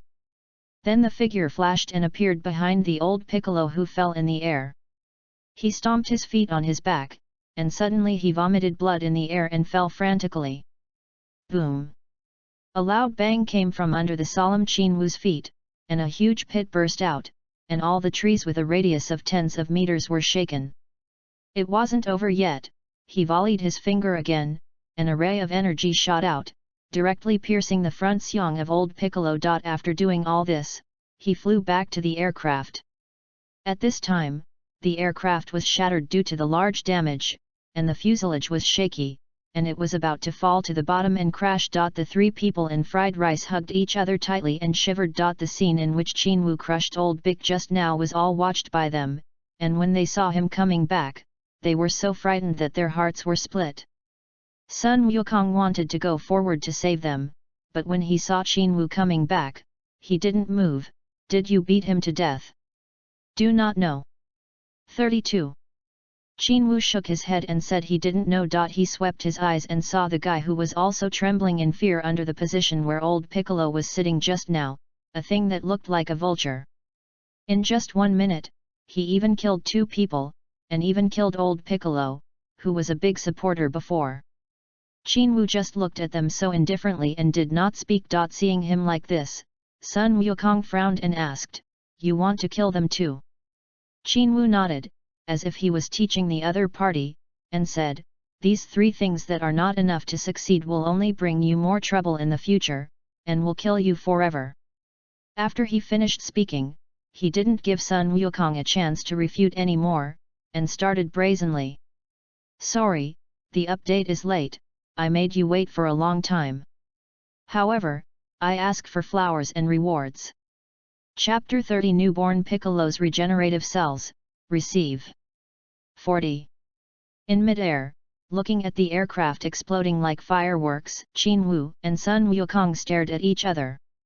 Sun Wukong always felt that Qinwu was too bloodthirsty, which made him a little uncomfortable. Although he thought that what the other party said was to kill all the enemies and leave no trouble, he still felt a little sad for being pure and kind. Seeing his gloomy expression, Qinwu smiled. He stared at Sun Wukong and said word by word, "I know you think I'm cruel, but you have to remember that these people may not threaten you. But what about the people around you? What about your partners?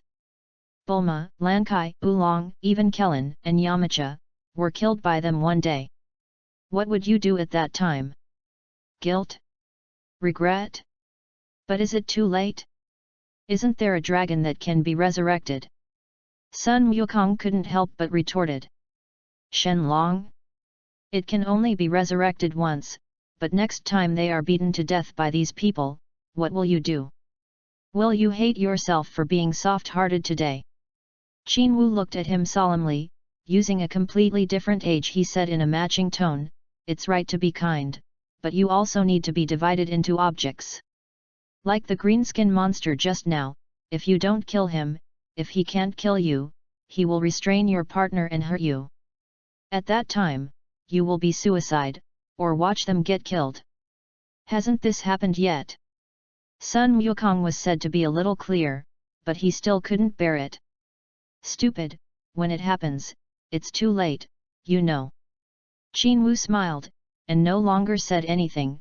He signaled Sun Wukong to leave together. However, after 10 minutes, he turned his head and came back. At this time there was no Monkey King by his side. He closed his eyes and probably felt a breath, smiled, and suddenly disappeared in the air. "Not reconciled, I am not reconciled." Old Piccolo wasn't completely dead at this time, he had been lying on his back, his eyes staring at the sky. Before, in order to continue his bloodline, he spat out an egg and passed on part of his consciousness to give it. That egg has turned him, who was already dying, into a dying moment in an instant. His face was pale and his eyes were gone. Just as he was about to close his eyes and wait for the approach of death, Qinwu walked over with a look of awe.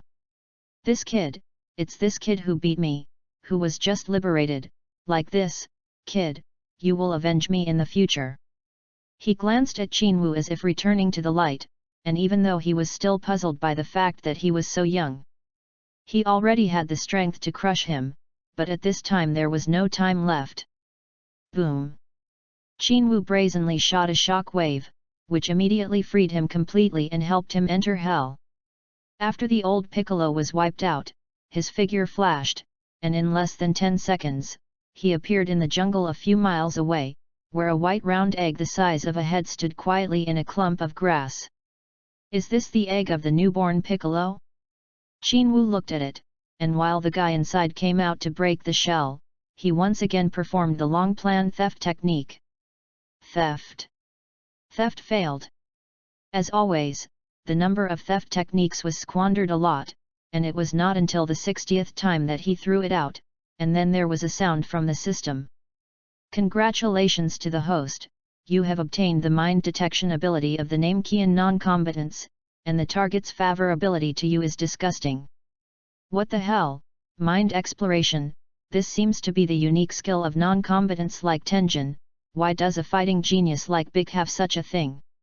Is this because this guy's body is a god? Unable to figure it out, he simply thought about it, lest this new Piccolo break out of the shell. Theft.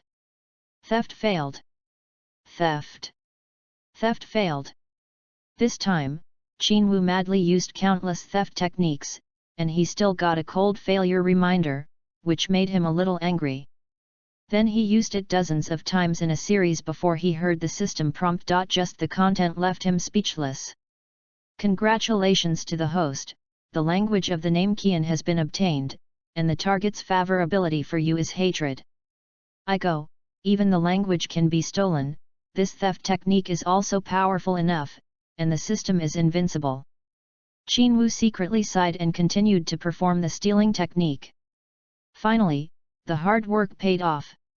After spending hundreds of theft techniques, the system finally prompted what he wanted.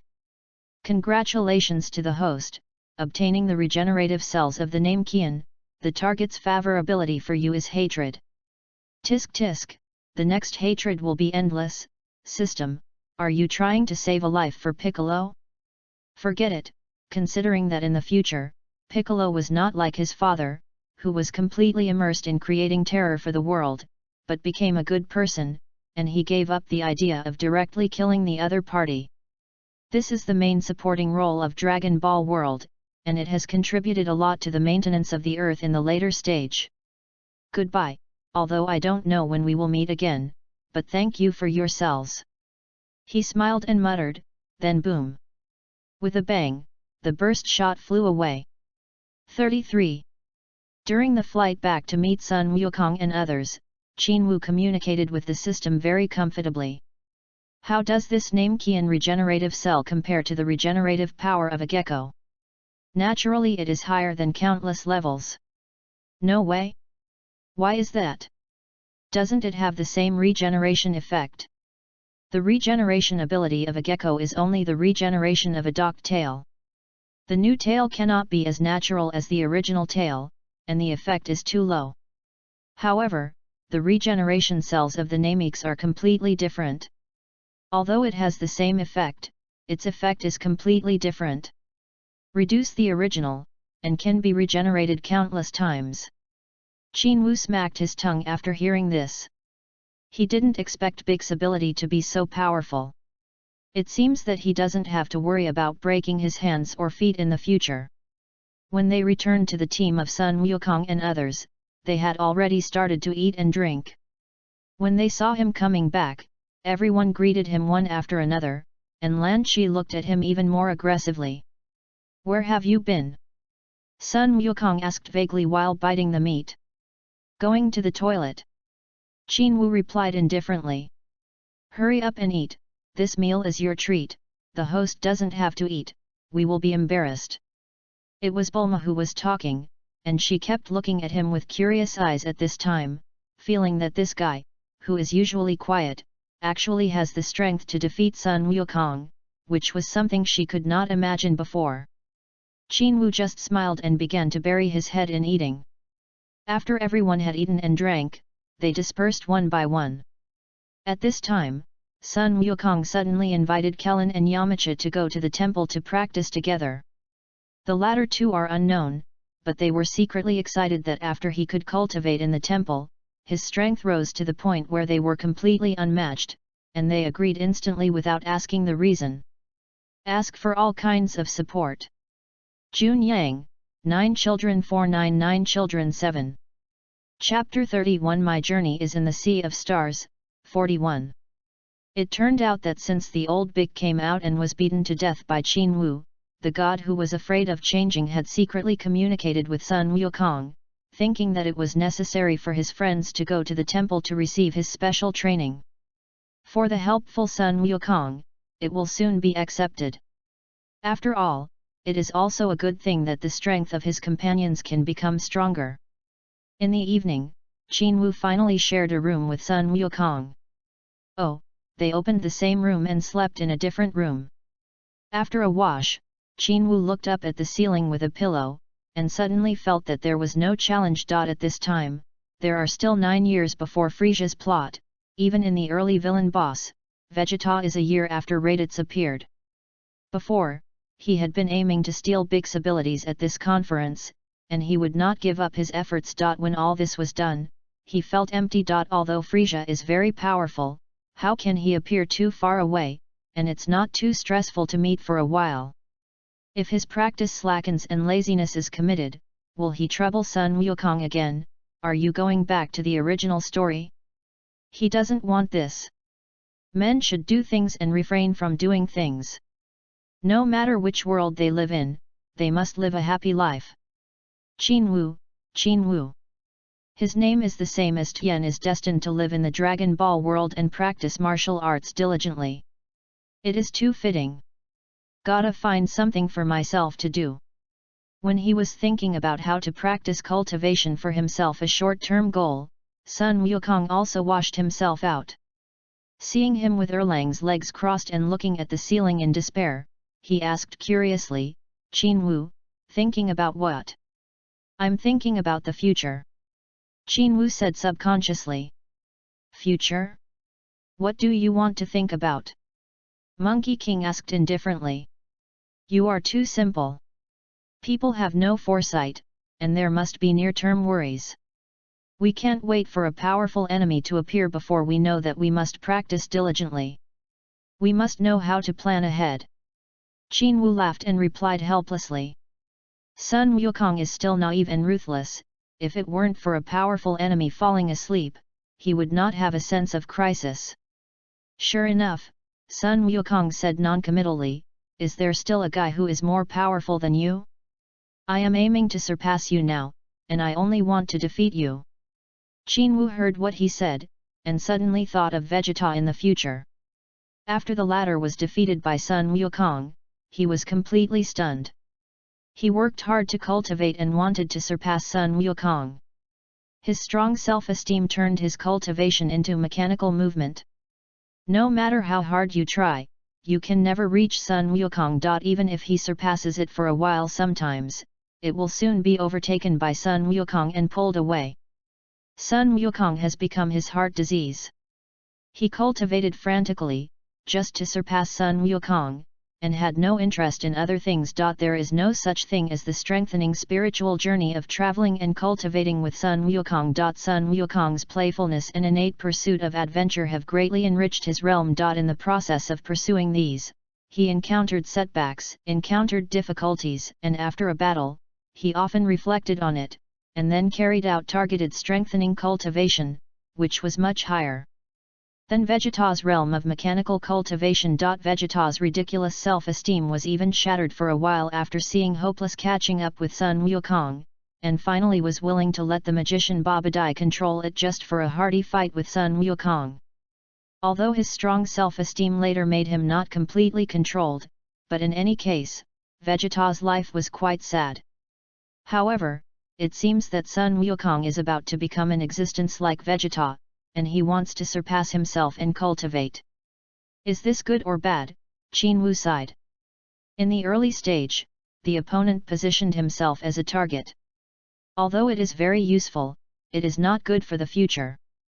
Thinking of this, he suddenly sat up, facing the other party with a meaningful expression and said, I feel that the earth has no opponents now, and I plan to go out. Go out? Where to go? Another country? Sun Wukong asked blankly. In his concept, there is no such thing as a means to get out of the earth, and his vision is still on the earth. This was not fully understood until his brother Raditz appeared. Seeing his silly question, Qin Wu burst into laughter, shook his head and said, No. He pointed to the starry night sky outside the window, it's that sea of stars, I want to leave the earth and go outside to see. What? Sun Wukong was astonished, he never imagined that Qin Wu had such absurd thoughts. Can the earth go out? His little brain is not enough. Seeing his silly expression, Qinwu said seriously, yes, I think my vision can no longer be limited to the earth. I have to go out for a walk and see the wider world outside. There may be a stronger enemy, and I like a challenge. I love challenges. The wider world outside. Sun Wukong suddenly became enlightened like Fu Ji, and he said excitedly, take me, I also want to go outside. 34. On the contrary, Qinwu shook his head and directly refused, no, you should find your own world, always follow me, and you will never be able to surpass me in the future. That's right, that's right. Although Sun Wukong was a little disappointed, he still agreed with the other party's idea. Then what should I do? Qinwu smiled, he looked directly at Sun Wukong, his expression once again contained an indescribable meaning, you can ask the gods, he should know where is suitable for you. Okay. Sun Wukong finally decided that he couldn't go out with him. After a slump, he asked, then when are you going to leave? Qinwu raised his head, touched his chin, thought about it, and said, we have to find a suitable time and a suitable means of transportation. Sun Wukong nodded, a little reluctant in his heart. A guy who has been competing with him for several years and has become his own surpassing target suddenly said that he was going to leave and divide things. He was very sad. He didn't know when we would see each other again, maybe even forever. In this case, he was extremely lost. Simple-minded and carefree, he finally had his second sentimentality since the death of his grandfather, Sun Gohan. Seeing his mental state, Qinwu looked a little sluggish, and said amusingly, what's the matter? I'm not coming back, I will come back again in 10 years. At that time, I hope to see strong you who can surpass me, come on. Will come back? Looking at Qinwu's faint smile, Sun Wukong immediately became happy, and said with great anticipation, okay, let's work hard together, I will definitely surprise you. Well, come on. Updated, it will be changed every 5 days until it is on the shelves. No matter what the results are, it will be like this. Please support me. Chapter 32 The Unbelievably Powerful Qinwu, Seeking. 42. 2 days later, Temple Square. Boom boom boom. A huge roar resounded through the entire temple, and the surrounding airflow raged violently, forming a large torrent vortex, like a tornado, which suddenly exploded. Qinwu, all right, don't go any further, the temple is going to explode. God's face was full of horror, all the elements in the air were blowing so that he couldn't open his eyes, and the robes on his body seemed to fly away. India Asan is holding a green coconut tree, like a black flag, hanging in the air, fluttering in the wind. Kellen, Yamcha, and Sun Wukong all hid in the big room of the temple, looking at Qinwu in the center of the square in horror. Even at the top of the Galan Tower under the shrine, the face of the Miao Star of Immortal Galan was full of horror, and countless hairs were blown up by the powerful airflow around. Is it Qinwu's anger? Is it his? How is it so strong? Ah! Qinwu, who gathered all their sights, clenched his fists with both hands, all the veins burst out, and shouted vigorously. He did not know when a thick layer of qi had appeared all over his body, and as he frantically raised the qi in his body, it became more and more boiling. The friction between Jinmang and the air formed a strong vortex above everyone's heads. Under the action of strong pressure, with him as the center, the entire temple was filled with irritable energy. Suddenly, Qinwu's voice was almost hoarse, and there was a sudden explosion in the air around him, shaking the entire temple. A wave of air that could be seen by the naked eye instantly spread countless meters away, shaking the entire temple's buildings. Ring! When all this was over and the temple was restored to calm, everyone found that Qinwu was like a god of war, all shrouded in a faint colorless light, his hair fluttered in the wind, his face was cold, and his eyes were suffocating, which was awe-inspiring. Is it finally over? It's amazing. Sun Wukong wiped the sweat from his forehead and was amazed. Is this guy a monster? As long as he raises his anger to let us feel it, it is too scary to be directly raised to this level. Kaylin stared blankly at Qin Wu, his heart filled with shock. Yamcha was so shocked that he was speechless, but Qin Wu gave him a feeling that if the opponent hit him at will, he could destroy him without leaving any slag. The gods finally dared to approach each other. He walked forward and looked at Qin Wu carefully. Zhang De wanted to say something, but he couldn't say anything. Amazing, awesome. I didn't expect you to have cultivated to this level before you knew it. You surprised me too much. Bobo got down from the coconut tree, and while walking, he kept looking at Qin Wu, with a pair of circle-like eyes, staring at the boss. God, can you feel the destructive power of his qi? This, cough. The gods couldn't figure it out for a while, so they could only cough to cover up their incompetence. It's probably no problem to knock down half of the temple. Really? The temple was built by the ancient gods with meteorites. This is not comparable to ordinary bricks and stones. It is very strong. Has he been so strong? Bobo was shocked. It should be, you ask him himself. God shook his head and smiled bitterly. At this time, Qin Wu turned around, and the violent qi did not dissipate, but kept condensing around his body. With a faint smile on his face, he said arrogantly, I can blow up the entire temple in an instant. Hiss! Everyone was stunned. He actually said that he could blow up the temple. How powerful is this destructive power? However, they did not think that what Qin Wu said was a lie, and it could be seen from the momentum of the other party that it was true. Qin Wu smiled confidently, glanced around, and cast his eyes on everyone, and asked, How? Are you finished? It's over, you take it. Tian Shen quickly replied. He was afraid that if Qin Wu would still increase his qi, the entire temple would not want it. Everyone nodded sharply, and their eyes never moved away from his body. Call. Qin Wu took away the anger from his body and suddenly became an ordinary person without a trace of anger. Sun Wukong brought Kaylin and Yamcha close to him. Kaylin praised in full voice, Qin Wu, you are so powerful, you left us far away. It's okay, if you work hard to cultivate with the gods, you will become very powerful. Qin Wu replied indifferently. Become very powerful, that can't catch up with you, monster. Kellen and Yamcha secretly shook their heads and smiled bitterly. In just over 3 years, Qin Wu actually grew from an ordinary little boy to this field, which is terrifying. This made them want to start in the temple just now, and their minds to catch up with him and Sun Wukong were greatly frustrated. This is not a level at all. When they worked hard for a period of time, they thought they would catch up with Qin Wu, but they did not expect that the two had reached another level. They are far away.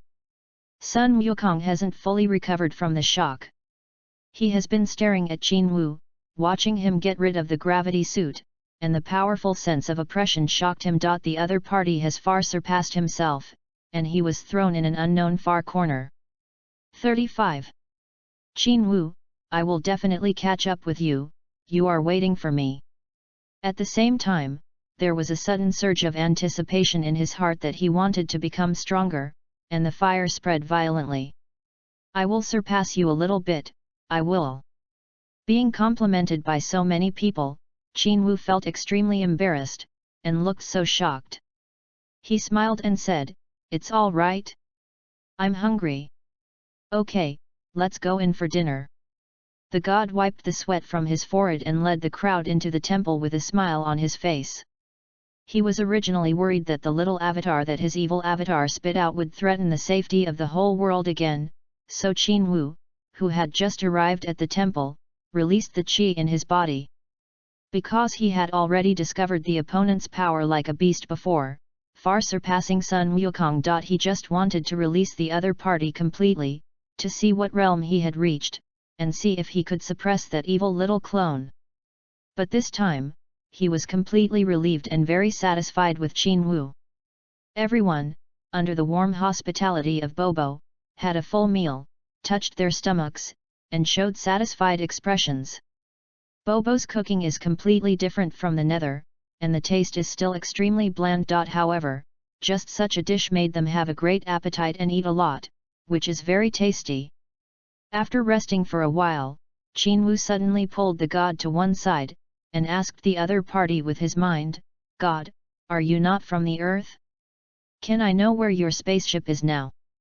"It's over, I just received some bad news, I have to go back to scan the grave tomorrow, which took me a whole day and couldn't code words.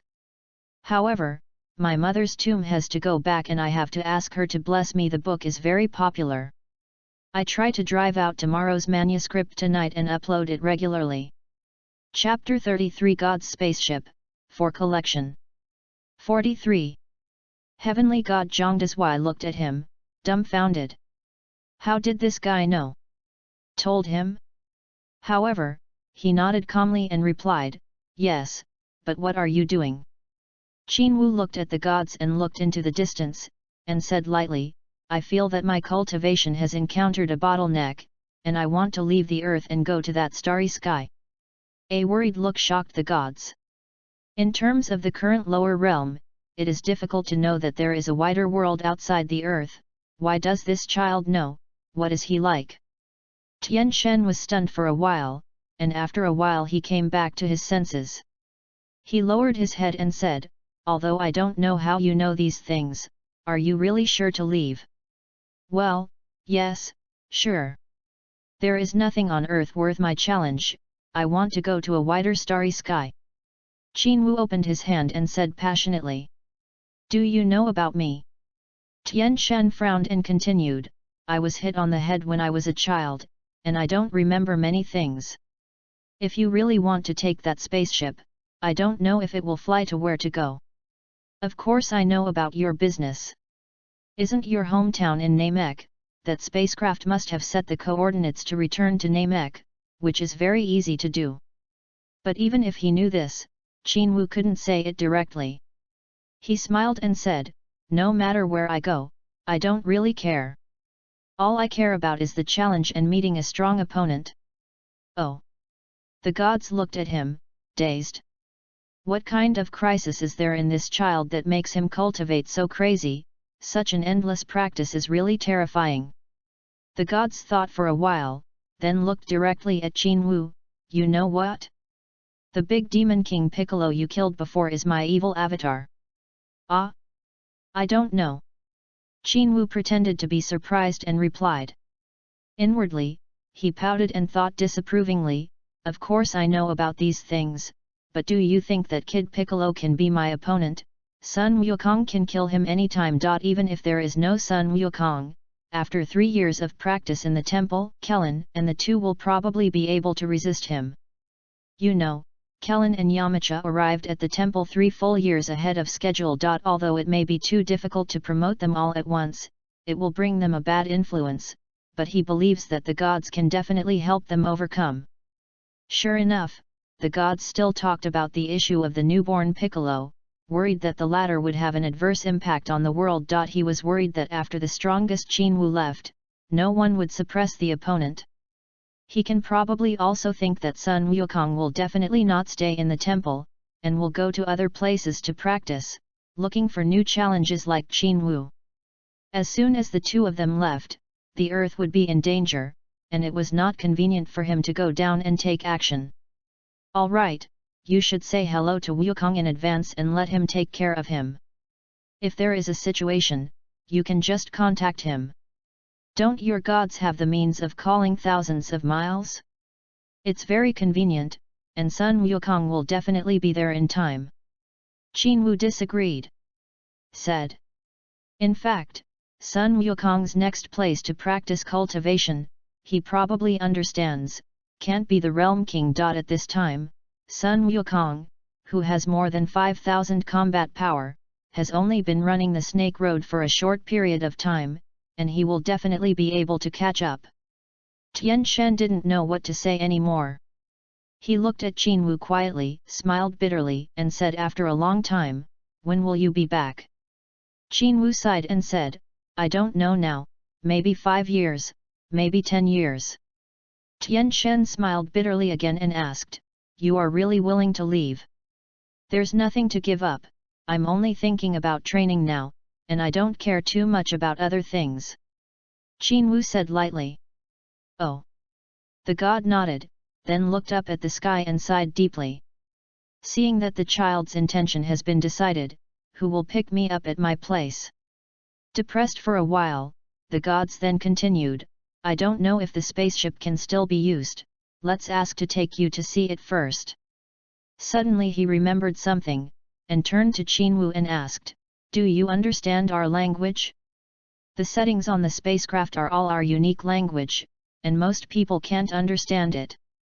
It doesn't matter, I'll have to ask Boma to transform it. Qinwu paused and asked, you know Boomer, right? It's a girl who has a very good talent for machinery. Tian Shen raised his head to recall, and nodded thoughtfully. Next, Qinwu chatted with Sun Wukong, Kailin, and others for a long time before leaving with the. I knew in advance where Tianshan's spaceship was when he was a child. He took the flying carpet along the way and took Qinwu to his destination.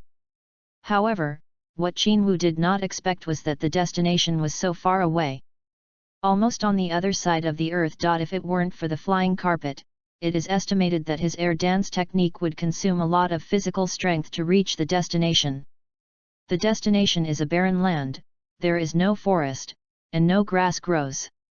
All the way, the wind is so strong that you can hardly open your eyes. Fortunately, Qinwu was very strong at this time, and with a little breath, the obstacle disappeared. The sky was slightly dark, and in a recess, he finally saw a large black aircraft. It was an angular one with 4 legs that stood up to support the boat. 36. The hull is not too big, it seems that it can fill the space of a dozen or 20 people.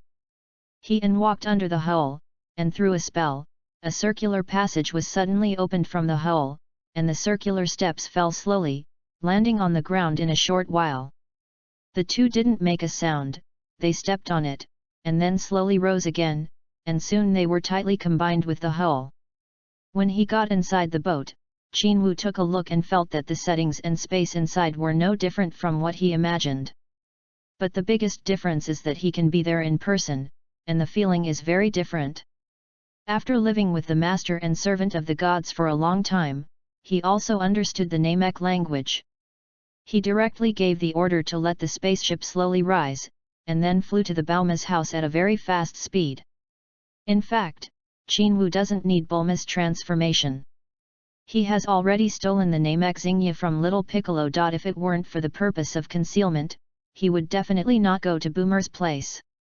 When he arrived at Booma's courtyard in the western capital, Booma happened to be at home and stared blankly at a big guy slowly flying down from the sky above his house. What is this? Looking at the rusty appearance of the spaceship, Boomer was very puzzled. When the spaceship landed, Qinwu appeared in front of her with India-san.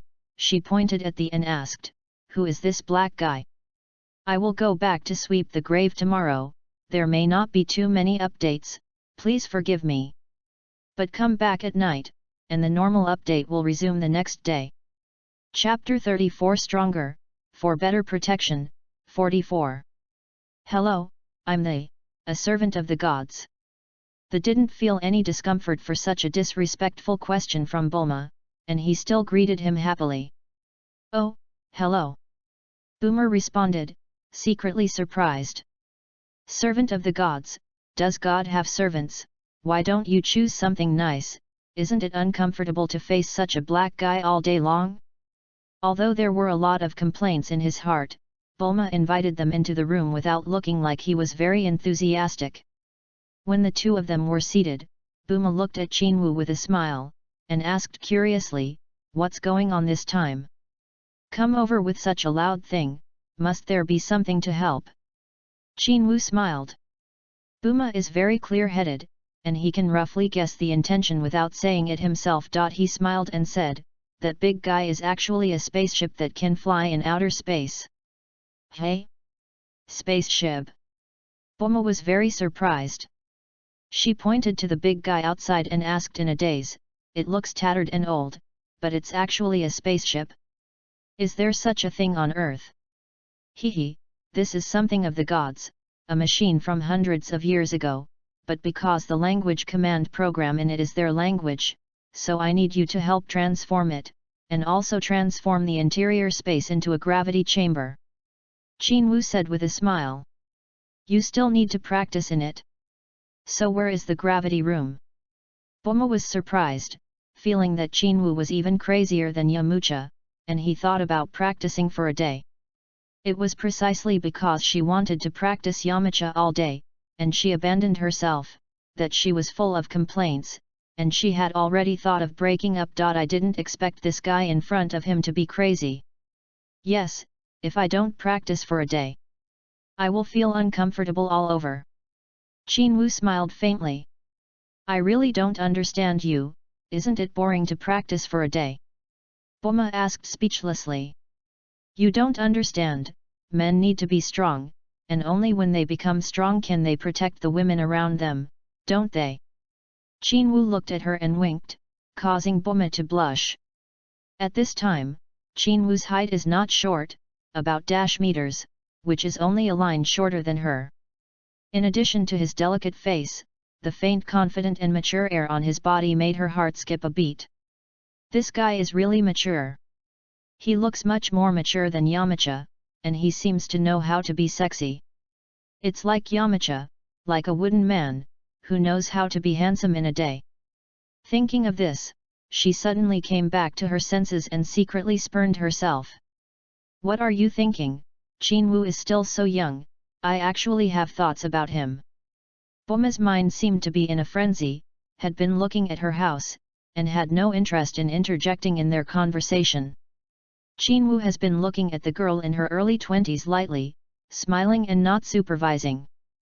But for some unknown reason, Boma felt the look in the eyes of the other party, as if she could see through her own heart. She blushed so hot that she was extremely embarrassed. I waited for a long time before changing the topic and replying, but like you said, the language system in this spaceship is God's own, I don't know how to modify it. Qin Wu smiled, and he pointed to I know, he has been with the gods for a long time, and he has learned it long ago. When the time comes, I ask him to stay for a while and help you encode and translate. At this time, he finally spoke. He smiled and nodded, and said with a friendly face, yes, the gods have asked me to stay and help you. Only now did Bauma nodded and replied, that's it, that's fine. But it may take a while, you have to wait patiently. No problem, I stayed with you before you finished the renovation. Qin Wu said cheerfully. Okay. Boma blushed and nodded in a low voice. In this way, Qin Wu stayed here, and helped Boma translate the language every day, and then returned to the temple, and came back the next day. However, even if he was waiting, Qin Wu still practiced effectively every day. I woke up earlier than Boomer and went out for a run with weights. After running hundreds of kilometers, almost all the way to Zidu, I came back for dinner. Then in the gravity room fitness, various exercises. At night, it enters the state of meditation and cultivation. Bulma is very warm to him and will leave him meals almost when he comes back, feeling like a young couple. Some night, after Qin Wu finished taking a bath, he walked out of the courtyard wearing only a thin shirt, sat down on the seat in the center of the courtyard, and looked up at the sky. After a while, I will leave the earth and go to you, so I have to wait for me. He murmured, with a trace of reluctance on his face, a trace of anticipation, but more of excitement. After coming to Dragon Ball World for more than 3 years, he can finally leave the earth, see the scenery outside the starry sky, and meet the masters of various cosmic races. Thinking about it, he is very excited. I don't know when, Boma also washed and came out. Because of the transformation of the spacecraft, I spend every day in it, and I am very busy. Sometimes my father would help. But most of them watched and were very interested in something new like a spaceship. 37. Therefore, she is almost alone. Fortunately, she has an excellent mind. For things like machinery, there is basically nothing to her. It was rare tonight. She came out to get some air and look at the night scene, but she didn't expect that a person was already sitting in the seat in front. That person looked up at the sky and seemed to be in a state of ecstasy. "What are you thinking about?" Balma ruffled her hair and looked at Qinwu curiously. "Hey, I'm about to leave the earth, I'm just a little emotional," Qinwu said with a sigh. "Oh." Bulma walked over to Qinwu and sat down, frowning and asked, "Are you really willing to leave Sun Wukong and the others? What's there to bear?" "I just want to find a higher challenge and improve my strength, so that I can better protect the people around me." Qinwu smiled faintly. However, when he said this, he was quite confident, but with a hint of melancholy. "Are you protecting those around you? Has he never thought about himself?" Bulma suddenly felt that Qinwu was really handsome, a man who became stronger and stronger for the people around him, and worked hard for the people he loved. He was really handsome like that. She couldn't help but blushed slightly. Why does this guy look better than Yamcha? What is that guy practicing for one day, to be more handsome for him, right? Boomer guessed. But when she accidentally saw the muscles that were about to explode in Qinwu's shirt, her face turned even redder. "Hey, why do you keep thinking about some strange things?" she turned to muttering to herself. When she came back to her senses and wanted to say something, she saw Qinwu looking at her with a half-smile. "Go back to visit the grave tomorrow, there may not be many updates, just come back. Sorry everyone." Chapter 35 The Gradually Separating Partners, for Collection. 45. Oh. Bulma immediately blushed and stared back, pretending to be angry. "What are you looking at, little devil?" "Hee, nothing, I always see that you are always distracted." Qinwu smiled lightly. "What's your business?" Bulma sighed, then suddenly sighed, shook his head and said, "I really can't think of what you cultivators think. You can practice at home or in the city, why do you like to run around? Run! You are going to leave the earth and go to that outer space, you are crazy. Haha, what challenges can there be in the city? We like to find strong opponents to find out our shortcomings. This is not something we can find at home." Qinwu squinted his eyes, with a leisurely expression, "Look at it. Sun Wukong, he has never been determined, right? He has been running around, looking for excitement and opening his eyes. This is the reason why he is strong. What about you? Is it uncertain?" Bulma rolled his eyes and asked speechlessly. "It's better than anyone, but it's better than that monkey." She thought to herself bitterly, "Have you ever seen a monkey characterize it?" "Me?" Qinwu leaned back, sat comfortably, and said comfortably, "I won't settle until I'm strong enough." "Humph!" Bulma raised her chin with a proud look. The two talked for a while, and ended with Bulma unable to bear the sleepiness and entering the room to sleep. Qinwu squinted and smiled as he watched the other party leave, then sighed faintly and shook his head helplessly. This Bulma is good in everything, just likes the love of children a little longer. However, this is not a disadvantage. But it is not suitable for me at this time. Then he continued to look up at the night sky, looking at the stars all over the sky, twinkling and shining into his heart. The night was beautiful, but he didn't have the heart to appreciate it. After closing his eyes, he looked at the spaceship in front of him and sighed inwardly. The spacecraft is ready to be transformed, and the time to leave the Earth is getting closer and closer. The next day, when he woke up, he met Mrs. Boomer, who was singing among the flowers and grass. She looked quite young, not at all as old as her old man. While watering the flowers, humming a song with a smile, completely enjoying life. When she saw Qinwu, she greeted her warmly, joked a few times, and continued to water the flowers. When Qinwu walked out of the door and was about to run, the old man Buma was also about to go out. When he saw him, the latter nodded and left in the car. The old man is not a talker, he only cares about the things he is interested in, and he doesn't care much about other things. He is quite a scientist maniac. Running on the street, as he ran, He carefully examined every corner of the street and looked at every passerby full of smiles. From their smiles, everyone seemed to be satisfied with the status quo of life, which was completely different from the people he had seen in his previous life who were all in a hurry. The Dragon Ball world is a world full of fantasy. Not to mention that everyone can live and work in peace and contentment, but there are also fewer disputes. These people, living a self-sufficient life, do not worry about missing their next meal. Of course, this is on the bright side. As for what's in the dark, this is not what Jinwoo cares about. Routine running of hundreds of kilometers, even though it is 100 times the weight of gravity, but for him nowadays, it is easy and has no sense of burden. At the temple at this time, Kellen and Yamcha have already begun to accept the teachings of the gods and are practicing desperately. Sun Wukong yawned boredly, waiting for the gods to finish teaching the two guys, and wanted to ask some questions. After a long while, Tian Shen finally walked up to him with a natural look, and asked in a condensed voice, "Wukong, tell me, why are you looking for me?" Sun Wukong stood up and said with a look of anticipation, "God, I want to go to a higher stage to cultivate and open my eyes. Do you know such a place?" It's coming, it's coming." After Tian Shen heard it, he did not answer immediately, but sighed inwardly. "I didn't expect it to come so quickly. What should I do with the new book?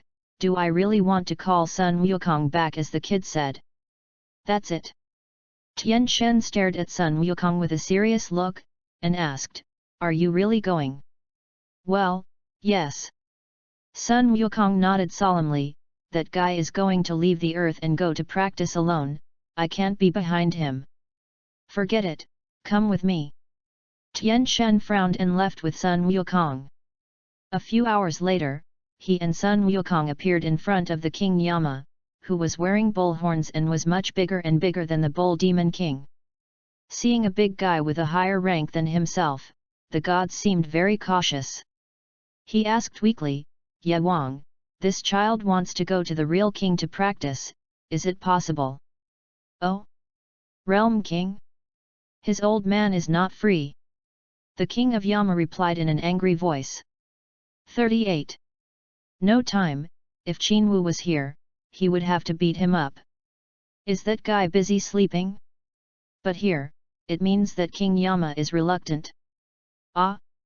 Is he busy? I just talked to him before, and he agreed." Tian Shen said slightly. As a little earth fairy, he knew that the other party was lying, but he didn't dare to contradict. "Did the fat man agree?" King Yama suddenly looked embarrassed, coughed twice, and then said quietly, "Since he is free to receive you, let's go." "But it's okay, I'm very busy here, and I don't have a car to send you there." "I'm not going, it's just this child, don't bother you." The gods said in agreement. Sun Wukong has been secretly looking at King Yama, and seeing that he is so burly and gigantic, he secretly marvels in his heart. At this time, when I heard that I can pass, I went to practice with the Realm King, and I suddenly became excited. "Don't cross the gods." Sun Wukong was taken to the entrance of a trail by a little ghost, and explained to him that he must not fall below, otherwise he will never be able to come back. Sun Wukong nodded, looked around curiously, and found that apart from this checkout trail, there were only some yellow-colored clouds. After the kid left, Sun Wukong jumped up and flew forward quickly along the snake path. "Jinwoo, you wait, I will definitely surpass you." When Tian Shen returned to the temple, Kellen and Yamcha stared at him blankly. "Where's Sun Wukong?" The two left together, but only the gods came back alone, so they were naturally curious. "Let's go to the Realm King to practice." The gods replied solemnly. "Realm King?" The two of Kellen were immediately surprised by Zhangda's why. Sun Wukong broke away from the organization again and went to a more advanced place to practice first. "Why is this guy, like Jinwoo, always restless? Wait a minute, aren't you okay?" One goes to the Realm King, and the other leaves the earth to go to outer space, which is really maddening. "I went back early this morning, don't read it." Chapter 36 Look at the stars, cultivate internal organs, for collection. 46. A week later, Qinwu's means of transportation were also transformed. At Boma's house, Kellen and Yamacha specially rushed back from the temple in order to see them off. Zhu Beiji Oolong and his kindergarten classmate Wupu, as well as Gaixianren and others appeared one after another. A group of people watched Qinwu board the spaceship reluctantly after eating a meal. Take care, Qinwu, remember to come back. Qinwu, remember to come back. Although they didn't have a deep relationship with Qinwu, everyone still said goodbye to him affectionately. Everyone, bye-bye, we'll see you again. Qinwu waved to everyone, and his eyes swept over everyone. When he saw the little guy Upu, he suddenly stopped, as if he had thought of something, and his eyes lit up. Theft. Theft failed. Theft. Theft failed.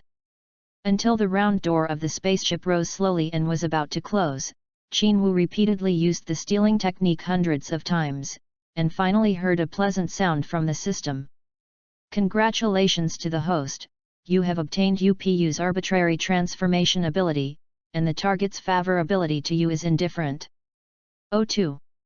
Qinwu waved his fist excitedly when the door closed tightly. The ability to transform is a good thing. The ugly spaceship slowly ascended, Up's originally enthusiastic smile suddenly froze. Suddenly became very indifferent, and flew back to the room leisurely. When the spaceship flew far away, the big guys dispersed one after another. Kellen and Yamacha looked at each other and said in unison, "Let's go, another one." The turtle immortal looked away from Buma, and encouraged them seriously, "Come on, Wu Wuja, you all have to become stronger." "Yes, teacher." The two of them replied in unison again. As a result, Boomer, who was angry at the side, rolled his eyes. "Go away, all of you." The speed of the spacecraft is very fast, and in a few blinks, it appears outside the Earth's atmosphere. Looking out from the transparent glass cover, Qinwu looked at the vast outer space in amazement. Whether it was a previous life or this time, it was the first time he appeared in this place, looking down at the Earth, and in the same way, looking up at outer space. It's enigmatically intoxicating. He looked at the silence, but it was full of unknown cosmic space, and he was shocked. After the spaceship entered space, it moved forward like a meteor. Despite knowing that the destination must be Namek, he was still quite excited. 39. After flying for several hours, Qinwu, who always felt that he had not seen enough of outer space, stood up, walked to the refrigerator, opened the door, took out a bottle of drink, and was amazed at the beautiful space while drinking. In the inner warehouse of this spaceship, there is no trace of flight at all, and it is very stable and quiet. Drinking his drink, he returned to his seat again, and then lay down comfortably, his eyes still on the outer space. Looking at it, he remembered something, and Fuzzy walked to the open space, patted his legs and sat down, and then just faced the quiet space and concentrated on cultivation. When he entered the state of meditation, in the sea of consciousness, he was transformed into a sea of stars, vast and endless, with countless stars twinkling. While feeling the stillness, his mind was also empty, the whole person completely entered a state of stillness, and even his breathing began to be deep and slow. The huge energy contained in the body suddenly boiled involuntarily, scouring his internal organs at full speed. After each wash, the vast and huge qi slowly repaired the damage left after the wash, and became more solid. However, just after the repair was completed, the next flushing came again, and it was flushing frantically in a more powerful manner. When this wave of offensive calmed down, the bigger and thicker qi came back to repair it again. Wash, strengthen, wash, strengthen. This was the first time Qinwu had spontaneously strengthened his internal organs because of the image of the starry sky in his mind. This has the meaning of running some kind of exercise according to the star map. It's just that Qinwu doesn't know any exercises, let alone any luck formulas. He is more about comprehending the starry sky map, which has caused the huge inner chi in the body to differentiate, and they are different from each other. One is to destroy, the other is to repair. This is a scene that has never happened before. In the past, whether it was dynamic cultivation or static meditation, the first thing that came to his mind was always to strengthen his physical body with qi and train his body to be like an iron wall. Isn't that what Sun Wukong and Vegeta are like? However, probably because he had read a lot of martial arts novels or martial arts TV series in his previous life, Qin Wu suddenly thought of using the Starry Sky map to comprehend something. This kind of idea is completely spontaneous, and he just wants to try it. After all, he has cultivated qi for so many years, and it is very deep. However, the ghosts and gods really made him figure it out, so that the qi in the body spontaneously circulated. Starry sky, this vast, deep and huge space. Just like a human body, whether it is an asteroid like the Earth or such a large piece of the universe, it is a complete whole. When he realized why not to regard his body as a whole, so as to strengthen the whole body, instead of strengthening a single physical body, he was comprehending according to the whole map of the starry sky. In the past, the cultivation strengthened the physical body. This time, I will cultivate the internal organs and the whole body. After thinking about things, he became quieter and his breathing became longer and longer, and he could hardly hear any sound. He was completely in a state of emptiness. A month later, Namek. Under a huge monster-shaped house. Several teenagers were training hard under the guidance of an adult tall guy. These people were all green-skinned and had 2 tentacles on their heads, very much like a young Piccolo. They were the Namekians. As an adult fighting type Namekian, Mazza is in charge of the training and teaching of the teenagers under the arrangement of the Great Elder. He is a very serious teacher, and he is very attentive to teaching this kind of thing, especially for those with good talent. He is even more careful in teaching. Among these teenagers, he valued a little guy named Nilu the most. The latter is extremely talented even among thousands of combat-type warriors. Under his strict teaching for several years, Nilu has grown gratifyingly, and has the demeanor of an adult warrior. Seeing the hard work and diligence of these teenagers, Mazza nodded with satisfaction. At this moment, the first elder called someone to call him to meet him. He walked into the huge monster-shaped house, walked upstairs and respectfully squinted at the luggage of the elder, who was sitting on a high seat and seemed to be asleep. Mazza, I feel that something is approaching us, go see who it is, and what is the purpose of coming here. Got something to us? Mazza was puzzled, but he immediately took the order to leave. This piece is a bit fanciful, but it's actually just that the protagonist begins to cultivate and strengthen his internal organs. Chapter 37 Great Elder, so big and fat, please accept. 47. Mazza walked out of the house, came to the group of teenagers, looked up at the sky, and found a small black spot that was slowly growing from the far top. Obviously, it was a spaceship. When the spaceship was getting closer and closer, it finally alerted the young people who were cultivating, and they watched curiously. Hoo-hoo! The strong sound of breaking wind entered their ears, and upon closer inspection, they were stunned to find that the spaceship was quite worn out, with a lot of damage on the outside, and even had its shell peeled off in some places. Something so old must be hundreds of years old. Don't know who is inside? The teenagers were guessing.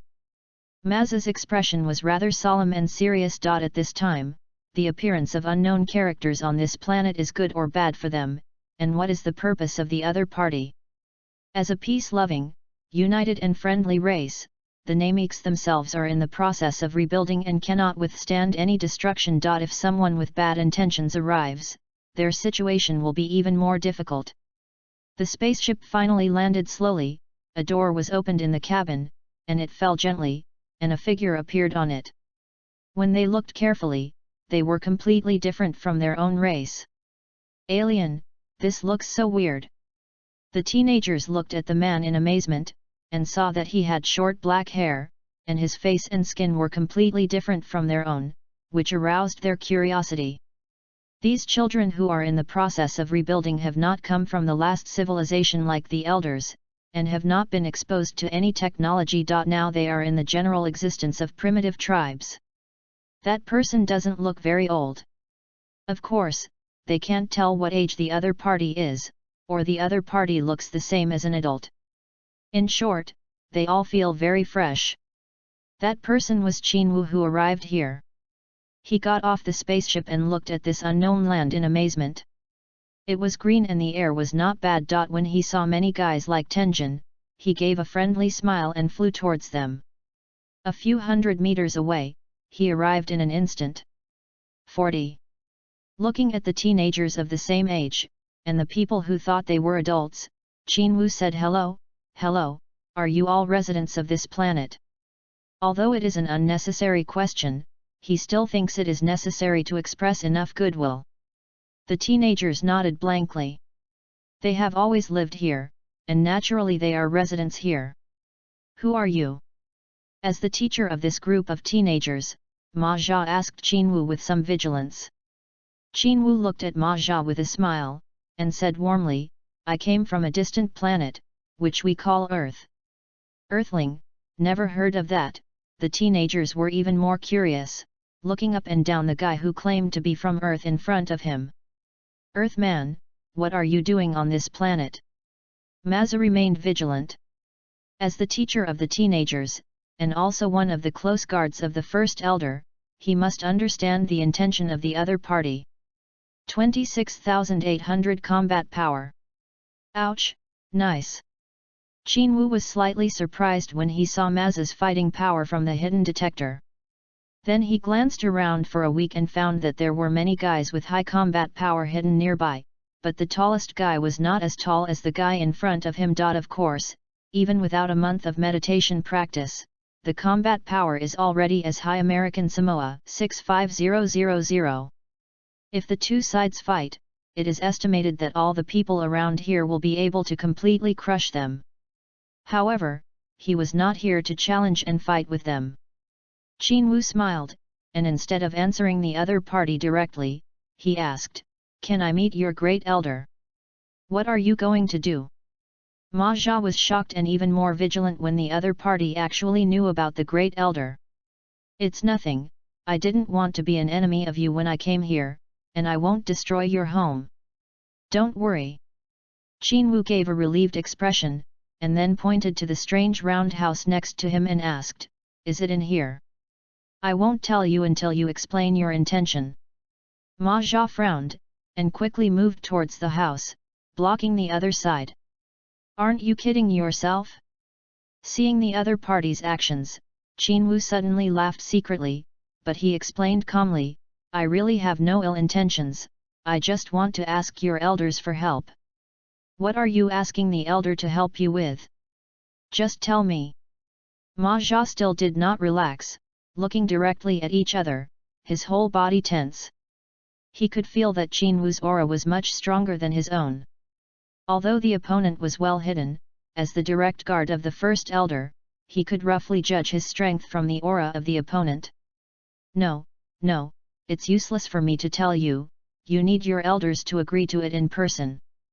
Qinwu shook his head with a smile. He never took a step from beginning to end, just to show his goodwill. He didn't want to take action against these kind-hearted Nameks. He wasn't Frisia's kind of guy who would do anything for profit. What else did Mazza say? At this time, a man walked out of the house and said to Qinwu with a friendly smile, "Come in, Earthlings. We didn't feel any malice from you, and the first elder agreed with you to come in." "Thank you." Qinwu secretly breathed a sigh of relief. He really had a headache for this guy with good fighting power in front of him. He followed the man who came out behind and entered the house. From behind him, he detected that the guy in front of him had only a few hundred combat power, which was not as good as the teenagers outside. However, the figure is a little out of shape, and some are short and chubby. This is probably an intelligent Namekian, right? Qinwu guessed. He knew the racial divisions of the Nameks. In addition to the fighting type, there were also the intelligent type, the medical type, and so on. The guy who has been blocking him just now is a fighting type, and in the future, Dandy, who is the next god, is a medical type, but in order to help the people of the earth, the elder has given him the ability of wisdom, that is, he has the ability to give the creative power of life. Qinwu followed the short, fat name Qian to the second floor, and finally saw the unusually fat great elder. This is a big guy who looks older than the gods. He is all over the body and sits very quietly on the big chair. His expression was also very calm and peaceful, and Qinwu could feel the strong affinity on the other side. "Hello, great elder, I am a human from Earth." Qinwu greeted the other party politely. "Hello Earthlings." The elder opened his eyes slightly, looked at him carefully, and asked, "I don't know why you came here." "I didn't go back today, it's raining, and the update is still normal. Now I want to say that this book will soon reach the word count standard at this update speed, and it is estimated that it will be almost the same on the evening of the 2nd. When the time comes, I hope you can support me a lot. After all, I have to support my family too." Chapter 38 come out, Palanga. For collection, 48. Do you want to explain your intention right away? Will it be too direct? Qinwu thought about it for a while, but did not answer immediately. Instead, he pulled out the gods. "Elder, you look like the gods on our planet." "Oh? Is there such a thing?" The elder looked at him in surprise. "Yes, he is just like you. He looks very friendly. You can tell he is a very good person at first glance." Qinwu said nothing. "Oh." The elder was even more surprised. He asked with a smile, "Can you tell me what he looks like?" He realized something, but still wanted to confirm whether it was really what he thought. "Forehead." Qinwu began to describe the appearance of the gods and their magical abilities vividly. The more the elder listened, the brighter his eyes became. When he finished speaking, the elder nodded with a smile, "So that's the case, that's Kadaz's children, the children who were sent out hundreds of years ago when Namek was about to be destroyed by the pollution of technology." "Really? I haven't heard him say it before." Qinwu pretended to be surprised and said, "He is actually hundreds of years old, incredible." "Hee, Earthlings, our species has a long life. It's not a big deal to live a few hundred years old." The elder looked at Qinwu with a smile, and then looked out the window to the spaceship that the other party was staying in front of him. Nodding thoughtfully, he said, "So you have children of our race on Earth, no wonder your spaceship looks very familiar." "Yes, borrowed it from our gods." Qinwu smiled. "Yet." The great elder glanced at him and asked with a friendly smile, "Let's not talk so much, what are you here for, Earthlings?" "Oh, do you want to get straight to the point?" Qinwu lowered his head and pondered for a while, then simply went out of his way, "I want to borrow your Dragon Balls." 41. Sure enough, has our palanga been spread out? The elder's face was slightly wrinkled, and his expression was a little worried. Qinwu seemed to comfort the other party, and said with a smile, "Elder, don't worry, I am the only one who knows now." The first elder suddenly turned his head to look directly at Qinwu with difficulty, and said with a heavy sigh, "Earth people, do you know that our clan has experienced too much suffering, suffered too much hardship, and even almost suffered the disaster of annihilation? I made Palanga to give my people the courage and hope to live. It symbolizes the future." His face was heavy, and his brows were full of vicissitudes and grief. "However, after all, he is so powerful that he is easy to be spied on by outsiders, and then we will suffer disaster. For this reason, I have been trying my best to hide it, just so that my people have hope and soil for survival. Hey, I didn't expect it to spread, and disasters must follow." The first elder looked directly at Qinwu, his brows furrowed deeper and deeper. "Earthman, what do you think I should do?" "Oh." Qinwu suddenly didn't know how to answer. Everyone knows the truth of guilt, and most people will not reveal their wealth and avoid misfortune. In the original novel, Namek was spied upon by the terrorist Frisia because of the existence of Dragon Balls. Namek was destroyed because of this, and the planet even exploded into cosmic dust. However, this is unavoidable. No matter how well you hide it, there will always be times when it leaks out. In the entire universe, there is no shortage of careerists. Then what should I do? Return without success? Qin Wu asked helplessly. From the moment he took the spaceship of the gods, he had thought about getting some convenience through Polenga, which is more powerful than the Earth Dragon, but at this time, the elder actually wanted to not lend it to himself because he was worried about the danger of his clansmen. It gave him a headache. You can't just forcefully plunder like Frisia, can you? The great elder suddenly laughed and said with a smile on his face, Earthman, don't you know what I'm worried about? I can feel the great strength of you. Speaking of this, the great elder paused and asked as if asking, if I promise to lend you the Dragon Ball, will you help us? How can I help you? Qin Wu looked at him puzzled. Is it because you are afraid of exterminating the family? Do you want me to help out? Sure enough, the first elder seemed to see his thoughts, nodded and said, when we need your help, I hope you will not refuse. This is within my power, I promise you. Qin Wu replied firmly. Thank you, Earthling, you have a heart of fraternity and kindness. The elder said sincerely with joy. Cut, don't talk about those useless. Qin Wu pursed his lips secretly, but said with a smile on his face, helping others is what I do best, great elder, you can rest assured. Good boy, this way my clan is expected to continue. The elder nodded with satisfaction. Qin Wu smiled and thought to himself. If it is purely a help, not a nanny, there is no problem at all. As long as Frisia and other terrorists are eliminated, it is estimated that the disasters of the mechs will be greatly reduced. And as long as his strength is strong enough, he will destroy these gang of careerists. It's also an easy task, and this little bit of work can definitely help. This is the hometown of the gods. Others may not help, but this one can help. Then, with the approval of the elder, he took the one-star Dragon Ball on the other side and set off to other tribes, and Maza was the one leading the way. Under the intentional arrangement of the great elder, the Namekians are divided into only 7 large tribes, each of which is about tens of thousands of people. The 7 Dragon Balls are in these big tribes, and are looked after by the elders. Because the big elder gave the pass relationship, each tribe seemed very enthusiastic, and Dragon Ball took it out to him without hesitation. When the 7 Dragon Balls larger than his own head were collected, he immediately started to summon the dragon beside the spaceship. Come out, Polenga! Polenga is naturally the name of the dragon of the Nameeks. It is much better than the dragon on Earth. Although there is a limit on the number of resurrected people, this is also the need to prevent wishers from cheating. Moreover, it can resurrect people who have died countless times, and the most important thing is that it can fulfill 3 wishes, which is more awesome than the latter.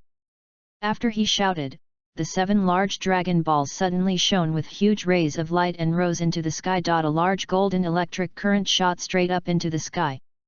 Namek was suddenly shrouded in a layer of black clouds, and lightning bolts pierced the clouds and slashed down into the lower realm. Before long, a long fat frog appeared. Say your 3 wishes, Earthlings. The 4th update, please give your brothers your full support, don't leave flowers or anything. Jun Yang, 9 children 499 children 7. Chapter 39 Leaving Namek, for collection. 49. It is not accurate to say that it is a huge frog, because it also drags a long dragon tail and has 4 horns on its back. It is dark and looks sharp. A big crocodile like a crocodile, with a white face and a green back, similar to the body color of the Namekians. It looks much more powerful and gigantic than the Earth's dragon. Although it is not as domineering and oppressive as the Earth's dragon, it is also a huge beast. 3 wishes, let me think about it. In fact, he had already thought about his wish, and he just wanted to see what was wrong. Say your wish, Earthling. I can fulfill any wish, but only 3. Seeing his hesitation, Polenga couldn't help urging. Can any wish come true? Well, here comes first. After Qinwu was determined, he took out the universal capsule of the gravity room, threw it on the ground, revealing the appearance of the gravity room, and shouted to Polenga, Polenga, I have a practice gravity room here.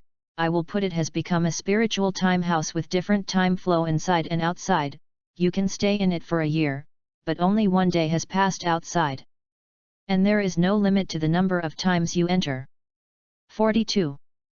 The spiritual time house, the dragon of the earth can't do it, because that is the ability of the gods themselves. It can't be realized beyond its authority, but this Polenga should be able to.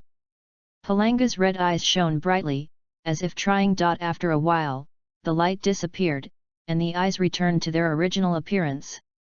At the same time, his face seemed to sweat a lot, and he shook his head and said, the spiritual time room can be done, but the number of times cannot be unlimited, and it can only be done 3 times.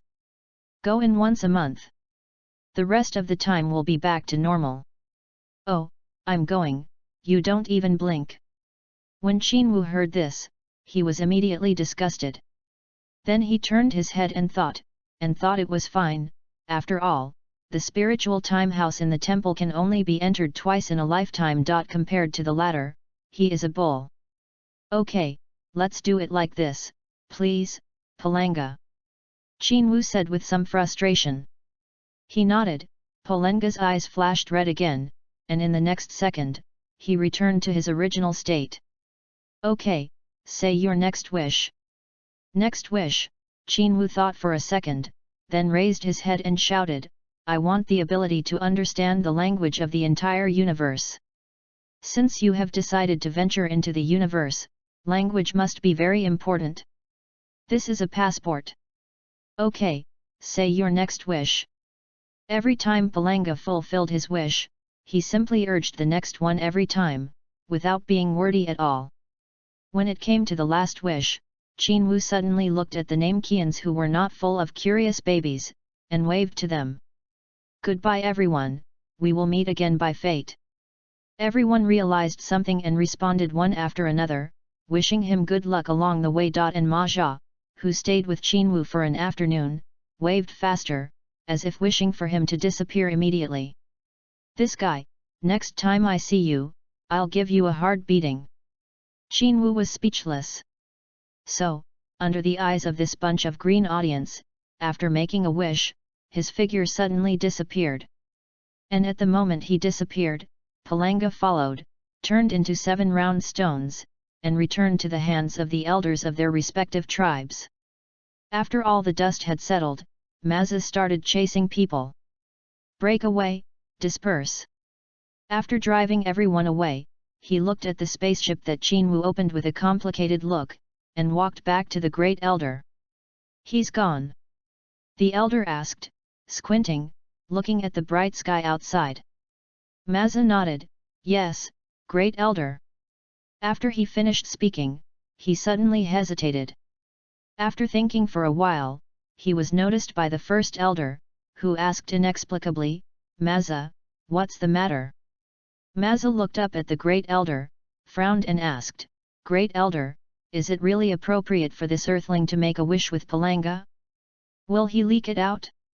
Will it bring danger to our clan? Silly child, can I still not see the character of that child? I have lived for hundreds of years, and I can see a person's character, whether his thoughts are pure or not. The elder said with a smile. He is not worried that Qinwu will leak out about Dragon Ball. Although he has been paying attention to each other for a long time, he can see some characteristics in him. This is the long-term experience of this wise elder. And he can confirm Qinwu's character based on one thing, that is, when he made a wish with Polenga. The other party's motive and the wish made. Immortality, Qinwu did not allow it. Rule the world, Qinwu didn't allow it, and he didn't even allow something that would immediately increase his strength. Only some things that are convenient for cultivation and easy to travel, even the last wish is just to send myself. Can you say that such a child has a bad character? Can't you? The first elder suddenly felt that it was a wise choice to tie the life-saving straw of his own family to the opponent. However, for Ma Jia, who only cares about the safety of the great elder and is only in charge of the children's cultivation, it is not very understandable. However, great elder, if he is captured by the ambitious family, there is still a possibility that it will leak out, and it will never be safe. Ma Jia frowned and was always worried. Maza, you have to trust him, our Namekian family must always trust our friends, and we can't judge things based on guesswork. The elder's eyes suddenly turned sharp when he looked at Maza. He said, I saw that kid on him. The potential of it is that there are amazing fighting talent races in the universe today, their strength and terror are completely beyond our imagination. Speaking of this, he suddenly wanted to say that a long time ago in that race, there was a super genius who was frightening, and countless cosmic races could not sleep at night. Such a race is not to be controlled and humiliated by others. But these, the children do not know, he is too lazy to burden. Oh! Maza nodded in response, then pointed to the spaceship outside and asked, how to deal with this? Is it destroyed? No, I want to keep it, so that you can go out to practice and increase your horizons in the future. The elder said with a smile. Let the children go, we'll stay to protect your safety. Maza smiled. Well, you have to work hard to take them well, especially Nilu. This child has a good talent. You can let him go when you go out to practice in the future. The elder agreed with him and nodded. This kid, Neilu, has nothing to learn from me. I think the sooner he goes out, the better. Maza said, looking at Neilu, who was practicing diligently below. The first elder narrowed his eyes and said lazily, then you can do it. Yes, great elder. Jun Yang, 924-9927. The fifth update, all kinds of requests, brothers. Flowers, rewards, come here. Chapter 40 Combat Strength. On an unknown planet, in an area full of hills and grass, two outsiders appeared. 43. The two were dressed in combat uniforms, purple tight-fitting protective clothing, and soft armor on the upper body. The two shoulder armors were long and protruding, and they flew quickly to investigate. Each person has a detector in the eye area, which is used to investigate the strength and unknown of the unknown enemy. The two are of different heights, one is tall and the other is short, but they are also thin. The skin is brown and has bumps.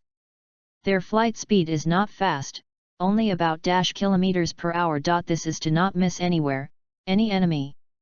Among them, a tall man with a confident expression on his face said to his partner, Kados, Lord Nez is about to arrive on this planet. If we don't hurry to find out whether this area can be safely landed, we will be killed. Torn alive. The shorter guy named Cardos frowned, feeling a little nervous in his heart. Lord Nez is preparing to make some achievements. If you want to get the appreciation of Lord Kula and enter the escort team, it must be very strict. Fija, what should we do? Now that other people have done a lot of area exploration, we have no clue. Damn, we've been tracking for so long, but we let that guy escape. If we don't find that garbage, once Lord Nez comes here, we will die.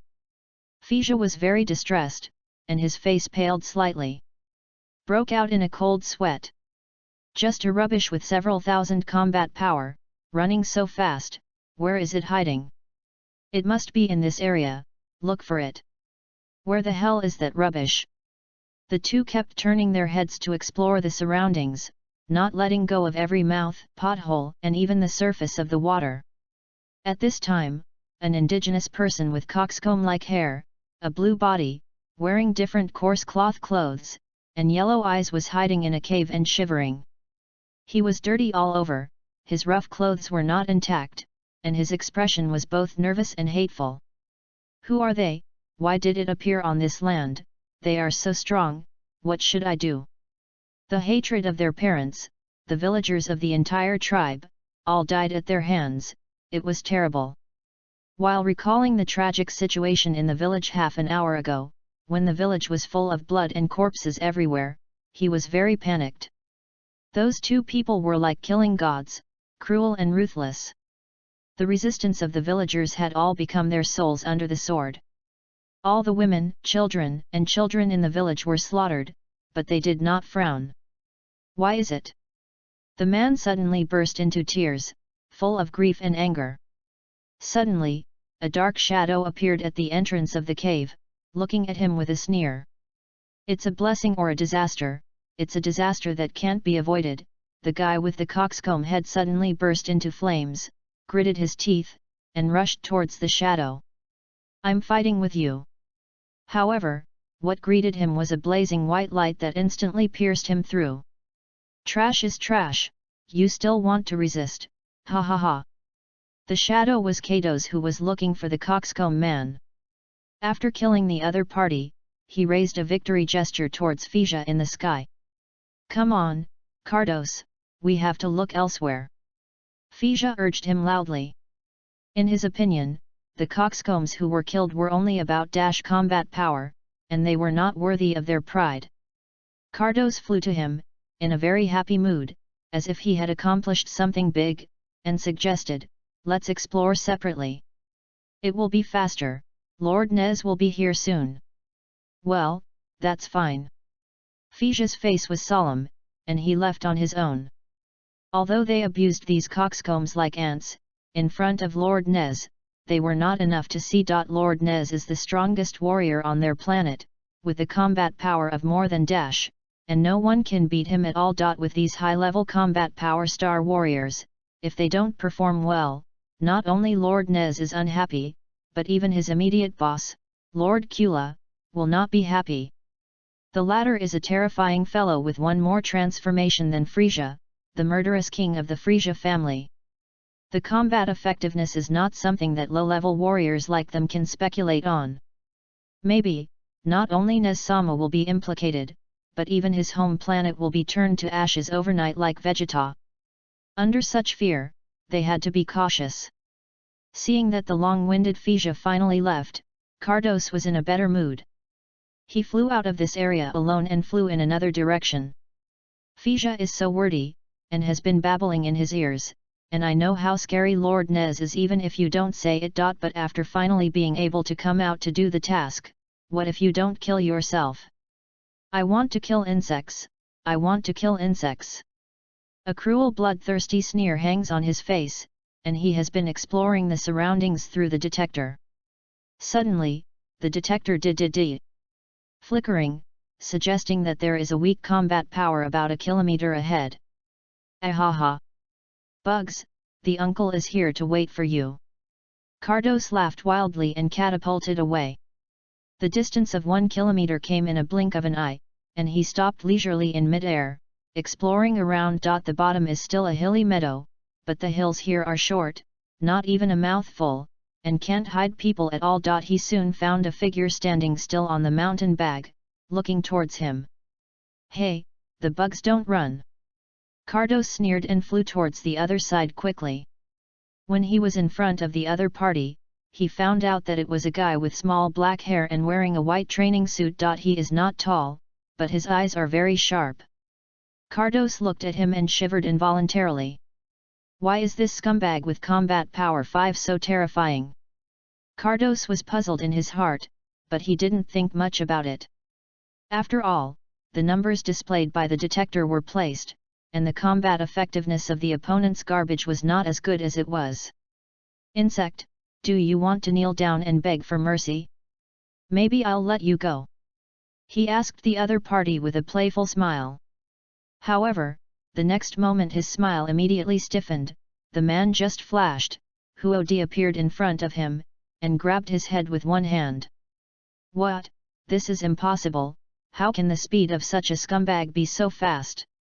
Cardos showed an expression of disbelief, his eyes full of shock. The opponent's speed was so fast that he couldn't see it at all, and he instantly restrained himself.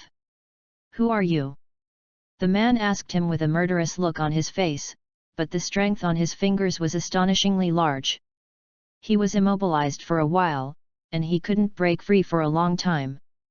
New January, please collect, reward, and even more flowers, brothers, help me rush to the list. Chapter 41. In an instant, the ashes disappeared, receive. 51. You let me go, dead bug.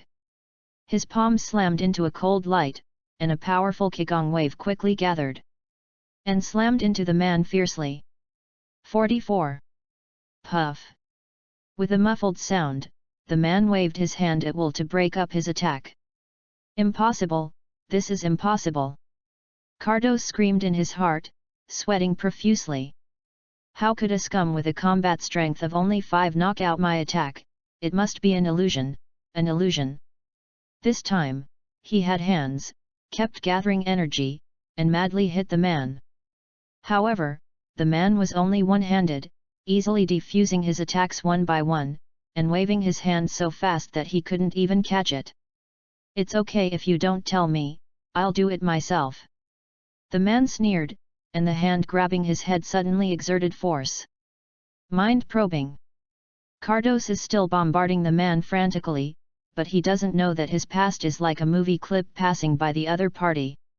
2 seconds later, the man's fingers exerted force again, and his head exploded like popcorn, instantly dying, and the headless corpse quickly fell down. Then the man blasted a shock wave at his corpse, the corpse exploded suddenly, and the shredded flesh scattered on the ground, and it was completely impossible to see what was on him. 100 kilometers in the distance, when Fija was tilting his head to probe one side, it was in that direction that his detector suddenly did. Prompt loudly. What happened? Cardos' data disappeared. Inexplicably, he realized that something was wrong and flew in that direction quickly. 10 minutes later, he was flying fast enough to reach the area where Cardos was before, but he only saw a strange person looking out of him with a cold face, and his teammates had disappeared. He looked around, and then looked at his feet. When he saw a pool of blood and countless pieces of minced meat scattered under the man's feet, his eyes suddenly enlarged, and he was secretly shocked. Who the hell killed Cardos? Is it this guy? He doesn't seem to believe that this scum with only 5 combat powers in front of him can kill Cardos with more than combat powers. You know, although the two of them are not the family guards of Lord Nez, they also have the strength of pioneer leaders. How could they be killed by such a guy? Who are you? Fija stared sharply at the weirdo, and silently gathered a ball of light in his hand. Fija. The eccentric looked at him with a playful smile. Who are you? How do you know my name? Fija was suddenly surprised that the other party knew his name, but he had no impression of the other party. The weirdo smiled and said coldly, You don't need to know who I am. After the weirdo finished speaking, his figure suddenly disappeared, and the next moment he appeared in front of Fija less than half a meter away. What a great speed! Fija was secretly shocked, his eyes widened. I can't even see his movement. Who is this person? Boom! What answered him was a heavy punch from the eccentric, which hit his abdomen, and suddenly he flew backwards like a kite with a broken string. What? This is impossible.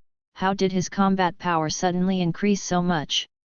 He was hit by a heavy punch and vomited a mouthful of purple blood before he could feel the pain on his body, but the detector suddenly sounded a warning sound, and the monster's combat power data soared to more than in an instant, which was equal to him.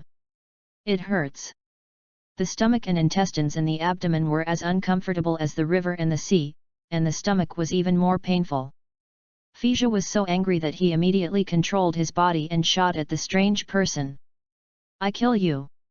He quickly shot out countless balls of light with both hands, and one after another attacked the monster. Those balls of light all slammed into the opponent, bursting with loud noises. Are you dead? How dare you resist this, uncle? Fija saw with his own eyes that the eccentric was attacked by himself in a frenzy, and after not dodging even once, he showed a smug smile and was very relieved. I was actually hit by a bed bug, and I was ashamed to die.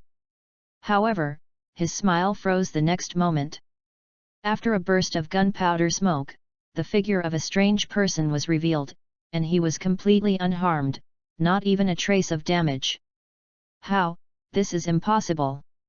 Feiza was horrified. He originally thought that even a guy with a combat power of dash would not be unscathed after being attacked by him all, not to mention that the combat power in front of him had only skyrocketed and returned to its original state in an instant. It must have been beaten to death, and there will be no scum left. But the other party did appear in front of him unharmed. What the hell is going on with this guy? How could such a weird guy appear here? Thinking in his heart, he brazenly continued to attack. This time, he directly approached the strange man, used his strongest strength, shot huge balls of light, and greeted them all. Seeing that all the attacks were about to hit the strange man, at this moment, the strange man suddenly disappeared, and his traces were completely lost around him, and his attack was completely in vain. Ran? Feiza looked around blankly at the sound of the explosions of his own attacks again and again. 45. Where did it go? He glanced around and found no figure. He looked at his feet, and it was still the same. When he inadvertently looked up at the sky, he was frightened. The strange man had appeared a few meters above him at some point in time, and was looking at himself playfully. Die! The weirdo said 2 words coldly, stretched out one hand to him, and a strong golden light bounced out, hitting his head firmly. Boom! The golden light exploded in his head like fireworks, instantly taking away his head and shattering it all. Then, the monster attacked the falling corpse again and exploded instantly. Who is the 5 scumbags in combat? The weirdo snorted coldly and showed a cold smile. This strange person is Qinwu, who was sent by Polenga. Unexpectedly, just after teleporting here, he met such 2 guys, which made him move his muscles and bones for a long time. However, what he didn't expect was that his wish sent Polenga to the area controlled by the Frisia family, but sent him here. Is it Kara? This guy who claims to be able to transform for the 4th time and is more powerful in combat, Frisia's brother? He was a little surprised that he was actually teleported here. You must know that at this time, with these tens of thousands of combat power, in front of the opponent, it is not as good as a weak chicken, and he can squeeze it at any time, and he was actually teleported to the field controlled by the opponent. What made him feel even more pressure was that Nez, one of Kara's Kara Mecha team members, was still a week away from arriving on this planet. Nez, I learned from the 2 guys I just solved that this person is a powerful person with more than dash combat power. It was difficult. Qinwu felt a great headache. The new month is on the list. Brothers, give me some strength. Chapter 42. I just want to kill you, please collect. 52.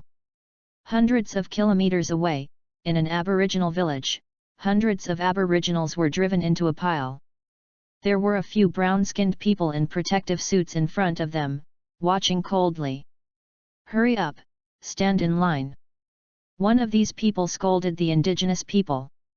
When he shouted this, the indigenous people were even more frightened and lined up obediently. At a height of more than 10 meters above their heads, 2 people stood in the air, but they were different from these brown-skinned guys.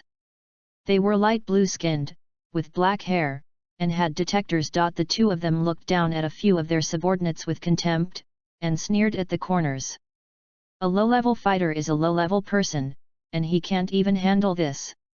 The 2 people are different in height and fatness.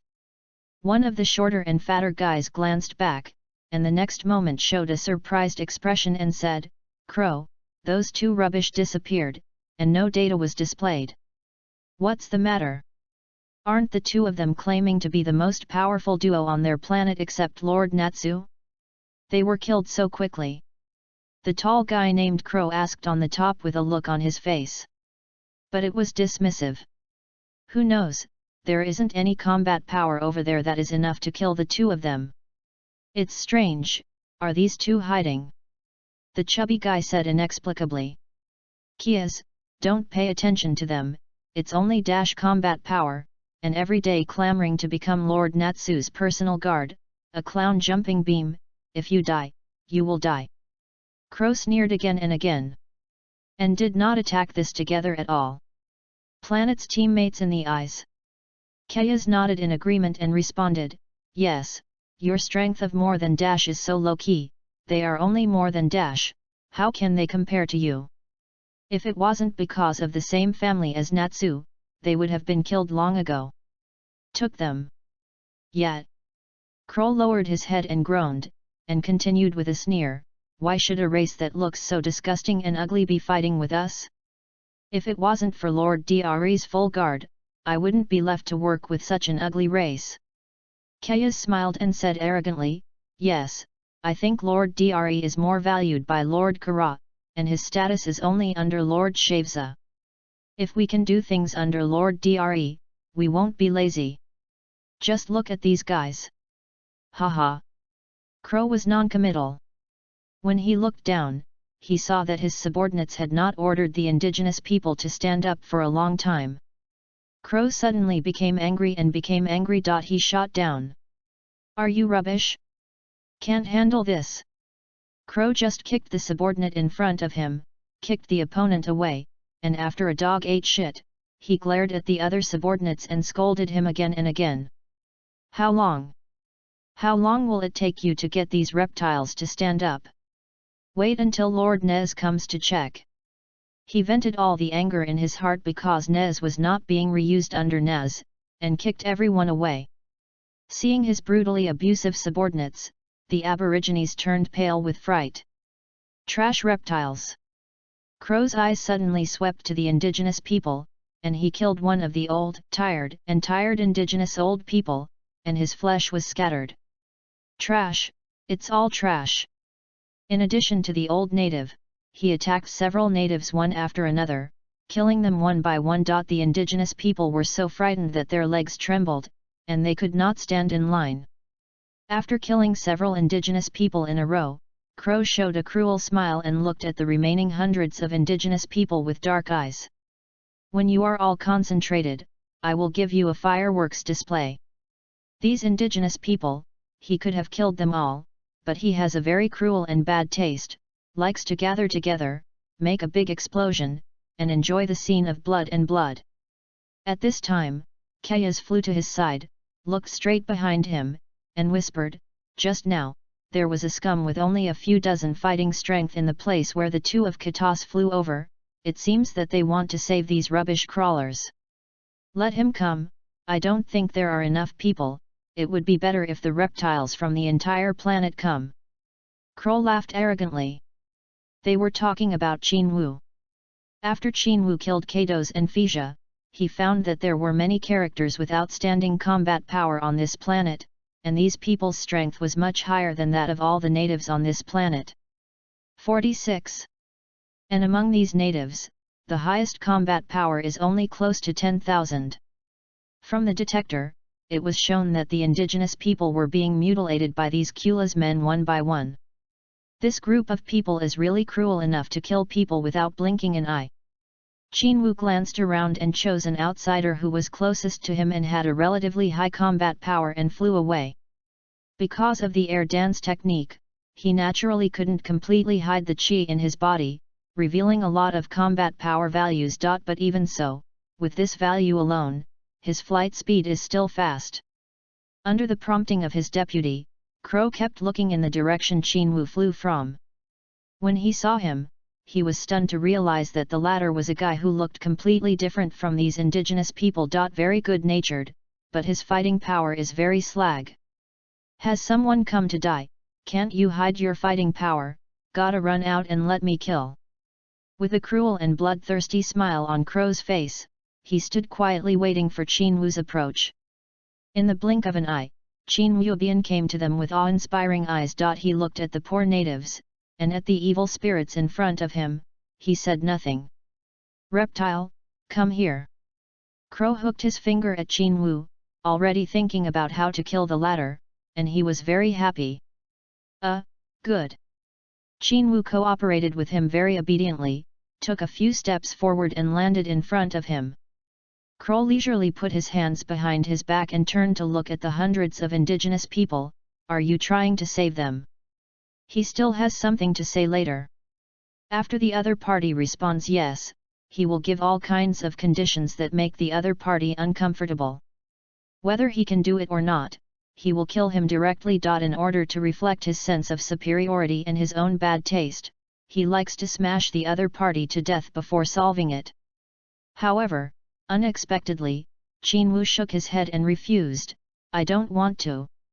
Hey! Crow widened his eyes and asked in surprise, why? Because. Qin raised his eyelids, his face suddenly changed, and he said murderously, I just want to kill you. After he finished speaking, his figure suddenly flashed, bang! He punched Crow, instantly knocking the opponent away. What? Everyone's eyes widened, and they were so shocked that they didn't come back to their senses for a long time. This book will be released in the early hours of tomorrow night, and it will be released as many updates as it can. There is no manuscript. The goal is to update but whether it can be achieved or not depends on the support of the brothers. Please, brothers. Chapter 43 Accidentally Become a Hero, Receive. 53.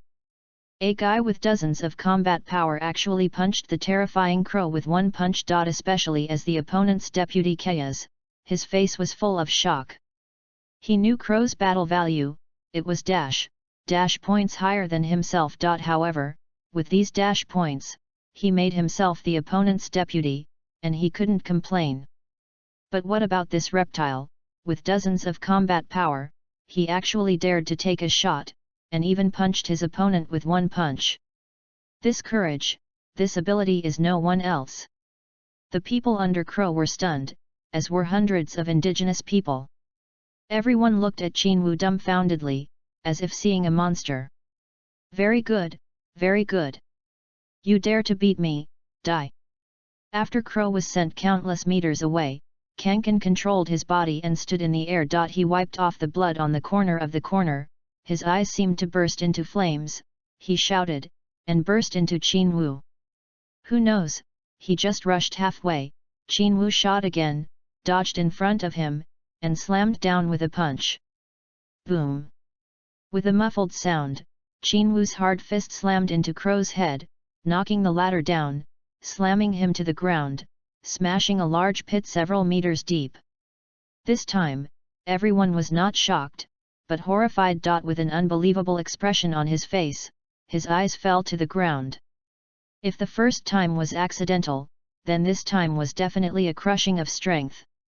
Who is this guy, to have such terrifying strength? Really broke the glasses. Look at Crow, who was so powerful before, who is still buried in the ground for a long time and can't get up. Kias has already put an end to the idea of helping out. Just kidding, that guy blew up Crow. Go and join the crowd? Qin Wu stood coldly in the air, looking directly at the people around him, without even looking at whether Crow was alive or dead. That look, like a domineering god of war, caused a chill to rise from the heart. Crow finally got up and was knocked flying twice in a row. The anger in his heart was furious to the extreme, and a powerful breath suddenly burst out from his body, and the soil under his feet shook a shallow pit a few meters in diameter. Stinky reptile, I'm going to kill you! He shouted angrily and burst into the air, gathering countless missiles in his hand, and slamming into Qin Wu frantically, without breaking the opponent's sworn posture. However, all his attacks failed after Qin Wu's figure disappeared. Boom!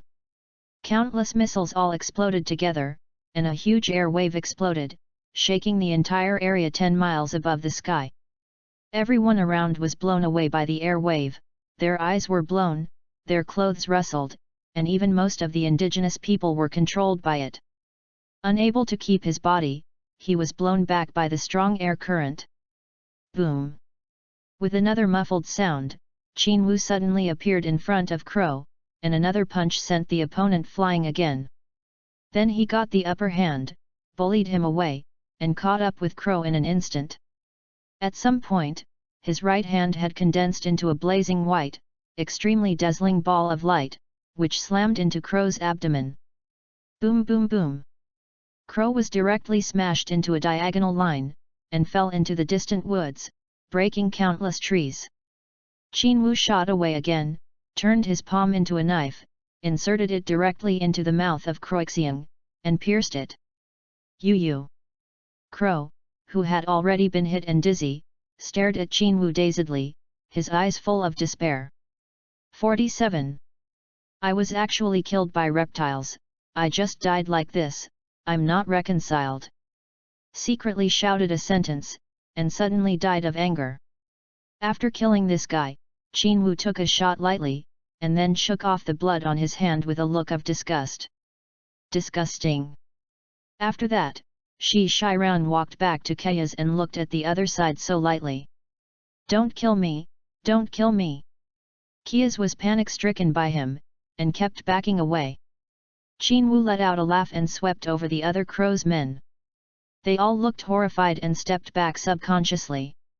With such a light-hearted look on his face, in the eyes of these people, he is a god of killing. And this killing god, with extremely low combat power, killed their highest combat power in 3 or 2 strokes.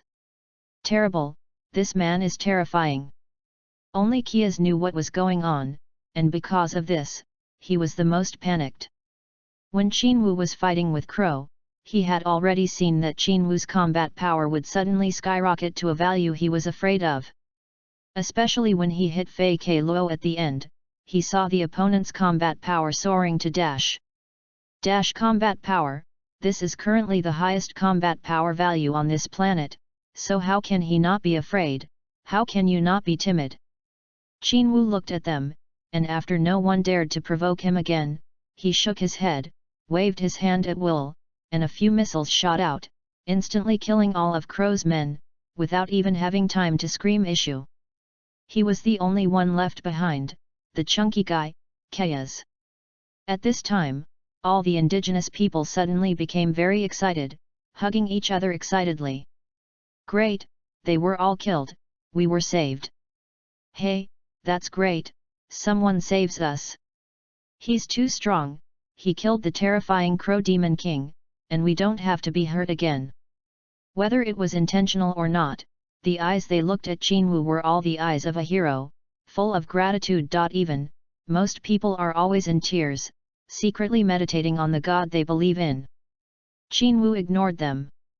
He walked towards Kayas step by step, with a terrifying coldness, and asked, "Tell me, how many of you are here?" Because he can only feel the anger of everyone on this planet, and he can also tell which is evil and which is good. But not all indigenous people are kind, and there may be very few of them who have surrendered and become the fighting force of the evil side. Therefore, even if he has detectors given by the system, it cannot be classified. The system is stingy and very stingy. The detectors given to him are no different from those used by these Kara subordinates, but there is no upper limit to the observed combat power value, and it will not be like the ones brought by these people. Combat power higher than the set value will explode. There are 55 in total, all of which came during this period of time. Kayas said honestly while retreating in horror. 55. Qin Wu nodded, then stared at each other sharply, and said, "Now give you 2 paths, follow me, don't think of any crooked thoughts. Or be killed by me." Is this still an option? Kayas, who was so panicked in his heart, nodded suddenly and replied, I am with you, as long as you don't kill me. It will be put on the shelves in the early morning of tomorrow night, I hope you will support more brothers. Jun Yang, 924-9927. Chapter 44 Transformed, he transformed, please collect. 54. Very good. As long as you follow me and don't think about betrayal, I won't kill you. Qin Wu nodded with satisfaction. If he doesn't kill the other party, he has a plan in his heart. Just arrived at the base of the Starry Sky area under the control of the Frisia family, which is equivalent to the enemy's rear. He didn't know anything about Kara's evil pen. What forces are there, what planets are there under control, I don't know at all. It is very necessary to get a guide temporarily. Just when Qin Wu lowered his head and pondered, the hundreds of natives walked up to him nervously and bowed to him excitedly. "Thank you, hero, for helping us. Thank you, big hero, we appreciate you so much. Qinwu looked back at them in amazement. How did I become a hero? If I let you guys know that my original intention was just to break into Kara, I wonder what you would think? It doesn't matter if he waved his hand and let them leave, now he is not the time to be hot with these people, otherwise his path will be even more difficult. Qinwu motioned for Kayas to leave together, and the latter nodded in fear. The two catapulted out in an instant and flew into the distant sky. The rest of the aboriginal people kneeled and worshipped one after another, chanting words in their hearts, and then they walked away carefully together. In the mid-air flight, Kayas was very nervous and uneasy. Although the other party said that he would not kill him for the time being, if he was in a bad mood at that time, he might regret it. He has been in the Kara Corps for so long, and he has seen too many perverted bosses like this. Everyone is a ruthless and uncertain master. This person has far more strength than Crow, but I don't know what his character is. Watching Qinwu fly forward all the way, the destination is unknown, Kayas asked weakly, Sir, where are you going? Where to go, you ask me, how do I know, I'm just new here. I thought to myself, but pretended to ponder for a while on the surface, looked at the squat blue-skinned guy, and asked, What's your name? Kayas, my lord. Kayas replied quickly, looking at each other all the time, feeling a little uneasy in his heart. Shouldn't it be because of the bad name that he wants to kill me? However, it was obvious that he was thinking crookedly. Qinwu just wanted to address each other for the sake of convenience. Kayas, I want to join you, but I don't know what process to go through. Qinwu looked at the other party and smiled faintly. 48. Hey? Join us? That would be great.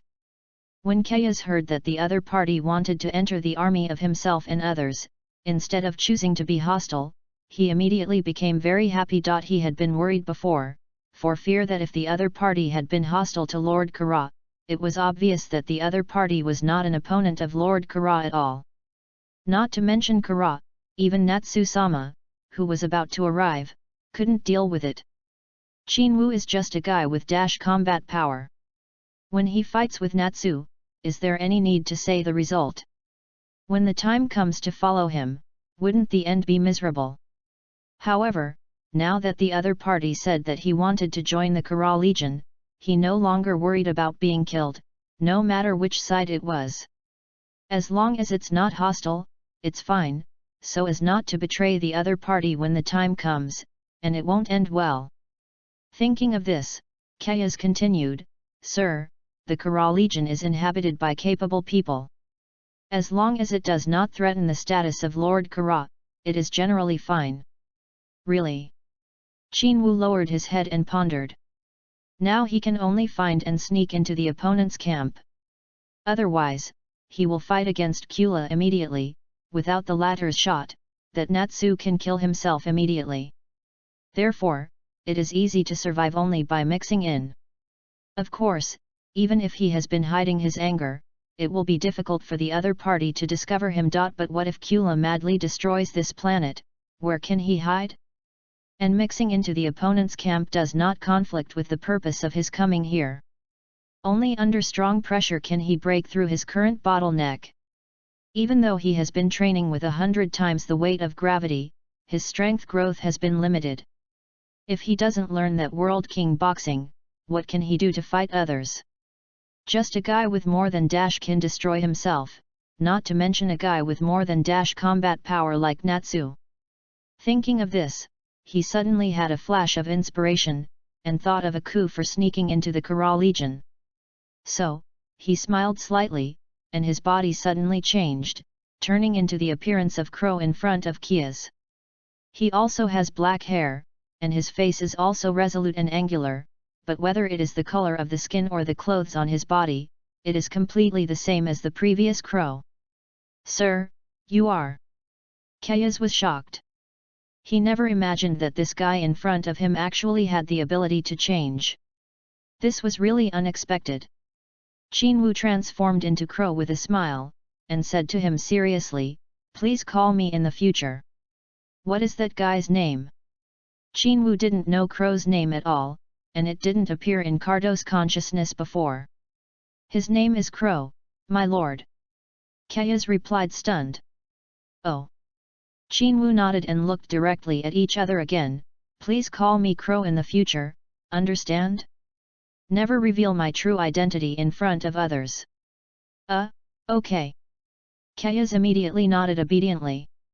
Just kidding, the other party has this kind of transformation ability and hidden strength, so that he can't find the means. If he betrayed him, he will be killed by these two means.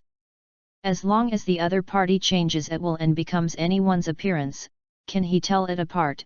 Even if the others wanted to hunt him down, they couldn't do it. Terrible, this guy is so incredible. Think about it, he betrayed him, he can escape at will. As long as he transforms, no one knows who he is. What is even more terrifying is that he still has a strong strength, which makes you hard to guard against.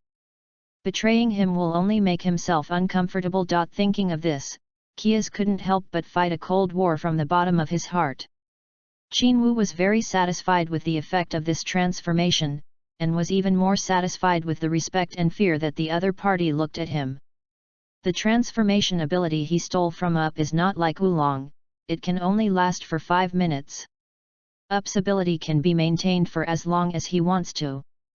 He said, now you can tell me, what should I pay attention to? What is Crow's identity? Who are the hostile guys? Who are the strong ones? It will be on the shelves in the early hours of tonight. I hope you guys will support the first order. Chapter 45 Rest, but come to find fault, for collection. 55. At night, Qinwu, who knew that the planet was called Bractors from Kayas, started his first night of sleep on an alien planet. Originally, Kayas arranged for him to live in the original Crow's room, but how could Qinwu be happy? He chose another room, which was much simpler and less luxurious than Crow's, but Qinwu, who was at ease, didn't think there was anything wrong with it. One night, he and Kayas were learning about Kara's affairs. Kula, as a member of the Frisia family and Frisia's elder brother, cannot explain his own strength, but in terms of the size of the star field he controls, he is much larger than his younger brother. Frisia claims to be the emperor of the universe who controls more than 100 planets. However, Kula has already controlled more than planets and turned half of them into hell on Earth. This guy has a total of 5 generals, each of whom seems to have more than combat power, which is extremely terrifying for Qinwu nowadays. That's nothing, he still has the same special team as Frisia, the Kara Mecha team. Of course, Kula seems to be much smarter than Frisia. The team members he chose are not much more expensive. Each member has a combat power of hundreds of thousands, which is much stronger than his brother's Jinnu team. The strongest person in the Jinnu team, even its captain Jinyu, has only 120,000 combat power, which is dwarfed by any member of the Kara Mecha team. It was learned from Kayas that a member of this machine team was killed by Kula himself because of his unfavorable performance.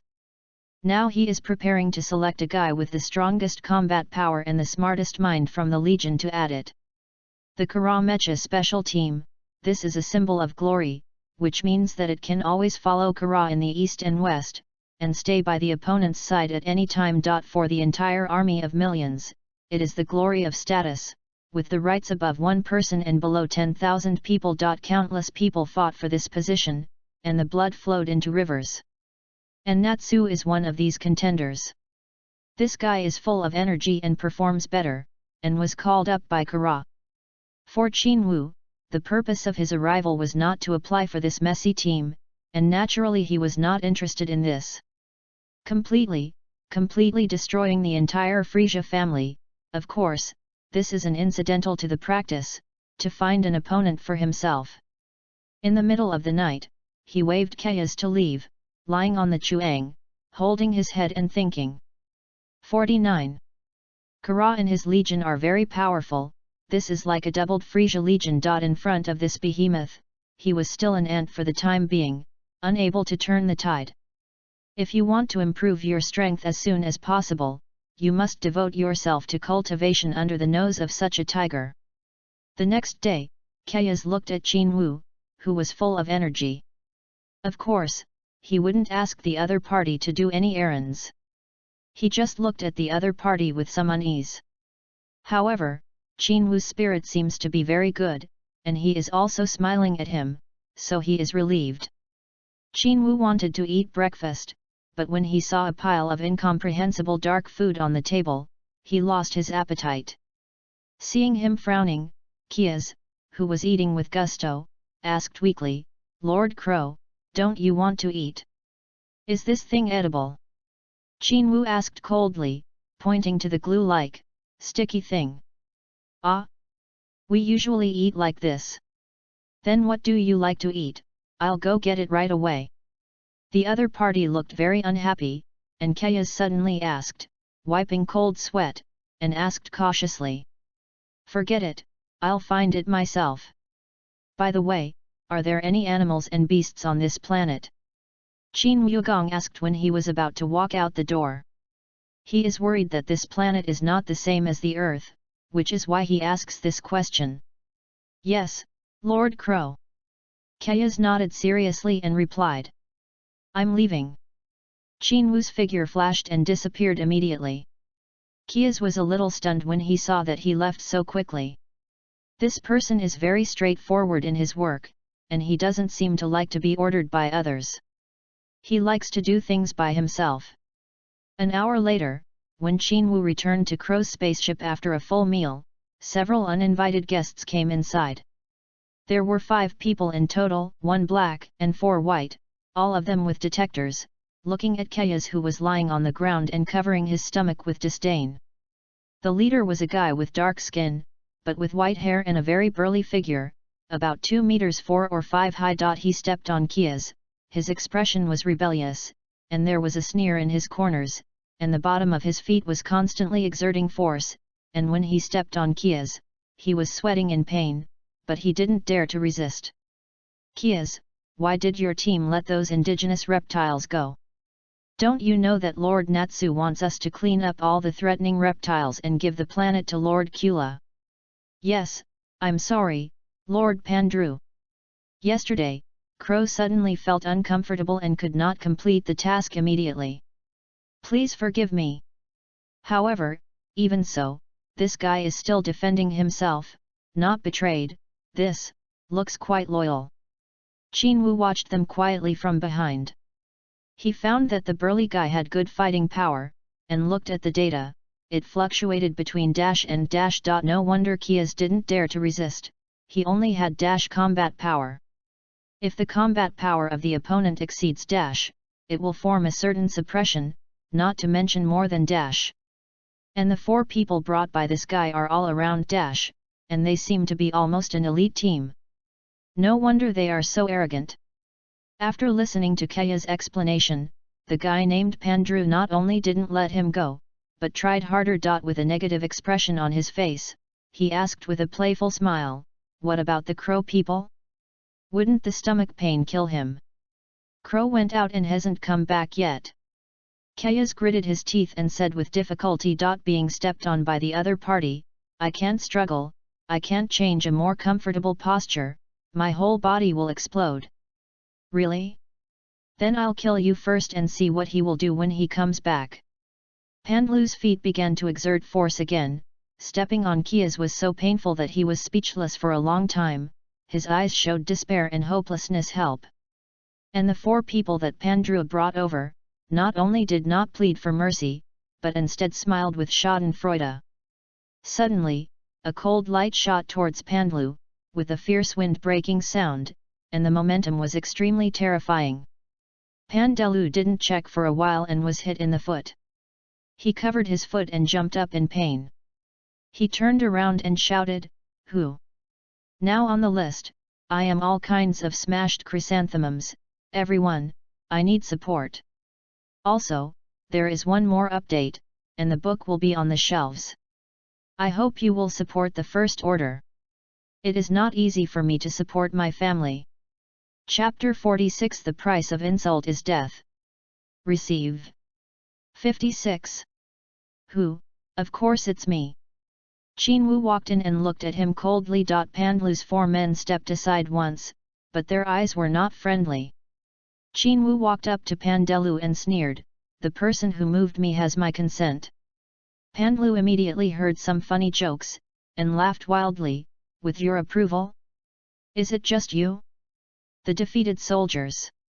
Underdog?" Qinwu had heard Kayas say that Crow had a lot of enemies, and the one named Pandru in front of him was one of them. "I once fought for the place in the elite team, but I lost too much strength compared to the opponent. However, later on, neither of them was selected, and they were all assigned to each team to be the vanguard captain. But the hatred between the two was forged, but it was only Pandlu's unilateral humiliation to Crow, and the latter forbearance. However, Qinwu is not Crow. Not only is his strength a lot higher, but his mentality is also far from heaven. Qinwu would not allow the other party to humiliate him and remain indifferent. "Want to try it?" Qinwu looked at the other party and asked with a faint smile. "Wow, do you still want to fight with me again with your rubbish combat power?" Pandelu looked at him in surprise, then showed a disdainful expression, and said, "Since you want to court death, don't blame me." "I don't blame you." Qinwu laughed, and suddenly started. He was as fast as lightning, suddenly appeared in front of Pandlu, and punched him. Boom! Unexpectedly, the other party reacted extremely quickly, as if expecting that he would suddenly make a move. He raised his foot to block. However, Qinwu suddenly stopped the momentum, turned around with a whip, and slashed at the opponent. The momentum was heavy, and the speed of lightning and flint suddenly hit the opponent's neck. Pandelu didn't expect him to be so fast that he couldn't keep up with his second move at all. With a bang, disgraced, fell a dog and ate shit. 50. Everyone present widened their eyes and stared at Qinwu dumbfounded, thinking that their eyes were hallucinating, and rubbed them desperately a few times. Only when he got up, Kayas, who knew Qinwu's combat power, smiled. After Qinwu smashed the opponent with one blow, he did not continue to attack, but stood with his hands behind his back, and asked very forcefully, "How? Is it delicious?" Pandelu got up, glared at him, and said bitterly, "I'm careless, otherwise how could you hit me?" "Really? Then come again." Qinwu sneered, slowly approached the opponent, and then suddenly started, raising his hand was a shock wave, drawing a laser-like white line, and bombarded the opponent away. Puff! Pandelu raised his hand to protect Xiong and blocked the attack. Just when he was about to raise his head and wanted to say, "It's nothing special," Qinwu's next attack arrived. Boom! He hit the opponent's face with a solid punch. The powerful force almost deformed the opponent's face, and flew backwards towards the door, hitting the wall of the spaceship heavily and falling down. "Isn't it? This guy is so fierce?" The eyes of Pandlu's 4 subordinates were about to fall, and Zhangde stared blankly. However, there was still someone who responded in time and hurried to help up his captain. "Go away!" Pandelu waved his hand to open the outstretched hand and glared at Qinwu fiercely. The attack he suffered this time was more ruthless than the previous 2, and it directly caused him to hang blood. "Impossible, impossible, how could this guy beat me?" Pandelu wiped off the bloodstain from the corner, and a shocking wave appeared in his heart. He still did not believe that the other party had such strength. However, how could he know that this crow is Pike Luo? Qinwu is much stronger than the original crow. "Aren't you coming yet? Shabai? Aren't you very good?" Qinwu's aura suddenly soared, and all the energy in his body suddenly erupted. Beep beep! Beep beep! The sound of the detectors brought by all the people on the scene was crazy, and they were shocked to find that Qinwu's combat power had soared. 35,000. 40,000. 48,000. 56,000. Boom! The detectors of the 4 subordinates exploded first, so they quickly took them off and looked at Qinwu in horror. "Impossible, this is impossible, how come the fighting power of this garbage is so high? Only Pandelu, who had not exploded the detector, had an unbelievable look on his face, staring at the skyrocketing data. Tick. With a long sound, Qinwu's combat power value finally stopped, and the number came to a terrifying 68,000. How? Do you still think I'm your defeat? Qinwu walked to Pandelu and looked straight into the other's eyes domineeringly. The latter's 4 subordinates retreated in shock, their eyes showing fear, and the previous drama had long since disappeared. Impossible, there is definitely a problem with the detector, you can't have such a high combat effectiveness. Pandelu has always been reluctant to believe that the guy who could still abuse him before, his strength will skyrocket so much as dash higher than himself. Yuan is definitely something he will have a hard time crossing in his entire life. Hehe. Is it impossible? Then go to hell and think about the reason. After speaking, he punched the opponent's head and slammed it. Boom. Pandelu raised his hand to resist. But Qinwu's strength was so overbearing that he seemed to hear the sound of bones breaking. Hiss. The pain caused him to gasp and sweat. However, the next moment, his abdomen suffered an unprecedented blow, not only blasting a hole in the iron wall of the spaceship, but also blasting him out of the spaceship, flying upside down for countless meters before crashing. Qinwu chased after him brazenly, his body suddenly disappeared from everyone's sight, and in the blink of an eye he caught up with Pandelu, who had already passed out, and hit the opponent's head with another critical strike. Puff! The opponent's head was instantly blown up, and the brains and blood were scattered all over the place. This is not over yet, Qinwu's right hand shines brilliantly, and a circular aperture is getting more and more dazzling. It wasn't until a solid air mass was formed that he suddenly slammed into the opponent's corpse. Boom! A loud explosion shook a huge mushroom cloud. Pandelu's 4 subordinates stared blankly at Qinwu, who had an indifferent expression in the distance. The next moment, they were shocked to see that after the smoke cleared, their captain didn't even have any scum. 51. Lord Pandelu was killed, he was actually killed. The one who killed him was the guy he looked down upon, Lord Crow. Yes, now they can only be called adults as such, not Crow who used to be contemptuous. Qinwu looked at the ground where there was no corpse left, sneered, and said to himself, although I am not the real Crow, as long as I bear this name, you cannot insult. The price is death. Today is a new week, it will be on the shelves tonight, please support. Is coming, and the protagonist's combat power will also skyrocket. Meet Natsu soon. Chapter 47 Strength Skyrockets, Nez is coming, please order first, 57. Chapter 47 Strength Skyrockets, Nez is coming, please order first. Are you going to follow me, or are you going to die? Back to Qinwu in the spaceship, Ling Lang looked at Pandelu's subordinates. We want to follow you, Lord Crow. These 4 people are very aware of the times, and just after he finished asking, he immediately nodded and chose the first one. Just kidding, Lord Crow's strength is already number 1 on this planet at this time. If he refuses, wouldn't he be courting death? Qinwu nodded lightly, and asked again, how long will it take for Lord Nez to arrive? Lord Crow, according to reports, he will be here in 5 days. One of the 4 men immediately replied. Oh! Qinwu glanced outside the boat and waved his hands to retreat the 4. 5 days left?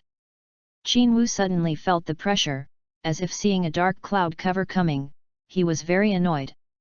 Although he knew that the opponent had a combat power of over dash, there was no exact number. But even if it is dash, it is still too much beyond his current time. He doesn't like the feeling of controlling his own destiny in the hands of others. It seems that it is necessary to enter the spiritual time room to practice immediately.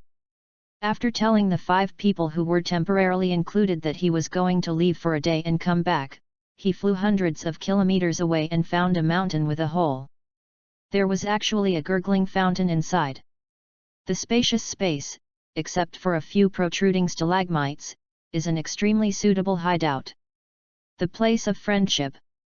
Destroyed the stalagmites, and then threw them out of the spiritual time room. After seeing the same cultivation base as before, he walked in. As soon as he walked in, the door closed automatically without any gaps. He glanced around for a week and found that the space inside was almost a copycat version of the Shanayan time house. He didn't think much about it, and immediately started to adjust the gravity multiplier of his W suit. Shang Di. Double the Shangjia, instantly increased to 15 times. After multiplying the original 10 times of the spiritual time house, it is 150 times. This is the multiplier gravity he has never had. When the setting was generated, he instantly fell on the floor, feeling extremely heavy, almost crushing him. Paralyzed, I didn't expect to adapt to it 100 times for so long, but it is still so difficult for times. Jiawu was a little indignant. As hard as it was, he wasn't about to dial back down. Nez's fighting power of over seems to be like a big stone pressing in Xiong's mouth. If he doesn't speed up his strength, he will undoubtedly be quite dangerous. You must know that he has killed a lot of this man's subordinates, and the combat power is still relatively high. It is difficult to guarantee that the other party will not get angry and kill him. After his life was seriously threatened, Jiao gritted his teeth and stood up with all his might. Run first. Qinwu began to step forward, grabbed the towering jog, and the entire pace was arrogant and replayed, which was extremely difficult. After just running for a few dozen meters, his whole body was soaked with sweat, and his physical strength was rapidly exhausted, but he still insisted on gritting his teeth. In other words, if there is no pressure, there is no motivation, but the motivation of the Casewu at this time is full. After running for about an hour, he exhausted his energy, quickly replenished the fairy beans, and continued to run. In fact, as soon as he came in, he wanted to practice self-mutilation. However, he tried a lot before, and several times he almost killed himself, and he didn't even have the strength to eat fairy beans. At that time, he knew that this method was too extreme, and he couldn't always rely on it to improve. A month later, he was able to adapt to 150 times the gravity and started other exercises. After 3 months, he had completely adapted to this gravity, and it was no different from normal, but he still did not dare to take a deep breath, and soon started meditation training to relax himself. Meditation training is a process of comprehension and experience of cultivation. At the same time, it is also relaxing. Continuous high-intensity training will only bring you physical and mental fatigue, and you must rest properly. Just like that, after another 6 months, he was released from the state of meditation, and he increased his gravity again. After adjusting to 18010E, which increased 30 times, he felt much more relaxed than before, but it was still a little difficult. But this multiple is just right for him at the moment. 2 months later, Qinwu, who had been practicing in it for a whole year, walked out of the spiritual time room, picked out a fairy bean, and after replenishing his physical strength, he left this place with 100-fold spirit. 150,000. After cultivating in it for a year, under great pressure, he persisted in cultivating for so long, his bottleneck was instantly broken, and his combat power rose to more than 52. I don't know if Nez was beaten enough or not. On the way back to the spaceship, he mumbled. After staying in it for a year, after coming out, he was like a world away, breathing the fresh air outside. When he returned to the spaceship, the 5 subordinates who were temporarily recruited stared at him blankly, puzzled in their hearts. Lord Crow seems to have changed. They also don't understand what has changed, they always feel that the temperament of the other party has faintly changed. More confident? Or more calm? After thinking about it for a long time, they couldn't think of anything to describe it. Qinwu didn't speak, and there was always a faint smile on his face. Lord Crow, what should we do now? What do we need to do? Kias asked cautiously from the side. Since Qinwu avenged his humiliation, his mentality has changed significantly, and he seems to trust Qinwu more. 057. After Qinwu found a seat and sat down, he looked at these 5 people. Do the indigenous people of this planet have any abilities? The 5 people shook their heads and said they didn't know. He lowered his head and pondered for a while, and said to them. Then do whatever you have to do, let me be quiet.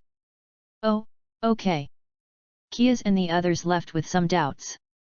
Before he came out of the spiritual time room, he had already reduced his combat power to more than dash, but he just didn't want these people to know that his strength had suddenly increased so much. If found, I don't know what kind of moths will come out. Nez will arrive in 4 days, and considering his current combat power, he should be enough to fight the opponent. Even if he can't beat him, he can still run. Moreover, as long as the strength is almost the same, it is not difficult for me to kill the opponent. He has been thinking in the spaceship, resting, and has no idea of going out. Although Kias felt strange, he did not dare to ask.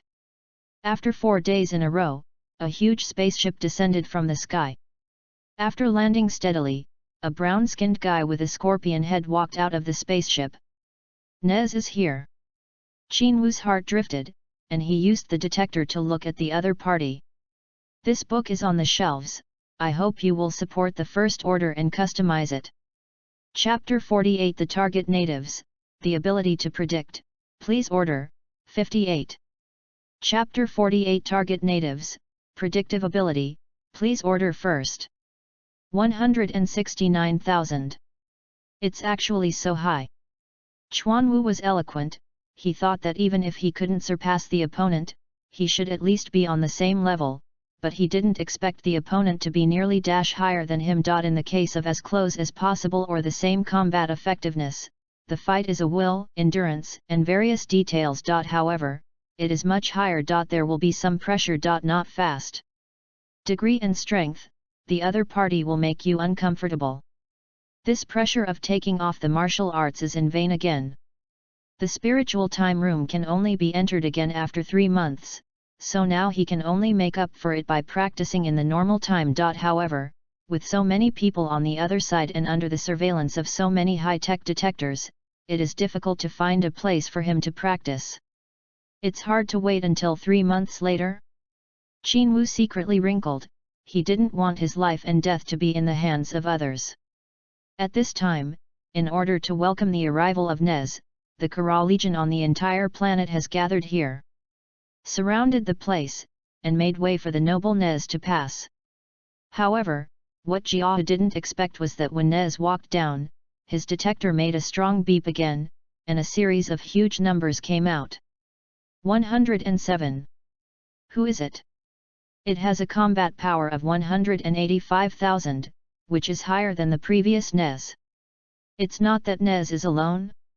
Why is he still with such a guy?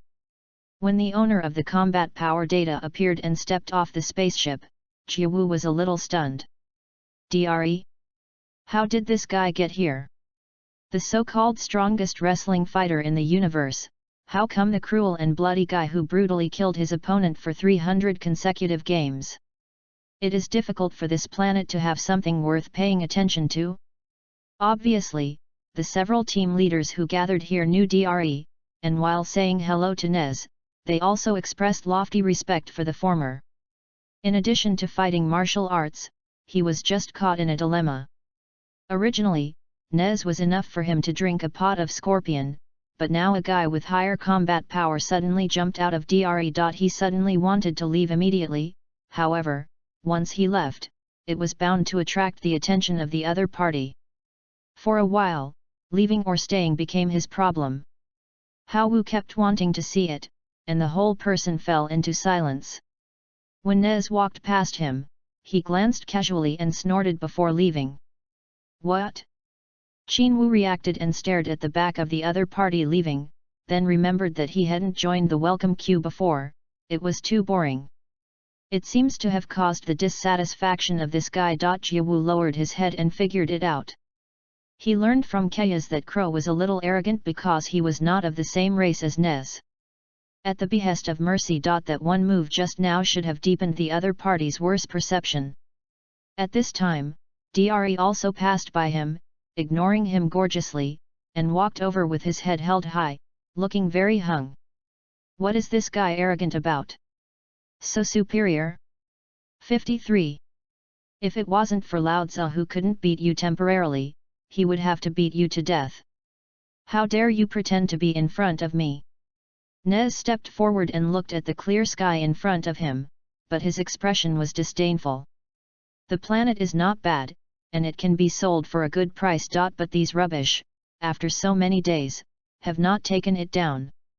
Dre walked over, laughed loudly, and asked provocatively, "Would you like to borrow my subordinates for you?" "Che, your subordinates are also rubbish, they're all rubbish, what's the use of keeping them if you don't come through me?" Nez was very upset. "It seems that I have really encountered a problem. I heard that it is an aboriginal with strange abilities." With a cold glow in his eyes, Dre said eagerly, "I like interesting opponents the most. Let's go, Ajeb, go see how the reptile with only combat power is so good. Go and see." Say and see, the two jumped into the air and shot away. As soon as they left, all the others followed, and they flew to their destination in a dark crowd. Who are they talking about? Jiahu also belongs to this team, and is very interested in the guy with strange abilities that Dre said. Dre is belligerent and likes to kill opponents, but he himself is interested in that unknown ability. The destination was far away, and they were still kilometers away. On such a long journey, except for Nez and Dre, who were speeding up furiously, the others who were weaker in combat were left behind. Jiawu didn't want to be so prominent, so he flew leisurely with them. At this time, he heard a group of people talking about guys with special abilities, so he listened carefully. With Lord Nez and Lord Dre going, the reptile will definitely not be able to run. Yet, if it wasn't for that weird ability, I'd have killed him long ago. Come on, you are the one who has been abused the most. If it wasn't for that guy who didn't know the reason and let you go, you would have died long ago. Ahem, you said that Lord Nez would do this to him? I do not know either. That guy seems to have the ability to predict our attack. No matter how we attack, he can dodge it. It's weird. What I said is, but this ability should not be a problem for Lord Nez. I have observed the native for a long time, and it seems that I can only predict the time for a second or two. I'm so pissed, after Nez-sama took care of that guy, I don't know what to think of us. Avoid him as much as possible to avoid getting burned. The two kept talking to each other, and the other 4 or 5 people around agreed with their conversation quite a bit. Chinwu probed the past and found that these people's combat effectiveness is good, it should be the so-called Nez elite team. Everyone's combat strength is between 40 to 50,000, which is definitely the most powerful group of people on this planet, except Chinwu and the 2 new arrivals Nez and Alay. But he wasn't interested in these people, he was interested in their topic content. Predictive ability? This is a good super ability, and it is very useful for actual combat type. Even if you can only predict the next second, it is definitely a big killer when both sides have roughly the same combat power. I have decided to take advantage of this ability first. As long as they have this ability, aren't Natsu and Del Rey being played by themselves? Look how arrogant you are. Thinking of this, his heart suddenly brightened. Predictive ability, you can hold on, don't be killed so quickly. Chapter 49. The ability is in hand, the storm is coming, please order first. 59. Chapter 49. The ability is in hand, the storm is coming, please order first. At a distance of kilometers, at their flight speed, it took nearly 2 hours to reach the destination. When they arrived, Natsu and Dre were already facing off against a native. And around them is a corpse of natives. Chinwu and a group of people landed one after another. He looked at the native and found that he had an incredible combat power. Seeing that there were many wounds and white blood on his body, he knew that the other party must have happened with Nez. Over battle. Wait, if I am. Don't be killed so quickly. Qinwu walked through the crowd and stood quietly at the front. At this time, he heard Nez say in a disdainful tone, "Your ability is very good, but in front of absolute strength, you are still a waste. How is it? Do you agree to join us now? I am very interested in your ability, join us and create a great business together, how about it?" "No interest, I want you to get out of this planet." The native roared angrily. He is taller than the other natives, and the coxcomb hairstyle on his head is a little light blue, which is quite strange. Is it a sign of having a special ability? Qinwu looked at the man and thought to himself, no matter how much, let's steal it first. Stealing. Steal failed. Stealing. 54. Theft failed. When he madly brushed the thief technique, Nez rushed directly to the native with an impatient look on his face. Qinwu was so horrified that he wanted to yell at him to stop, but he still held back. Watching the two fighting in the air, his heart was raised. The natives only have a fighting power of more than dash, but in the face of a person like Nez with a fighting power of more than dash, he has been using his superpowers frequently to escape most of the attacks, but he still suffered a lot hit. Hao Wu watched silently while brushing his skills. He discovered the Aboriginal's foreknowledge. You can probably predict the next 2 seconds. However, the difference between the strength of the pro and the opponent is too great. Whether it is in terms of speed or attack, the ability has no effect, and he is frequently hit. Nez's terrifying speed made up for his 2 seconds. Predicted time. In order to ensure the success rate, he even left the team, quietly moved forward, and came behind Dre, who was watching the battle. Boom boom boom. The fierce battle in the air continued, and Natsu hit the Aborigines with waves of attacks, who were extremely embarrassed to hide. In order not to be affected, Dre took a few steps back, and without thinking, he paid attention to Qinwu's feet. He was instantly furious, pushed Qinwu, and directly interrupted the latter who was using the stealing technique. Go away. Facing this guy's arrogance and unreasonableness, Qinwu secretly resented, but quietly avoided it. His eyes never left the Aboriginal, and the stealing technique was still tilted out, but after hundreds of times, he still did not succeed in stealing. Do you want the system to be so tricky? It's just a guy with dash combat power. Why is the success rate so low? Even though he secretly complained, Qinwu still didn't give up. This predictive ability is very important to him at this time. A robbery. A theft failed. It was still a failure, and at this time, the native had been beaten by Nez, lying weakly on the ground, lingering on. No, wait for me. Qinwu shouted secretly. The stealing technique is still constantly brushing. Nez walked over coldly, stretched out a finger at the struggling native, and a golden electric current came out. Die, reptile! Nez snorted coldly, and the current spurted out, quickly hitting the native. What? Congratulations to the host, you have obtained the super ability of predicting for 1 second, and the target's favorability for you is monk hate. After brushing the theft technique countless times, Jiawu finally heard the system's success notification sound. Paralyzed, too tiring. Jiawu breathed a sigh of relief. He had never carried out such a frightening theft before. This time, he was worried that the other party would not be killed too early, so as not to lose the opportunity to steal. However, he didn't know whether it was a matter of luck or some other reason. At the moment when he succeeded in stealing, the native was also killed by Nez. The timing was just right. After Nez killed the opponent. With a cold snort, he spat out a mouthful of sleep foam on the corpse. What a waste of my time. Dre, go. He turned around and shouted at Dre, then flew into the air and returned quickly. 4 flowers. I thought it was some kind of amazing reptile, and invited us to work hard, cut.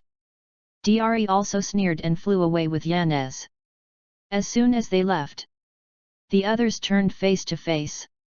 Unexpectedly, an aboriginal who made them suffer a lot would be dealt with by Nez in 3 or 2 strokes, and he was shocked. After expressing their opinions, they all flew away. Jiawu looked at the wolf dark in one place, and Huayao sighed in his heart. Without the absolute protection of combat power, the homeland cannot be preserved. You are really sad. Thinking like this, Qinwu called Kayas and left together. Returning to the spaceship, Qinwu said he was speechless when there were 2 people left again. This group of Pandlu's subordinates surrendered quickly and rebelled quickly. When Naz arrived, no one would kill him, except Kayas. The latter is quite loyal, and it seems that the other party has seen his potential. For several days after that, Nez sent people to clean up all the natives, stating that they must be cleaned up as soon as possible in the past few days and ready to be sent to Kula. Many people knew what he was thinking about. Kara's Machine Plus team is currently missing people, he naturally wants to perform better, enter the team, and win greater glory. Qin and Wu, as if forgotten, never received Nez's order. Qin Wu was also happy and leisurely, and continued to enter the cave to practice on his own. For some unknown reason, after the last time he entered the spiritual time room, he was stimulated by the powerful fighting power of Nez and Dre, and his strength has skyrocketed these days. Every time he leaves the gravity chamber, his strength rises rapidly. Feeling this phenomenon, he was secretly excited. This is just to verify that sentence, without pressure, there is no motivation. Without motivation, strength is a bottleneck every day. He had already vaguely felt the bad signs. 55. The 2 of them have been isolated these past few days. It is definitely because someone said something to Nez, which caused the other party to treat him coldly, or prepare to do something to him. Sure enough, when the planet's natives were all cleared, someone came and summoned him. Lord Nez asked you to come. Come, Wu? Qin Wu sneered silently. Chapter 50. Facing the mighty Nez calmly, please order first. 60. Chapter 50. Facing the mighty Nez calmly, please order first. Qin Wu and Kayas were taken to Nez's spaceship and walked all the way into the ship, and found that it was really not that big. From the outside, it may be as large as 500 or 600 square meters, but once inside, it is actually a large martial arts field. About 1,000 troops can be placed. The 2 of them were led away through several doors before reaching the cockpit. Nez was standing in the cockpit with his back to them, looking out through the picture window. And Dre sat in one of the central seats, staring at them both coldly. After Kayas entered, the whole person shivered and could hardly stand up straight. He knew what the personalities of the 2 big men were, and he felt that the 2 of them would definitely not be better when they came in. On the contrary, Qin Wu's face was calm, and Shi Shiran stood there. Nez turned around and stared at the 2 of them sharply, with a murderous look in his eyes, and asked, I heard that you killed Katos and Fisia? What the hell? I killed it, but it was definitely not Crow and Kayas. What did this guy want to do? Framed Crow and Kayas, and then killed him? Qin Wu was a little stunned. Ah! It's impossible, we didn't kill them, Lord Nez, we didn't kill them both. Kayas was so frightened that he quickly waved his hands and broke out in cold sweat. Nez's eyes flashed coldly, and he asked murderously, Really? No, absolutely not. Kayas was extremely frightened. He could obviously guess what the other party wanted to do, and he must be playing the game of killing with excuses. It is equivalent to finding an excuse, excluding dissidents, and making people unable to blame. Is it just necessary for a powerful figure like Nez? Qin Wu just smiled and looked at each other like he was watching a joke. Did you kill it? Nez turned to Qin Wu, looking directly into the other's eyes. I killed it. Qin Wu admitted very simply, what would happen if he didn't care at all, and said with a smile, I killed it, so what? He admitted so generously that Kayas's horrified eyes were about to fall out. Unexpectedly, he tried his best to cover up the other party's crime, but let the other party admit it. He immediately felt that his life was getting away from him, and Nez would definitely take anger to himself. When Nez came to this planet, he was shocked when he realized that the only 2 people he had brought with him had died. That was the only 2 remaining clansmen besides himself, and the others had been killed by Kula. He took his 2 clansmen and surrendered to each other before he was able to survive. Revenge is hopeless. But he can still do his best to protect their lives. If it weren't for the fact that the natives of this planet are not very powerful, he would not let them both come over and strive for a record. However, he didn't expect that he didn't earn the record, but he took his own life in it. Nez was heartbroken and angry. He sent people to investigate for 2 days. Only to know that there was a guy with 5 scumbags who could explode tens of thousands of combat power in an instant. And this person was in the same place as Cardos and Phasia at that time. This scum was not found, but someone told him that Crow had the ability to instantly explode combat power, from a low-level combat power of more than dash to an intermediate level dash. So, he thought of the murderer who killed the 2 Cardos, it must be Crow. Therefore, Nez was originally just a test. Even if the other party didn't admit it, he would find a reason to frame them and kill them. Unexpectedly, the other party admitted it so generously, which surprised him inexplicably. Did you really kill him? His heart was full of anger, but he was tired and endured, and asked in a cold voice. Yes, I killed them all. Qinwu sneered, and when the other party glared at him, Crow's appearance suddenly disappeared, and he instantly returned to his original appearance. Nez's eyes widened, and he looked at Qinwu, who suddenly turned into a young human. Hey? This kid has weird abilities. Behind him, Dre stood up, walked forward in amazement and looked at Qinwu, sighing with task. What kind of transformation ability is this? Why hasn't the combat power increased? In his mind, the guys with the ability to transform are all guys whose strength explodes several times in an instant, such as Lord Kula. The human being in front of him has only changed from the appearance of 1 person to the appearance of 2 people, and the combat power has not changed. Kias had retreated to the door in panic and wanted to run away. He didn't want to die, but Nez seemed to feel something, and his hands suddenly flashed a dazzling golden light, as if an electric current had gathered, and oh sounded. That's exactly what killed that native. Ugh! He suddenly pushed the golden current away with both hands and slammed it on Kayas, who was screaming directly. His whole body was scorched black and fell down with a bang. Qinwu just watched Kayas fall to the ground with such determination. His life and death were unknown, and Huayao was angry in his heart. Although he didn't spend much time with the other party, and he wasn't sure if the other party really followed him, he was just taking advantage of the other party. However, in terms of his 2 acts of covering himself up, he is a rare subordinate. But at this time, Nez had engaged Kias in front of him, and it was impossible for him not to be angry. This is a slap in the face.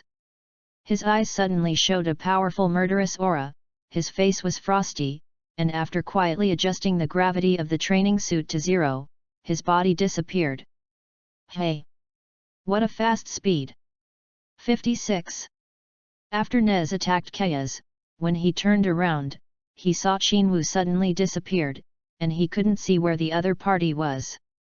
The same is true of Dre. He originally thought that Qinwu would definitely follow in the footsteps of Kayas, but he did not expect that the other party would take the lead, so fast that their eyes could not catch the silhouette. 0.8 Suddenly, he pointed to the back of Nez and shouted loudly, Nez, behind. Nez turned his head in amazement, but found no figure. People? Run away again. Dre's face was dignified, his eyes were vigilant.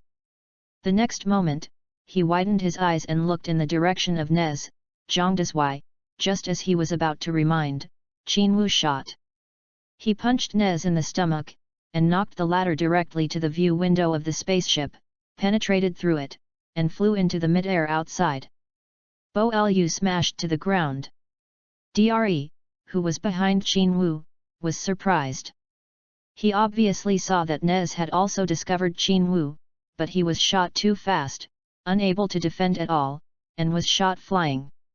Chapter 51 Really very arrogant, very powerful, please order first, 61. Chapter 51 Really very arrogant, very powerful, please order first. Who the hell is this kid? With such high strength? He saw from the detector that Qin Wu, who originally had only more than 10 combat power, suddenly exploded to dash when he attacked Nez. 100,000, this is already the threshold of high-level warriors. It is conceivable how scarce it is to inform the millions of legions of the entire Frisia family that there are less than 100 people with a combat power of more than 100,000. Unexpectedly, on this planet, in addition to myself and Nez, there is actually a kid who has reached this level of combat power.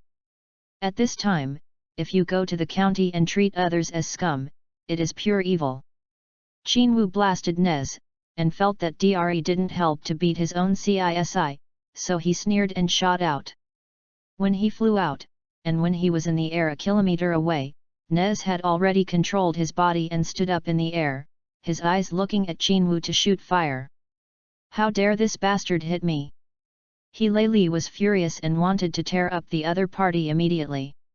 However, he didn't think about his own murderous interest, and now he actually wants to take revenge on the other party for beating him. However, he had a rare calmness and did not dare to stay in easily, so 09 shot back. Qin Wu's instantaneous fighting power made him look sideways. To inform him of the news he had obtained before, the opponent only had a fighting power of dash. At this time, it was an astonishing dash. He thought that the opponent had not used his full strength. If you do your best, I don't know how much it will be. Qin Wu looked at Nez indifferently, with a cold face. Mr. Nez, you don't need to frame it, come out on your own. Humph, boy, you must die today. Nez snorted coldly, his eyes cold. Come on, see who kills who. Qin Wu sneered, completely ignoring the other party. 160,000 combat power against 169,000 combat power, even though the opponent is dash more than him, he still doesn't have it all, and he can't have it all. Nez stopped talking, his eyes turned cold, and he rushed towards Qin Wu. Lifting his feet, pushing his knees, he was so strong that he wanted to kill the opponent all at once. However, Qin Wu no longer had the burden of gravity on his body. And both speed and defense strength were much higher than before. Boom! As soon as the opponent came to him, he immediately raised his hand to block, and kicked his abdomen with a kick. At this time, Nez had lost his previous carelessness. How could he have been attacked by this? He jumped in midair and turned into a handsome arc, avoiding the attack. This kid is not only fast, but also fast in counterattack. Don't underestimate it. Nez looked directly at Qin Wu, secretly wanting to suffer. At this time, Dre had already flown over, looking at the two of them high in the sky, without the slightest thought of intervening. In his opinion, even if Qin Wu has a fighting strength of dash, he is still not Nez's opponent, and he does not need to interrupt the opponent's cool fight. He had a hunch that Qin Wu would definitely die under Nez's cruel means. Qin Wu's face was expressionless, and the murderous look in his eyes never faded. While he was wary of Nez, he was also wary of Dre on his head. Both of them had higher fighting power than him, so he couldn't make him fight with all his strength. Come on boy, I haven't had a good fight for a long time, you have to make me happy today. Nez laughed outrageously, and without saying anything, he shot straight away. Again. Bang! With a bang, Qin Wu just waved his hand and blocked the opponent's inevitable punch. Then, with a bang, he punched back and was quickly blocked by the opponent. All of a sudden, the two entered the offensive and defensive battle between you and me. Haha, cheer up, kid, you are very good, but unfortunately, you must die today. While attacking, Nez was still talking tiredly. Qin Wu didn't say a word. His father hated the other party to tease him like this, but he couldn't win the other party for a while. Bang bang bang! The two attacked each other 3 times in a row, and they were blocked and resolved, and then suddenly, the two opened the distance again. 57. Is it evenly matched? Obviously not, both sides seem to have spare capacity. With Dre on his head, he has been keeping an eye on the battle. From the battle between you and me on both sides, he can see it completely. In his opinion, Nez must be keeping his strength and playing with his opponent, but the opponent didn't seem to be doing his best when he looked at the face without blushing or panting. Good, good, a little lazy. As a bystander, he was very competent. After Nez and Qinwu opened a distance of dozens of meters, Nez seemed to be very satisfied with the strength of the other party. He was greeted with a playful smile. Boy, I'm going to do my best, don't you accidentally. I was beaten to death. Qinwu remained silent, sneering inwardly. Shiba always talks a lot before he dies, and this guy seems to be too. However, since the other party said that he would do his best, he raised his vigilance and secretly raised his energy all over his body. In fact, if he had just used combat power to fight against others, he would have been abused very well. However, because of the help of his predictive ability, he could completely resolve every attack from the opponent. Sure enough, this ability is not as good as I expected, and when the strength is equal or close, this ability is simply against the sky. Lin. When Qin Wufu was alert, Nez suddenly disappeared in place, and in the void, there were bursts of breaking wind, as if the speed exceeded the speed of sound, extremely fast. Coming! Qinwu suddenly threw his fist to the left. However, even if he judged correctly, he still hit the air, and Nez had already shorted to dodge the attack, and suddenly punched him in the ribs. With a muffled sound, Qinwu, who was hit in the rib, was instantly knocked flying, and fell straight down. Boom boom boom! There happened to be a small forest underneath, one naked and one big tree, when he hit it, and it didn't stop until it hit 100 meters away. Qinwu sat down in a slump, and there was a burning pain in his back and ribs, and the pain made him almost dizzy. Black eyes. Nima, it really hurts. This is the first time I have been beaten in battle. He rubbed his ribs desperately, but he couldn't care about his back, he could only let the pain roar in his heart. Yes, since he traveled to the Dragon Ball world, it was the first time he was beaten like this, except that he was beaten by Sun Wukong for his strength, and then he ate fairy beans to recover. Paralyzed, really cannot be taken lightly. Qinwu slowly got up and looked directly at the sullen Nez. How is it, boy? Do you feel my strength? Are you going to let me kill you easily, or are you still being tortured to death by me? Nez asked in a playful tone. The 5th shift is over, please order the first order, ask for flowers, and ask for a reward.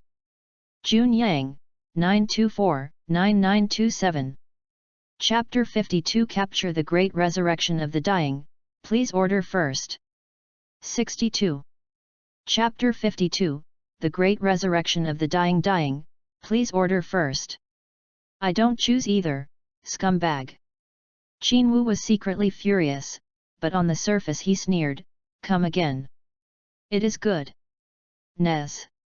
Lie, suddenly flashed to Qinwu, and slapped again. Boom. This time, Qinwu not only predicted, but also settled his whole body. He could feel the position of the opponent's chi without moving like a mountain. Ouch, it was actually blocked. Nez was secretly surprised, and then another punch. Aimed at the opponent's abdomen, hit him with a bang. However, he hit the air and was stunned to see that Qinwu in front of him had disappeared. Boom! When the opponent attacked for the second time, Qinwu suddenly started, and at lightning speed, he went around the opponent's back, merged his fists, slammed down, and hit the opponent's head firmly. Ugh!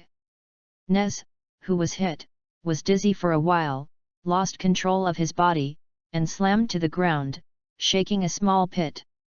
Then, Jiawu flew up, kneeling, and pressing his back fiercely, Nezio let out a cry, and instantly sank the pit into the dirt, and at the same time spit out a mouthful of black blood. After one attack is completed, the frame weapon returns to its original position. He knew that this attack would not kill the opponent at all. Sure enough, Jinxie was hit very hard, but the thick-skinned Nez still stood up with anger in his eyes. "Son, you are fine, you beat me so much. Then what?" Qinwu sneered and asked. "I am going to kill you." Nez roared, and Hen Kuang rushed towards Qinwu. This time, he seemed to be really angry, and his attacks were all with a strong sound of breaking wind, and he murmured. "Bang, webbed." Hao Wu was able to block the first move, but he was smashed by the opponent's weight and flew out all the way in an instant. 58.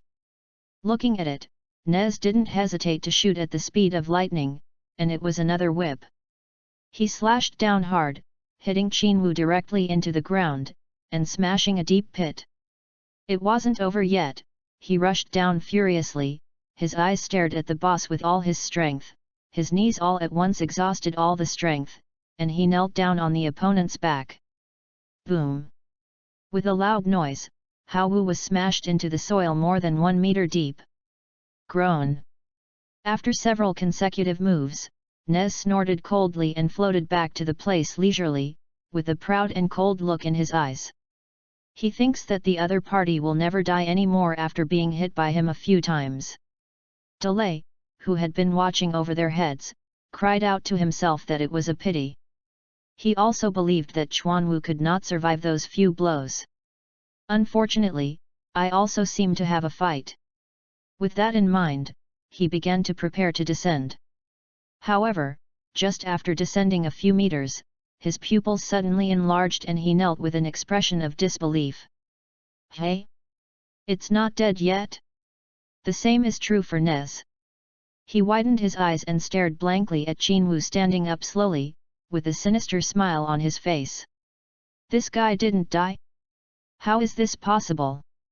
If it were an ordinary person, he would definitely not be able to stand it, but he exerted all his strength." However, Qinwu just stood up like this, his face was very bad, his whole body was covered with dust and dirt, but there was no trace of depression in his eyes. "Haha, are you capable of this? How come I have nothing at all?" Qinwu faced Nez, laughing wildly, like no one else. However, he was the only one who knew what was wrong. Because of his scion blood and the physique he had cultivated over the years, he was not killed at once, but the injuries and pain he suffered were real. "It hurts." Qinwu Han came out, and the muscles all over his body spasmed so much that he frowned. This is a pain he has never had before. He really wants to eat a fairy bean to recover, but he thinks in his heart that it is not yet time. Being so provoked by him, Nez suddenly became furious, approached the opponent again, and smashed his fist. Qinwu had consumed too much physical strength in the previous attack, and he couldn't keep up with the opponent's attack.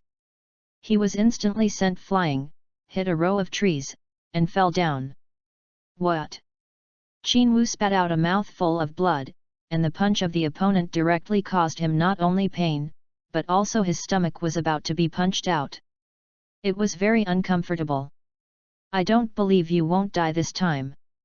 Nez attacked again in the blink of an eye, and hit his face with a savage blow, almost deforming his face in an instant, and flying upside down for countless meters again. It was also this time that Qinwu's eyes were dark, and he almost fainted from the pain. Seeing him sit up swayingly, Nez was secretly surprised. He bullied himself again, regardless of his father, and kicked Qinwu away with one kick, kicking the latter out of an arc and falling hundreds of meters away. A close contact with the earth. Qinwu finally stopped moving, the whole figure seemed to have no response, lying in the hole that was smashed out, and there was no movement. "Die this time." Nez sneered and walked over slowly. In those few times, he still used all his strength and was about to kill the opponent all at once, attacking madly. As he approached, his hands were filled with dazzling golden glow, and countless electric atoms gathered together. He wanted to directly add another dish to the other party, so that the dead can no longer die. As he got closer and closer, Dre on his head felt more and more boring. It's over, the fun is over. This time, he didn't think Qinwu could survive, not to mention that Nez was about to go forward to make up for the knife. Once the knife is repaired, Qinwu will not be able to survive if he has the ability to reach the sky. However, Qinwu's fingers moved suddenly, as if he was about to wake up. It was just a small movement by Xi Hui, and neither of them noticed it. Because at this time, Qinwu, who was seriously injured, did not have the slightest qi in his skills, and could not see any combat power. When Nez was 10 meters away from him, Qinwu suddenly opened his eyes, quickly picked out a fairy bean from his arms, and quickly swallowed it. Zhao good, what? Why is this guy's life so hard? Nez's eyes almost popped out, seeing that the other party actually seemed to have swallowed something, but he could still move. He didn't care about leisurely time, so he rushed over, and threw the electric attack with his hands that he had prepared for a long time at the other party. Oh hoo! Where Qinwu was, there was a sound of electric current, and a ball of electric current directly completely covered that place. Dead now? For some reason, Nez doesn't have that certainty anymore. The moment he approached the place, he was horrified to find that Qinwu had disappeared. What? Is it really not dead? He looked around at a loss, and suddenly, Qinwu appeared above his head without warning, and his fists slammed down. 59. This time it's my turn. Ask for flowers, reward, customize.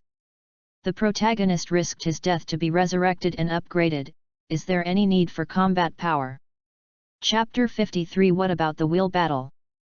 Boom.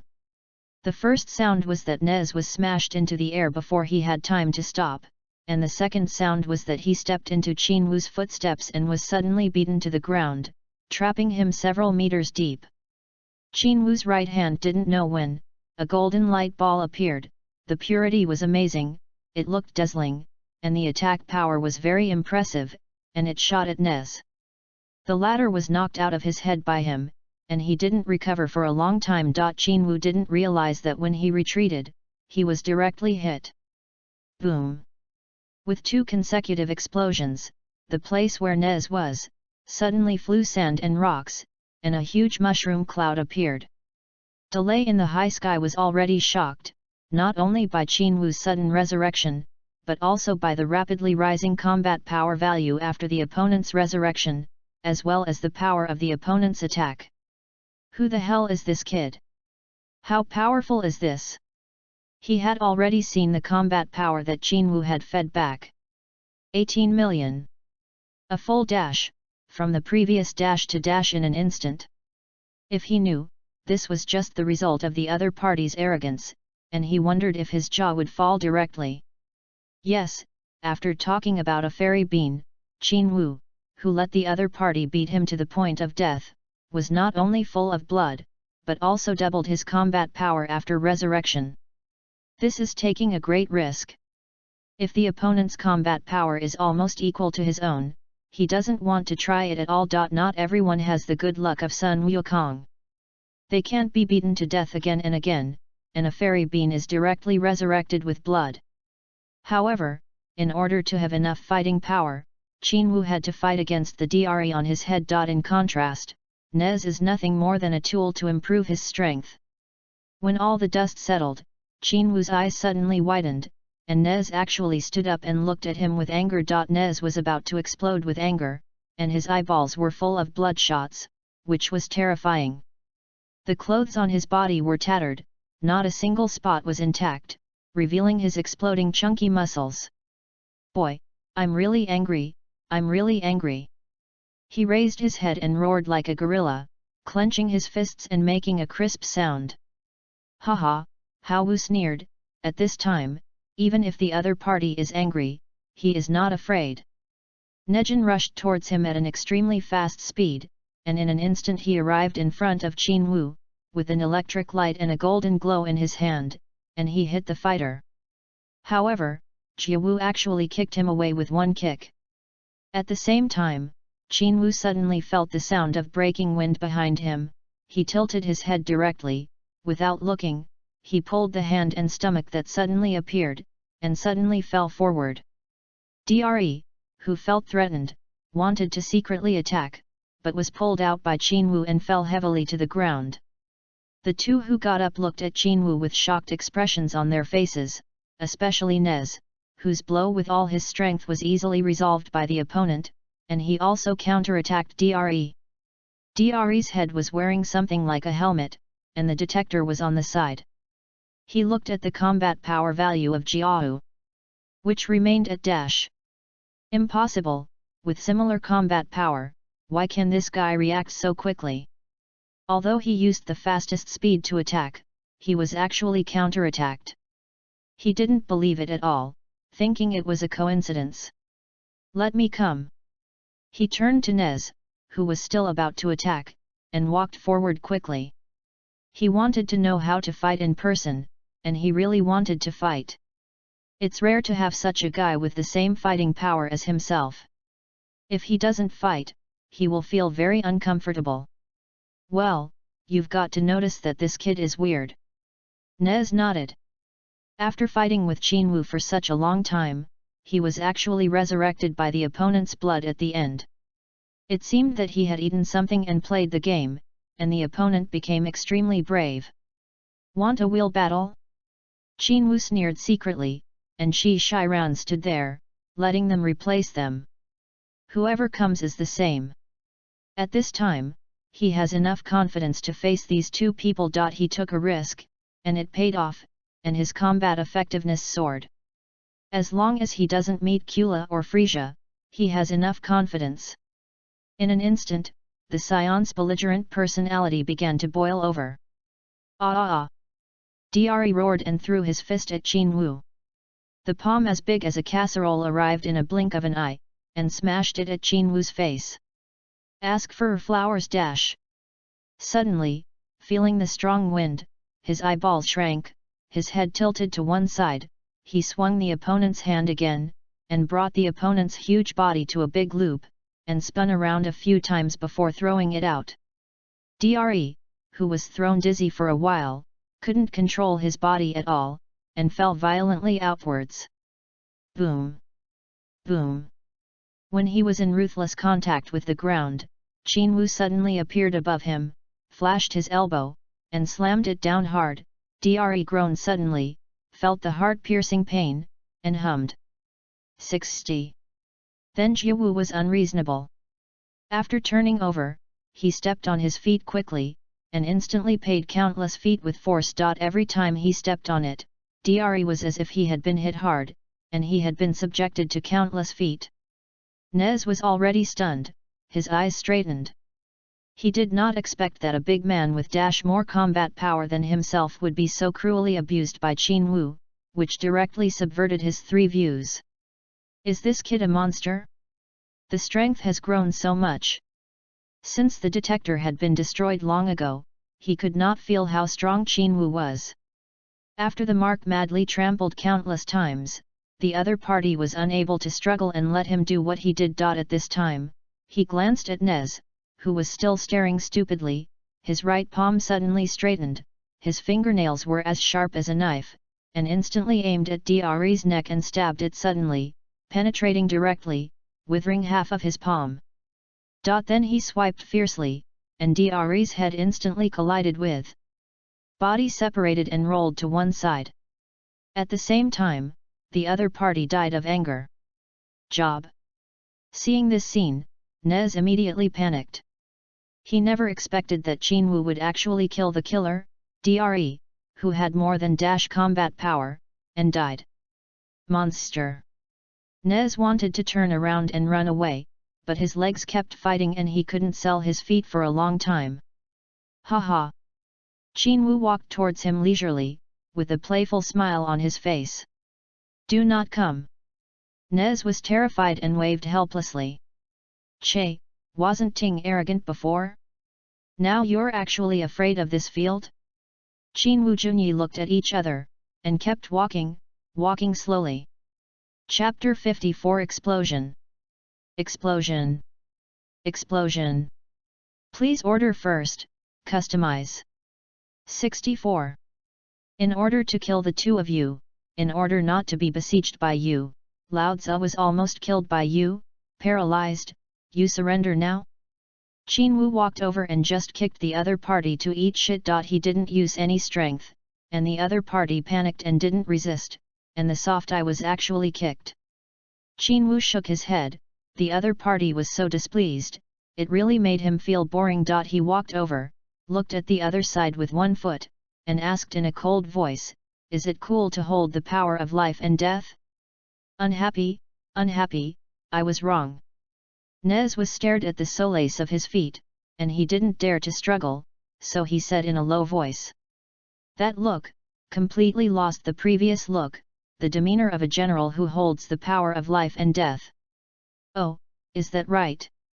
Qin Wu raised his foot and stepped down fiercely, wanting to explode the opponent's head in an instant, but his life ended. However, he paid no attention. The moment Nez paid his attention, he shrank his head and body, like a tortoise shrinking its head in a human shell, avoiding his attack. 09 When the current was full, hold, it slammed into his body, covering his entire body. Haha! After a successful attack, Nez suddenly stood up and laughed arrogantly, die.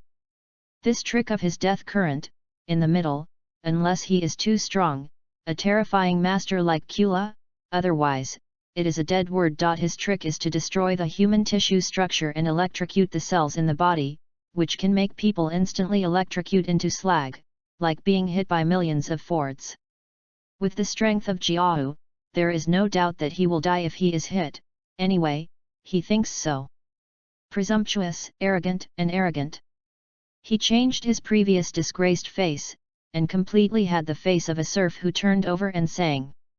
Qin Wu fell under the electric light of death, zit-si-zig-zig-zig, and his entire body was shaken wildly by the electric shock. He seemed to have lost control of his body and looked like he was going to be electrocuted in an instant. At this time, the Kara Legion of the entire planet has heard the sound and ran to the ground. All people, but countless people, are all a clear expression, enlightenment. As for Nez's complete suppression of Jiawu, it seemed that he was not far from death, but to their astonishment, Dre was already dead in a different place. What the hell happened? The people behind them all looked inexplicable.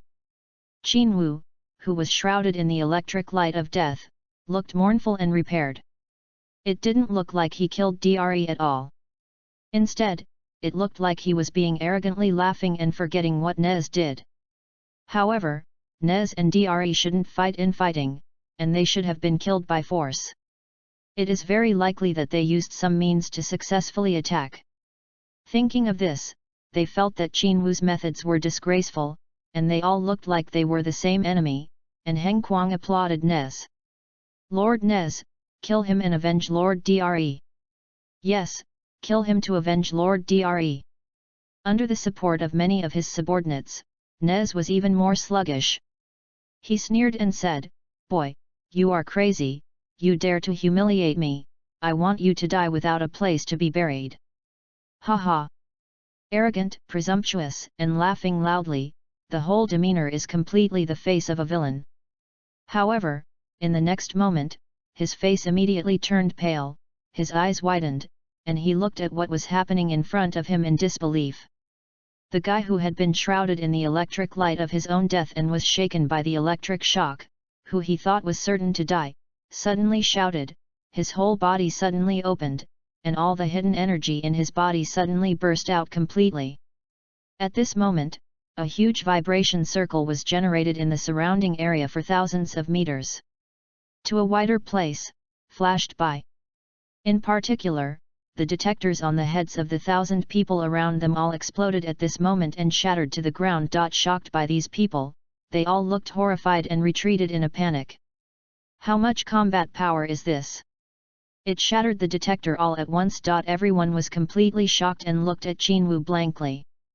And at this time, Qin Wu had already completely dissipated Nez's death lightning when he shouted. It wasn't over yet, he roared up and his combat power was still skyrocketing.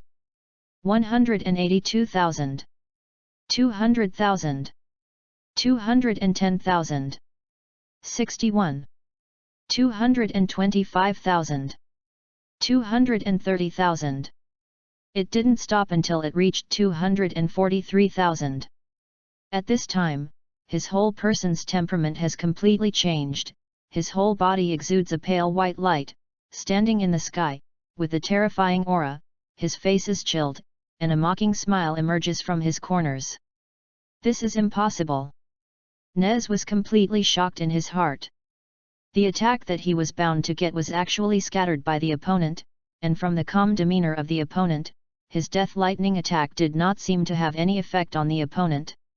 How is this possible? Nez was still reluctant to believe that fact. Qin Wu's figure suddenly flashed, and he was in front of Nez in an instant, punching him outright. After all the strength erupted, whether it is speed or attack power, it has doubled several times. Nez didn't respond at all, and was blasted away with a punch. At the same time, Qin Wu immediately followed, and with another knee, he directly hit Nez until he vomited a mouthful of black blood and fell down.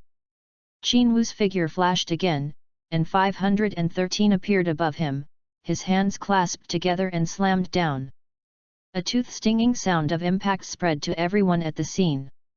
Nez seemed to be hit by a shell, and he accelerated to fall. In just a split second, he slammed the ground into a huge crater. The earth and rocks were chaotic, and the trees were completely broken and fell down. What followed was a blazing white staring ball of light, which struck Nez like lightning, causing a loud noise that shook the world. The ball of light became bigger and bigger, and it shook countless earth and rocks out completely, forming a huge deep pit. At the center of the target, Nez was completely bombarded into slag by this huge bombardment, leaving only pieces of black scorched earth. Everyone gasped and stared blankly at Qin Wu, who was like a god. They were completely shocked. So strong, so strong. It was so powerful that Lord Nez was killed by him in one fell swoop. So terrifying, this man is so terrifying. Lord Nez was beaten so hard that he was instantly killed. Chapter 55 is over. The shadow of Kula strikes. Please order first. Please automatically. 65. This man is so terrifying. Everyone was terrified. Qin Wu turned his head, his eyes were like electricity, and he swept towards them. The majestic aura on his body made them retreat step by step. Terrible, really terrifying. The powerful momentum forced them to almost suffocate, and Shen Qing was even more panicked, and many people turned around and ran away. Want to go? Qin Wu flicked with his 5 fingers, and shot out a beam of light, which was extremely fast. He caught up with them in an instant, rushed out one after another, all fell down, and died out of breath. The other people who originally wanted to escape were shivering with fright and didn't dare to move half a step. Qin Wu, like a god descending, walked in the air, walked to them step by step, lowered his head and looked directly at them, his eyes filled with a terrifying aura. Do you want to die, or do you want to die? Forgive my lord, we want to live. They said bravely, and then all knelt down and begged for mercy. Ha ha! Qin Wu narrowed his eyes and knelt out a faint smile. Is this to let us go? They secretly wonder, but they are not sure. I'll let you go. Qin Wu's smile suddenly turned cold, and he said in a cold voice, but the destination is the underworld. After he finished speaking, his 10 fingers suddenly flashed at the speed of light, and they bounced out, shooting through the heads of these people, killing them all in an instant. A minute later, all the corpses were hit by his missiles one by one, and exploded one after another, boom boom boom. A series of explosions, as if setting off firecrackers during the Chinese New Year, were extremely harsh. At this moment, in the distant starry sky, 10 light-years away from this planet, inside the main rudder of a huge spaceship, a main seat floats up in the sky, and a man is sitting on it, covered with a cold aura. His eyes were sharp, his eyes were like electricity, and he kept looking at the scenery outside the ship. He just sat quietly like this, but the aura that emanated from his body, like an ice cave, still made the people who work under him tremble. After a while, someone suddenly walked out from the side and reported to him with a squid voice, "Lord Kula, I don't know what happened, Dre's data in Brock's has completely disappeared." After the man finished speaking, he lifted his heart uneasily, didn't dare to look at the other party, and broke out in cold sweat. "What?" Kula looked at him with a tiger's eyes, and the whole person was about to jump up, but then he thought of something, and asked his subordinates in a cold voice, "Where's that foreigner Nez?" They also disappeared together, and the soldiers on the planet Bractes disappeared. Enjoyed. As soon as this person finished reporting, he was pierced by a purple beam of light and died of anger. 62. Who is it? Who is it? Kula's eyes were about to burst with fire, like a wild beast, exuding a strong and terrifying breath, and the people in the rudder were almost suffocated. At this moment, a blue-skinned guy with a curly bangs hairstyle walked up to Kula and asked, "Lord Kula, do you want me to take a look? What's the use of you going? Is it difficult for you to be stronger than Dre?" After Kula killed the report's subordinates, he got angry and calmed down. He said coldly, "Can kill Dre. Ray and Nez are definitely not bad. I have to go there in person." Saying that, he turned to the operator, and said with a cold voice, "Turn around and turn to Black Doors. B." After giving instructions to the people below, Kula looked at the starry sky coldly, and the anger in her heart could not be calmed down. Dre, like the blue-skinned and white-haired young man in front of him, was a member of the special team that he personally led. Although he was a bit stubborn about the name of the Kara Mecha team that they had created, he was still his own personal guard. And Nez is an alternate candidate, he has already finalized, he will be recruited to the team in a few days, but he did not expect that not only he will be killed. Yes, Dre was also killed. How could he not be angry? This is completely brushing the tiger's whiskers, provoking oneself, and slapping the face. As a result, such a large spaceship turned its direction and moved at full speed in the direction of planet Bractes. After Chinwu killed everyone, he returned to the spaceship, looked at the empty space, and cried in his heart.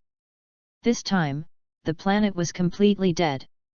Not only did the natives die, but dozens of Kara's soldiers were also killed, and even their immediate bosses, Nez and Dre, were also killed by him. The entire naked planet, in his opinion, is uninhabited except for life such as animals and plants. But he couldn't relax himself, instead the pressure was even greater. With the death of Dre and Nez, Kula is bound to be furious, and it is not impossible to come to this planet to check the situation in person. This Kara is stronger than Frisia, not only has many fierce generals, but his strength is also higher than Frisia. As time went on, Kula was about to come, and the pressure on him was getting stronger and stronger. Like a dark cloud, it swept over. "No, I have to run. This Kula, he can't catch up immediately by entering the spiritual time room to practice, the difference in strength is too huge." Thinking of this, he looked at Crow's spaceship and felt that it was no longer usable, so he turned around and left. Crow's spaceship had been destroyed as early as when he killed Pandlu, so he could only choose other spaceships. The big guy that Nez came by must not be able to get on, and Kula must have tracking and monitoring inside. Therefore, the spaceships of those miscellaneous soldiers are still the first choice.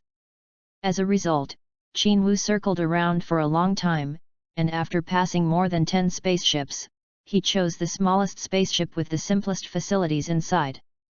To be on the safe side, after Kula arrived, according to other spaceships, he found his spaceship, and he went to destroy the 1002 nets one by one. Okay, and when he stopped, they all turned into a pile broken copper and iron. After doing all of this, he walked into the small spaceship. After he was probably familiar with the operation, he drove it, rushed into the sky, and quickly left the planet of Bractes. Just less than half an hour after he left, the huge spaceship that Kula was riding in crashed to the planet.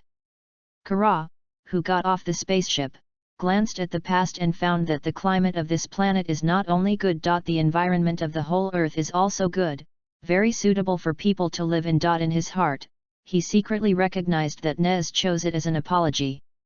Kai Fang roared when he saw that the spaceship Nez was on had turned into ruins. Check it out for me, be sure to find out the murderer. Chapter 56 Looking for teleportation data, please subscribe, customize. 66. In the area controlled by the Kara Core, on a super-large planet in the southeast direction, the Kara Core was divided into sub-bases in the southeast area, that is, the logistics base.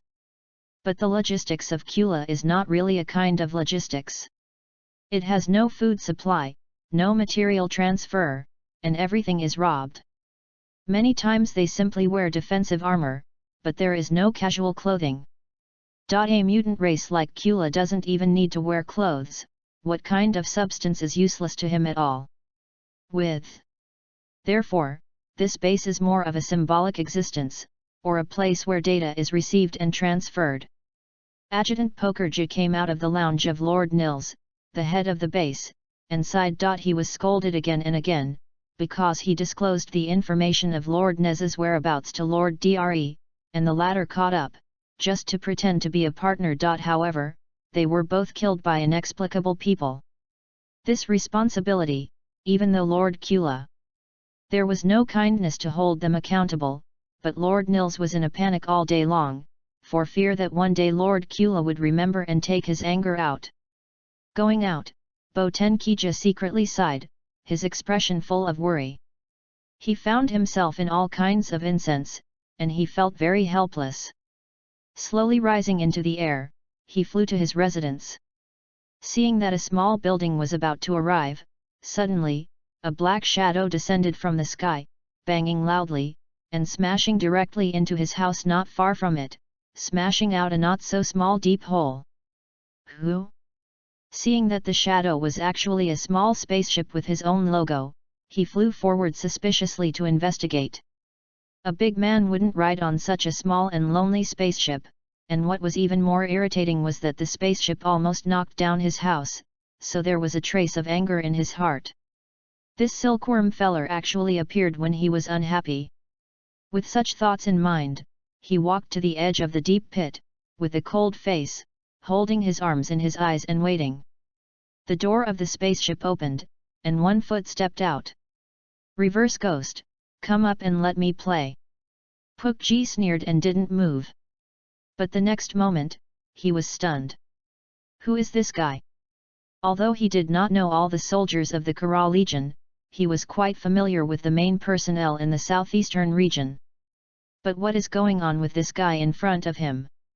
Not to mention his short stature, he looks underage. 63. No matter what, come up quickly and let my lord be beaten. What's ignorant is that this little guy came up, but he ignored him, and he was playing around. Shen Qing was a little stupid. What's going on with this guy? I don't know who my lord is. How dare you ignore yourself? Thinking about it, he stepped forward and asked, Little devil, who are you? Which area are you from? He directly classified the opponent as one of the recruits, and was about to send it to the battlefield. The little guy is only -meters tall, which is a little smaller than the adult who is more than -meters tall. It can be seen from the detector that this kid has only combat power, and this is just cannon fodder in the army, so he will not show great respect. This is where. The person who arrived here was Qinwu. He got on the spaceship and clicked a coordinate, but he didn't expect it took a week to get here. Damn kid, I ask you, where did you come from? Once again ignored by the other party, Bokija was furious, suddenly pulled the other party's collar, and angrily asked. Believe it or not, I will kill you directly. Won't you tell me? Then I'll check it myself. Jiawu suddenly knocked off the opponent's hand, grabbed the opponent's head and pressed it against the top of his head, and the other hand completely controlled the opponent so that he couldn't move. In just 2 seconds, he immediately completed the investigation, and a strange emblem smiled from his corner. Being completely controlled by Qinwu and unable to move, Bokija was anxious and angry, struggling with all his strength, waving his hands to make a shot, but found that he couldn't move, and was immediately terrified. After being released by the other party, Pokerja became angry again. He waved his hand and hit the other party again, but as soon as he moved, he was caught by his hand, as if he was caught by iron tongs, and he couldn't pull it out no matter how he pulled it. "Want to hit me out?" "Ha!" Jiawu suddenly mentioned the other party, and actually directly lifted a brown-skinned man with a height of -meters high in the air. "Put me down, boy, I'll kill you." Pukji was lifted up with one hand, unable to move, but the other hand was free, so he directly aimed at Jiawu and prepared to attack. At this moment, he suddenly heard a smack. There was a sharp pain in his mouth, and he looked down at a loss, but saw that the opponent's left hand was actually glowing with black light, and he pierced his mouth. He widened his eyes, knelt down in a state of extreme panic, and kept struggling. Then there was another flavor. His body was directly cut in half. Trash, whether it's anyone in your Kula Legion, is a virtue. After finishing all the fighting, with a sneer on his face, a shock wave was ejected from his right hand, instantly smashing the opponent into scum. Then, he changed his body and turned into a dead man directly. As soon as they walked out, a few patrolmen flew in. They looked at the small spaceship in the Shenkeng in surprise, and then looked at Lord Pokja, who was looking at him with cold eyes, and asked in puzzlement, "Lord, what happened?" They happened to be patrolling nearby, and they found out when Qinwu appeared, but 243 didn't come over when he saw that Bokija was also here. With Dash combat power, what is there to worry about against Dash? However, within 2 minutes, there was an explosion, and for safety's sake, they came over. Seeing that Bokija was fine, they secretly breathed a sigh of relief. "It's nothing, the kid who just came annoyed me, so I killed him." According to Pokija's temperament, Qinwu made no sense. "There's nothing wrong with that, sir, let's go." The soldiers were killed when they heard that the kid just bumped into each other. Qinwu sneered inwardly as he watched the backs of them leaving.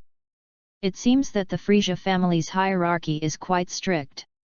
Once they have power and strength, no one dares to intervene.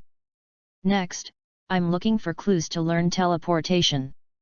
By the way, what planet is it called? The Adrit star? It seems to be this one. While thinking about it, Qinwu performed the behavior of the owner of the small house on behalf of Pokija. Chapter 57 Destroying Kara's Logistics Base. Subscribe, customize. 67. Bokija is not only a small house, but also a small bedroom. It feels like the size of a nutrition warehouse, which is enough for one person to lie down. Does this guy sleep without turning over? Qinwu was speechless. The whole bedroom is so small that only one door is opened, and the contents inside are completely unobstructed. Qinwu knew some secret things from the memory of the other party, such as the information of Frisia's Special Forces Jinut team, which was what he valued the most. Moreover, it is obvious that this guy does not know the planetary information that was repaired by Sun Wukong in an instant. He opened the insurance, took out the information of the Jinut team, and carefully turned it over. The members are still the same as the ones he is familiar with, but it is written in Jinu's personal remarks that this person fought with the captain of the Kara Mecha team 10 years ago, Shavza, for the position of captain of this team, just because the loss was too ugly, so I took the second place and chose Frisia's newly formed special team. Because Frisia himself doesn't care about him. As for their internal affairs, he directly named the Special Forces team after himself, which made him feel bad. Gildo, the green guy who looks as disgusting as a meatworm, the remarks on the back are the ability of the other party, time pause, time slow, time acceleration and other superpowers related to time, as well as some attack methods, such as beams, energy bombs, etc. Others are fine, but this time superpower, Qinwu looks a little jealous. It's a pity that this superpower has a shortcoming, that is, when it is used, you must hold your breath. Once you breathe, the superpower will be released immediately. This shortcoming can be called a flaw, but for Qinwu, it is very practical. Looking at it, he always felt that this guy with 4 eyes was too disgusting and disgusting. The Jinnu team has only one home, and the base is in the area where the Frisia family's permanent base is located. Qinwu had some headaches for this, because it was within the western jurisdiction of Zhili, the refrigerator family, and it was too dangerous. However, there was a sudden rush of blood in the body. The more dangerous it is, the more you should go. This Jinnu team not only has the abilities it wants, but also should have the information, or coordinates, of the Adrit star. 64. Putting the information in his arms, he walked out of the room, went outside the house, and threw a white energy bomb with his right hand, which instantly exploded the house like fireworks.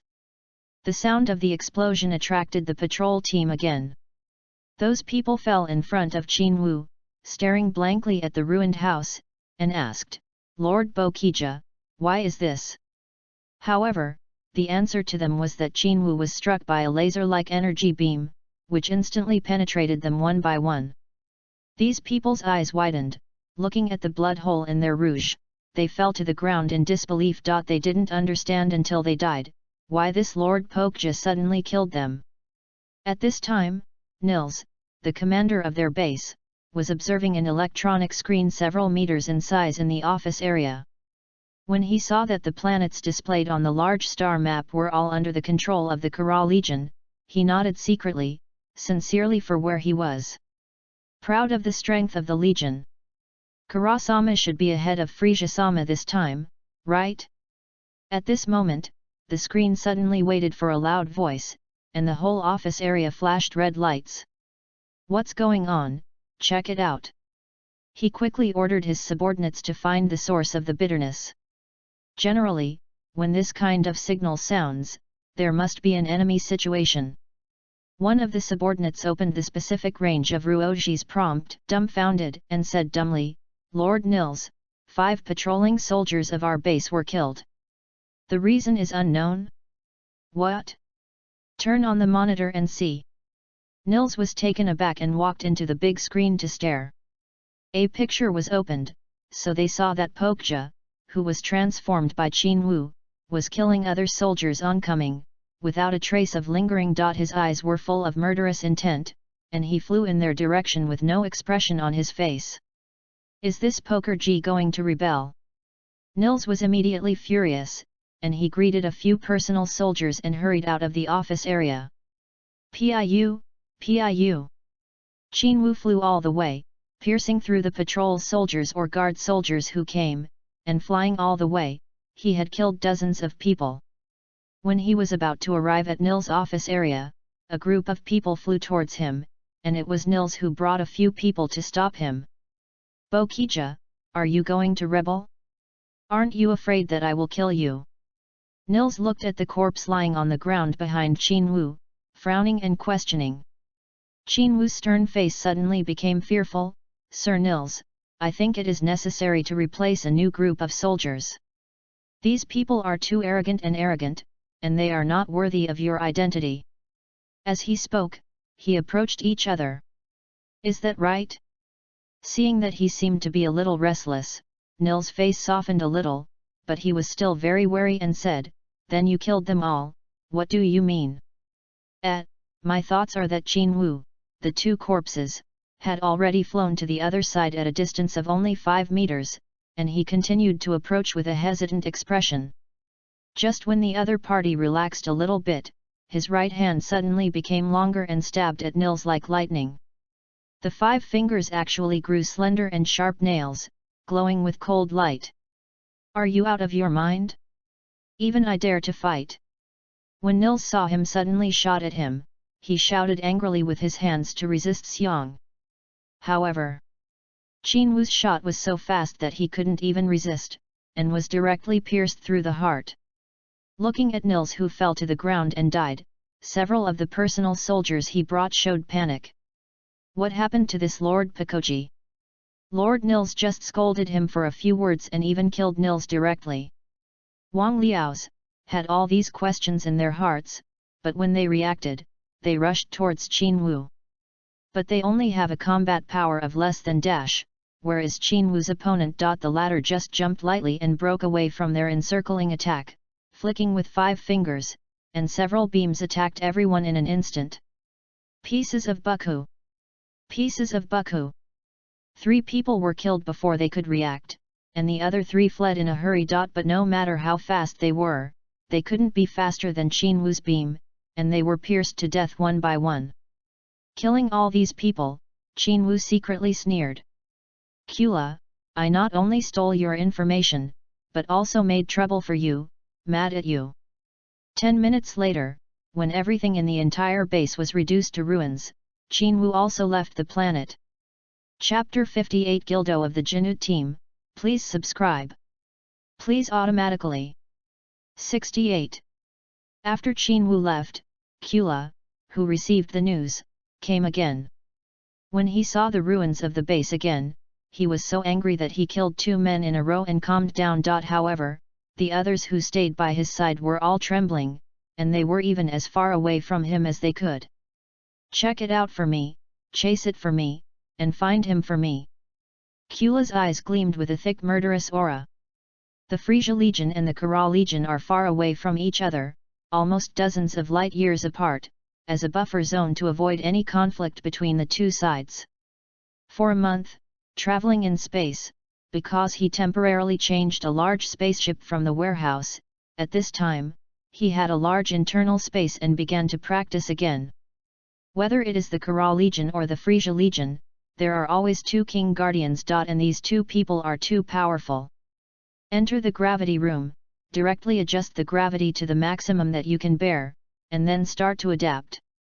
In 2010, almost every 50 times was a hurdle. In 2010, it took him 2 weeks to finally get used to it. Before knowing what happened, he was used to 18,010 gravity. As you can imagine, gravity is not a cabbage, you can add it if you think about it. After 2 weeks of adaptation training, the next step is ability training. At present, he mainly focuses on prediction, that is, predicting the superpower of the next second and combining the existence of feeling chi. Only if the prediction is done well enough, the chance of being beaten will be reduced. Boom! Qin Wu shot a shock wave against the air out of thin air, and tried to control the trajectory of the shock wave, but he was successful. After a close contact with the wall warehouse, he desperately rubbed the painful part of his body. Paralyzed, he only focused on control and forgot to hide. Fortunately, he didn't use his full force to use the shock wave. Qin Wu secretly called for luck. It seems that he can't do 2 things with one heart. He has to control the shock wave orbit, and he has to turn his back on the existence of the feeling attack and make predictions. All these have to be concentrated. How to do it? 65.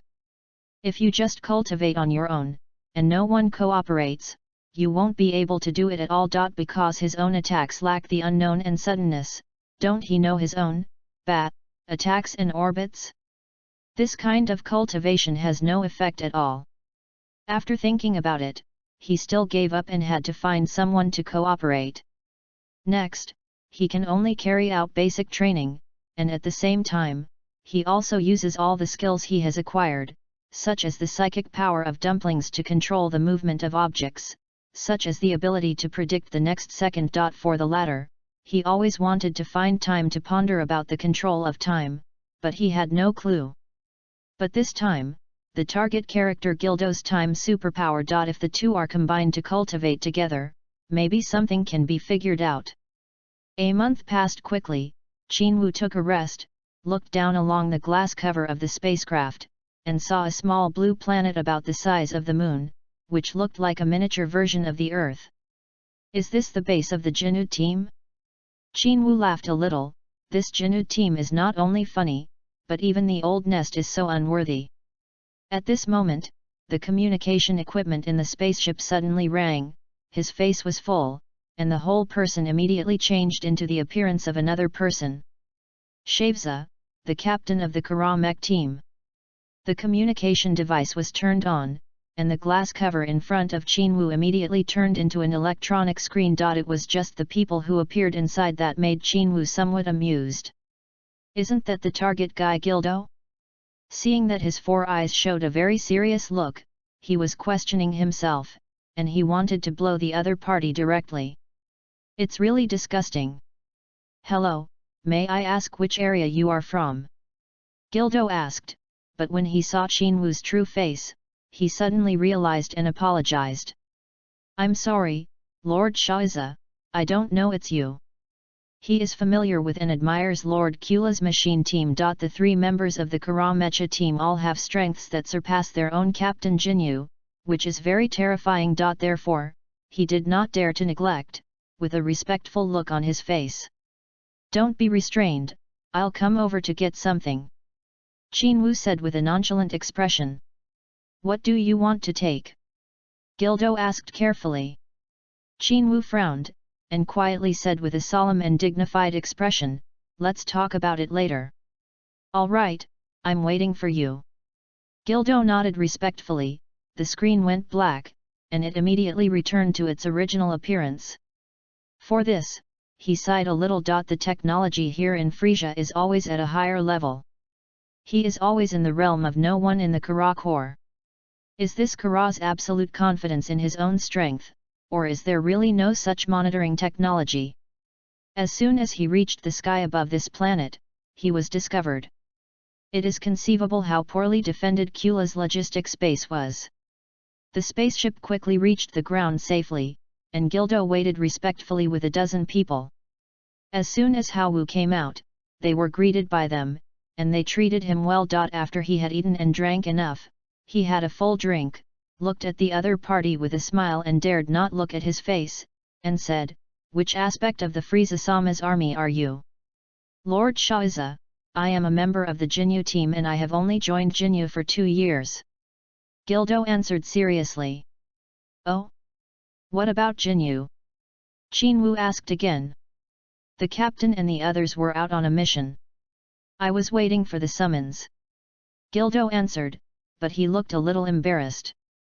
In fact, it was just being disliked by others and leaving himself at the base. However, Haowu's eyes lit up, and it would be more convenient if Jinyu was not there. To inform this guy is the best and most cunning guy in the Jinyu team. If he was there, he might have seen himself. Something is wrong with him. After all, I am not familiar with Shaiza, and I can't imitate the others' habits. If Jinyu is there, maybe he will kneel. Haowu stood up and asked with a serious face, since your captain is not here, can I borrow your itinerary information? The reason why he said this was to make everyone other than Gildo leave voluntarily. Sure enough, these people were shrewd and left immediately. 4 flowers, automatically. Chapter 59 Stun You, Steal Again.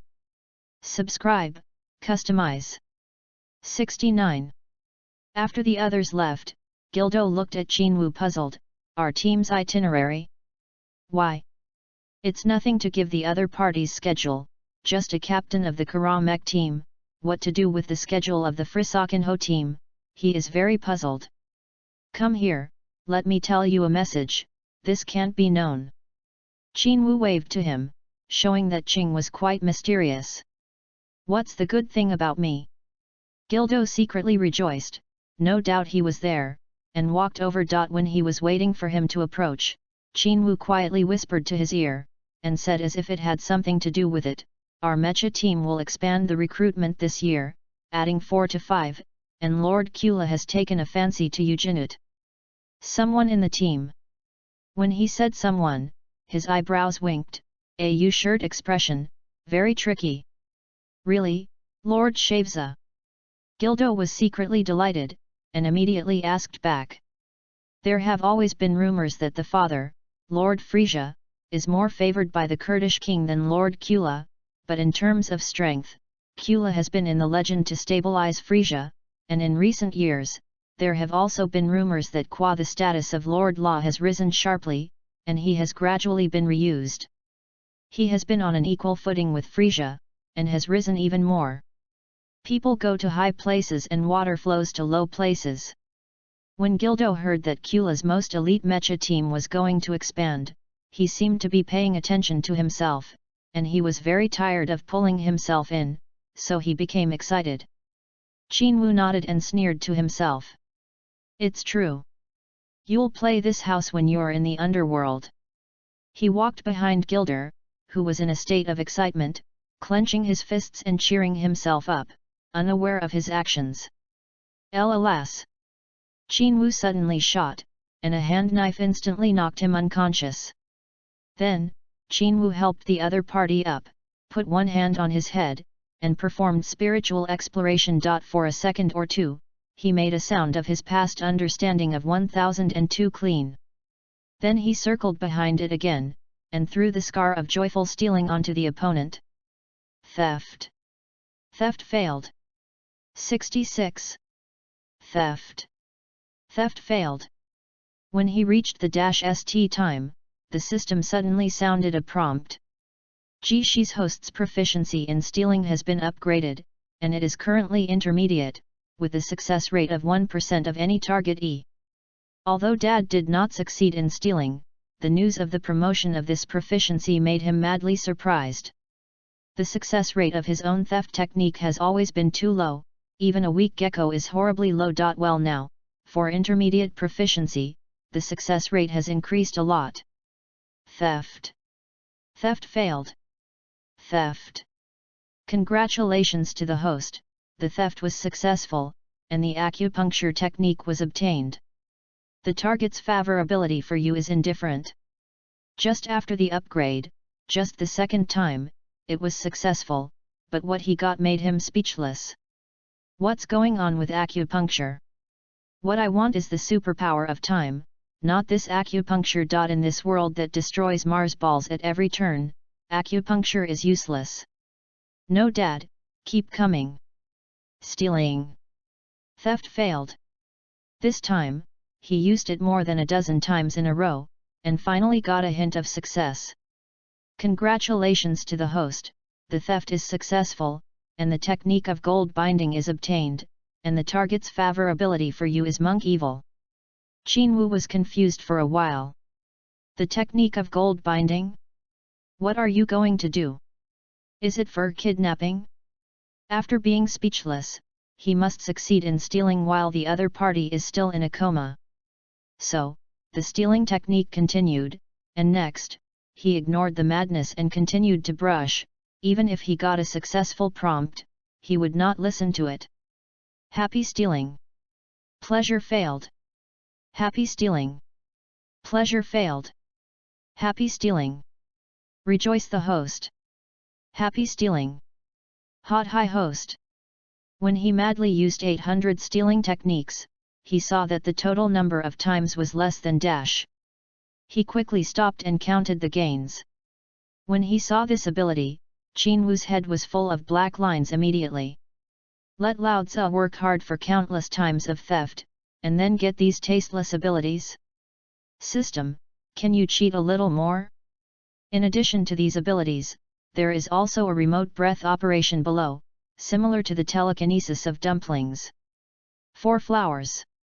Time accelerated, this can be, finally found a decent order.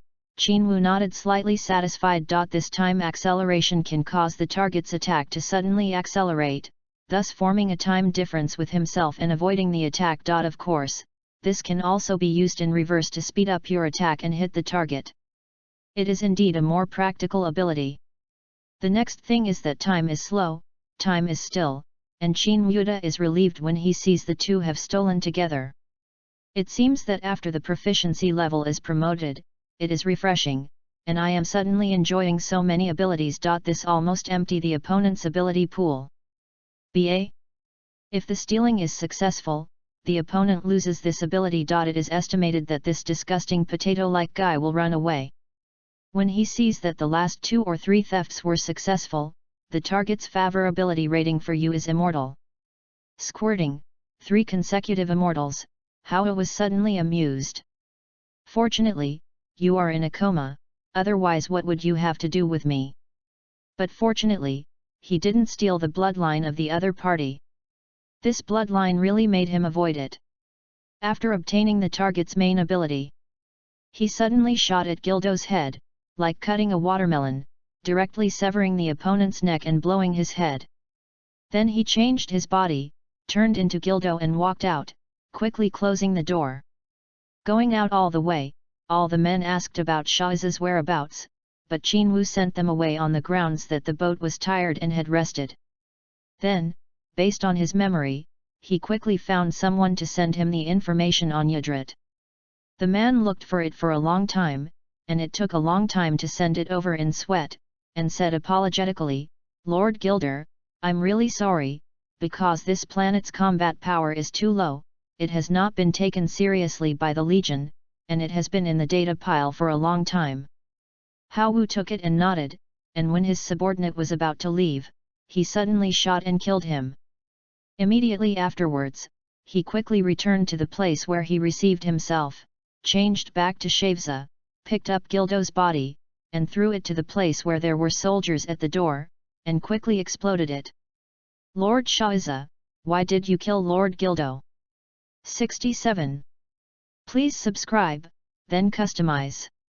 Chapter 60. Go to Yadrit Star, please subscribe, customize. 70. Boom boom boom. Qin Wu blasted all the soldiers who came one by one, like fireworks, scattered minced meat all over the place. He swaggered and continued to kill endlessly, no matter whether it was strong or weak in combat, all of them would be destroyed within one round under his hands. The monitors and detectors of the entire planet took pictures of his combat strength and appearance.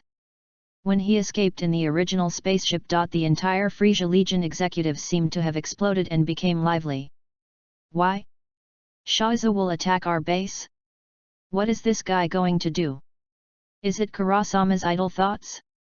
Or go and sue Lord Frisia, Shaoza attacked our base. What about the Jinud team members? Why isn't anyone there? They went out on a mission. What planet did they go to?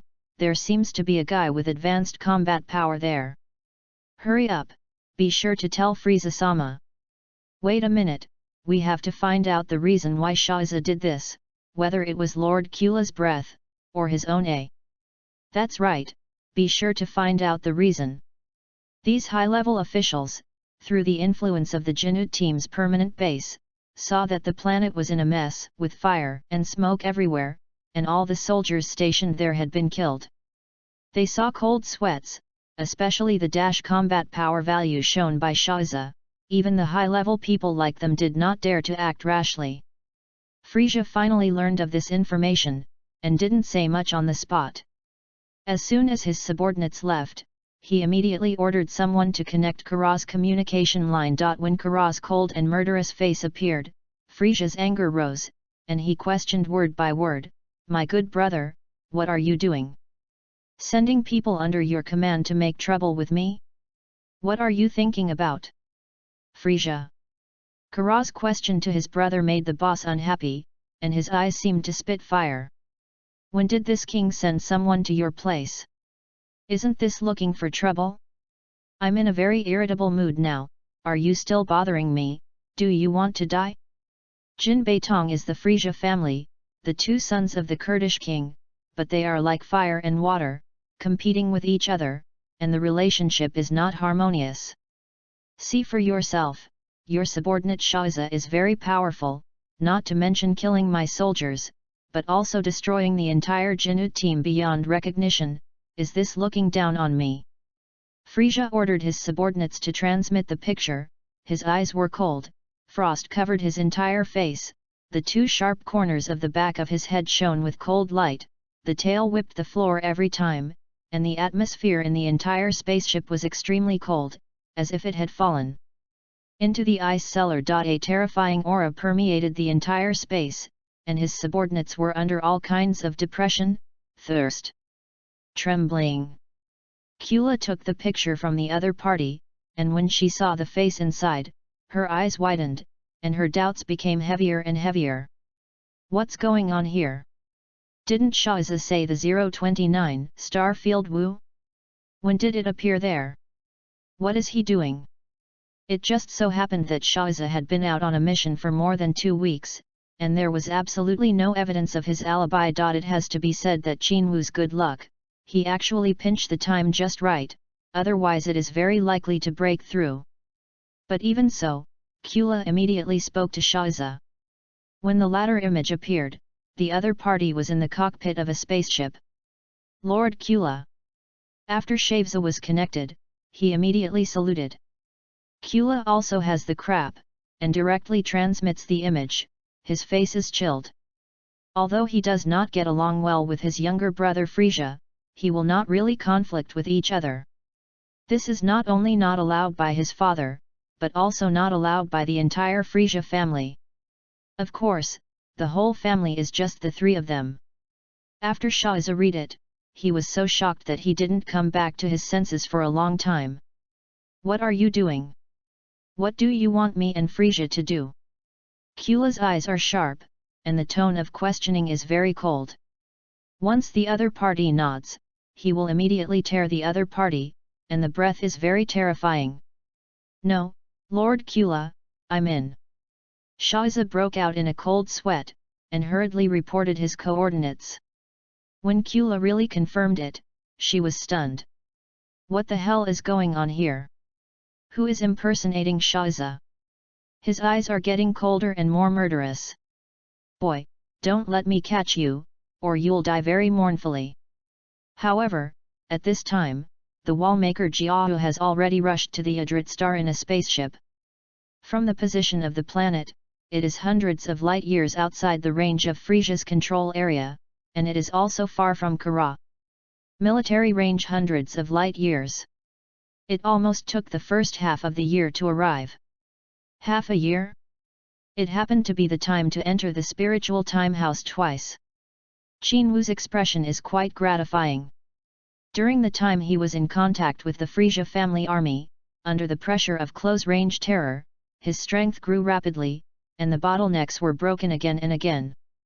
On the ground. So, during this extraordinary half-year, he watched the stars at night and entered into the static cultivation of no-self.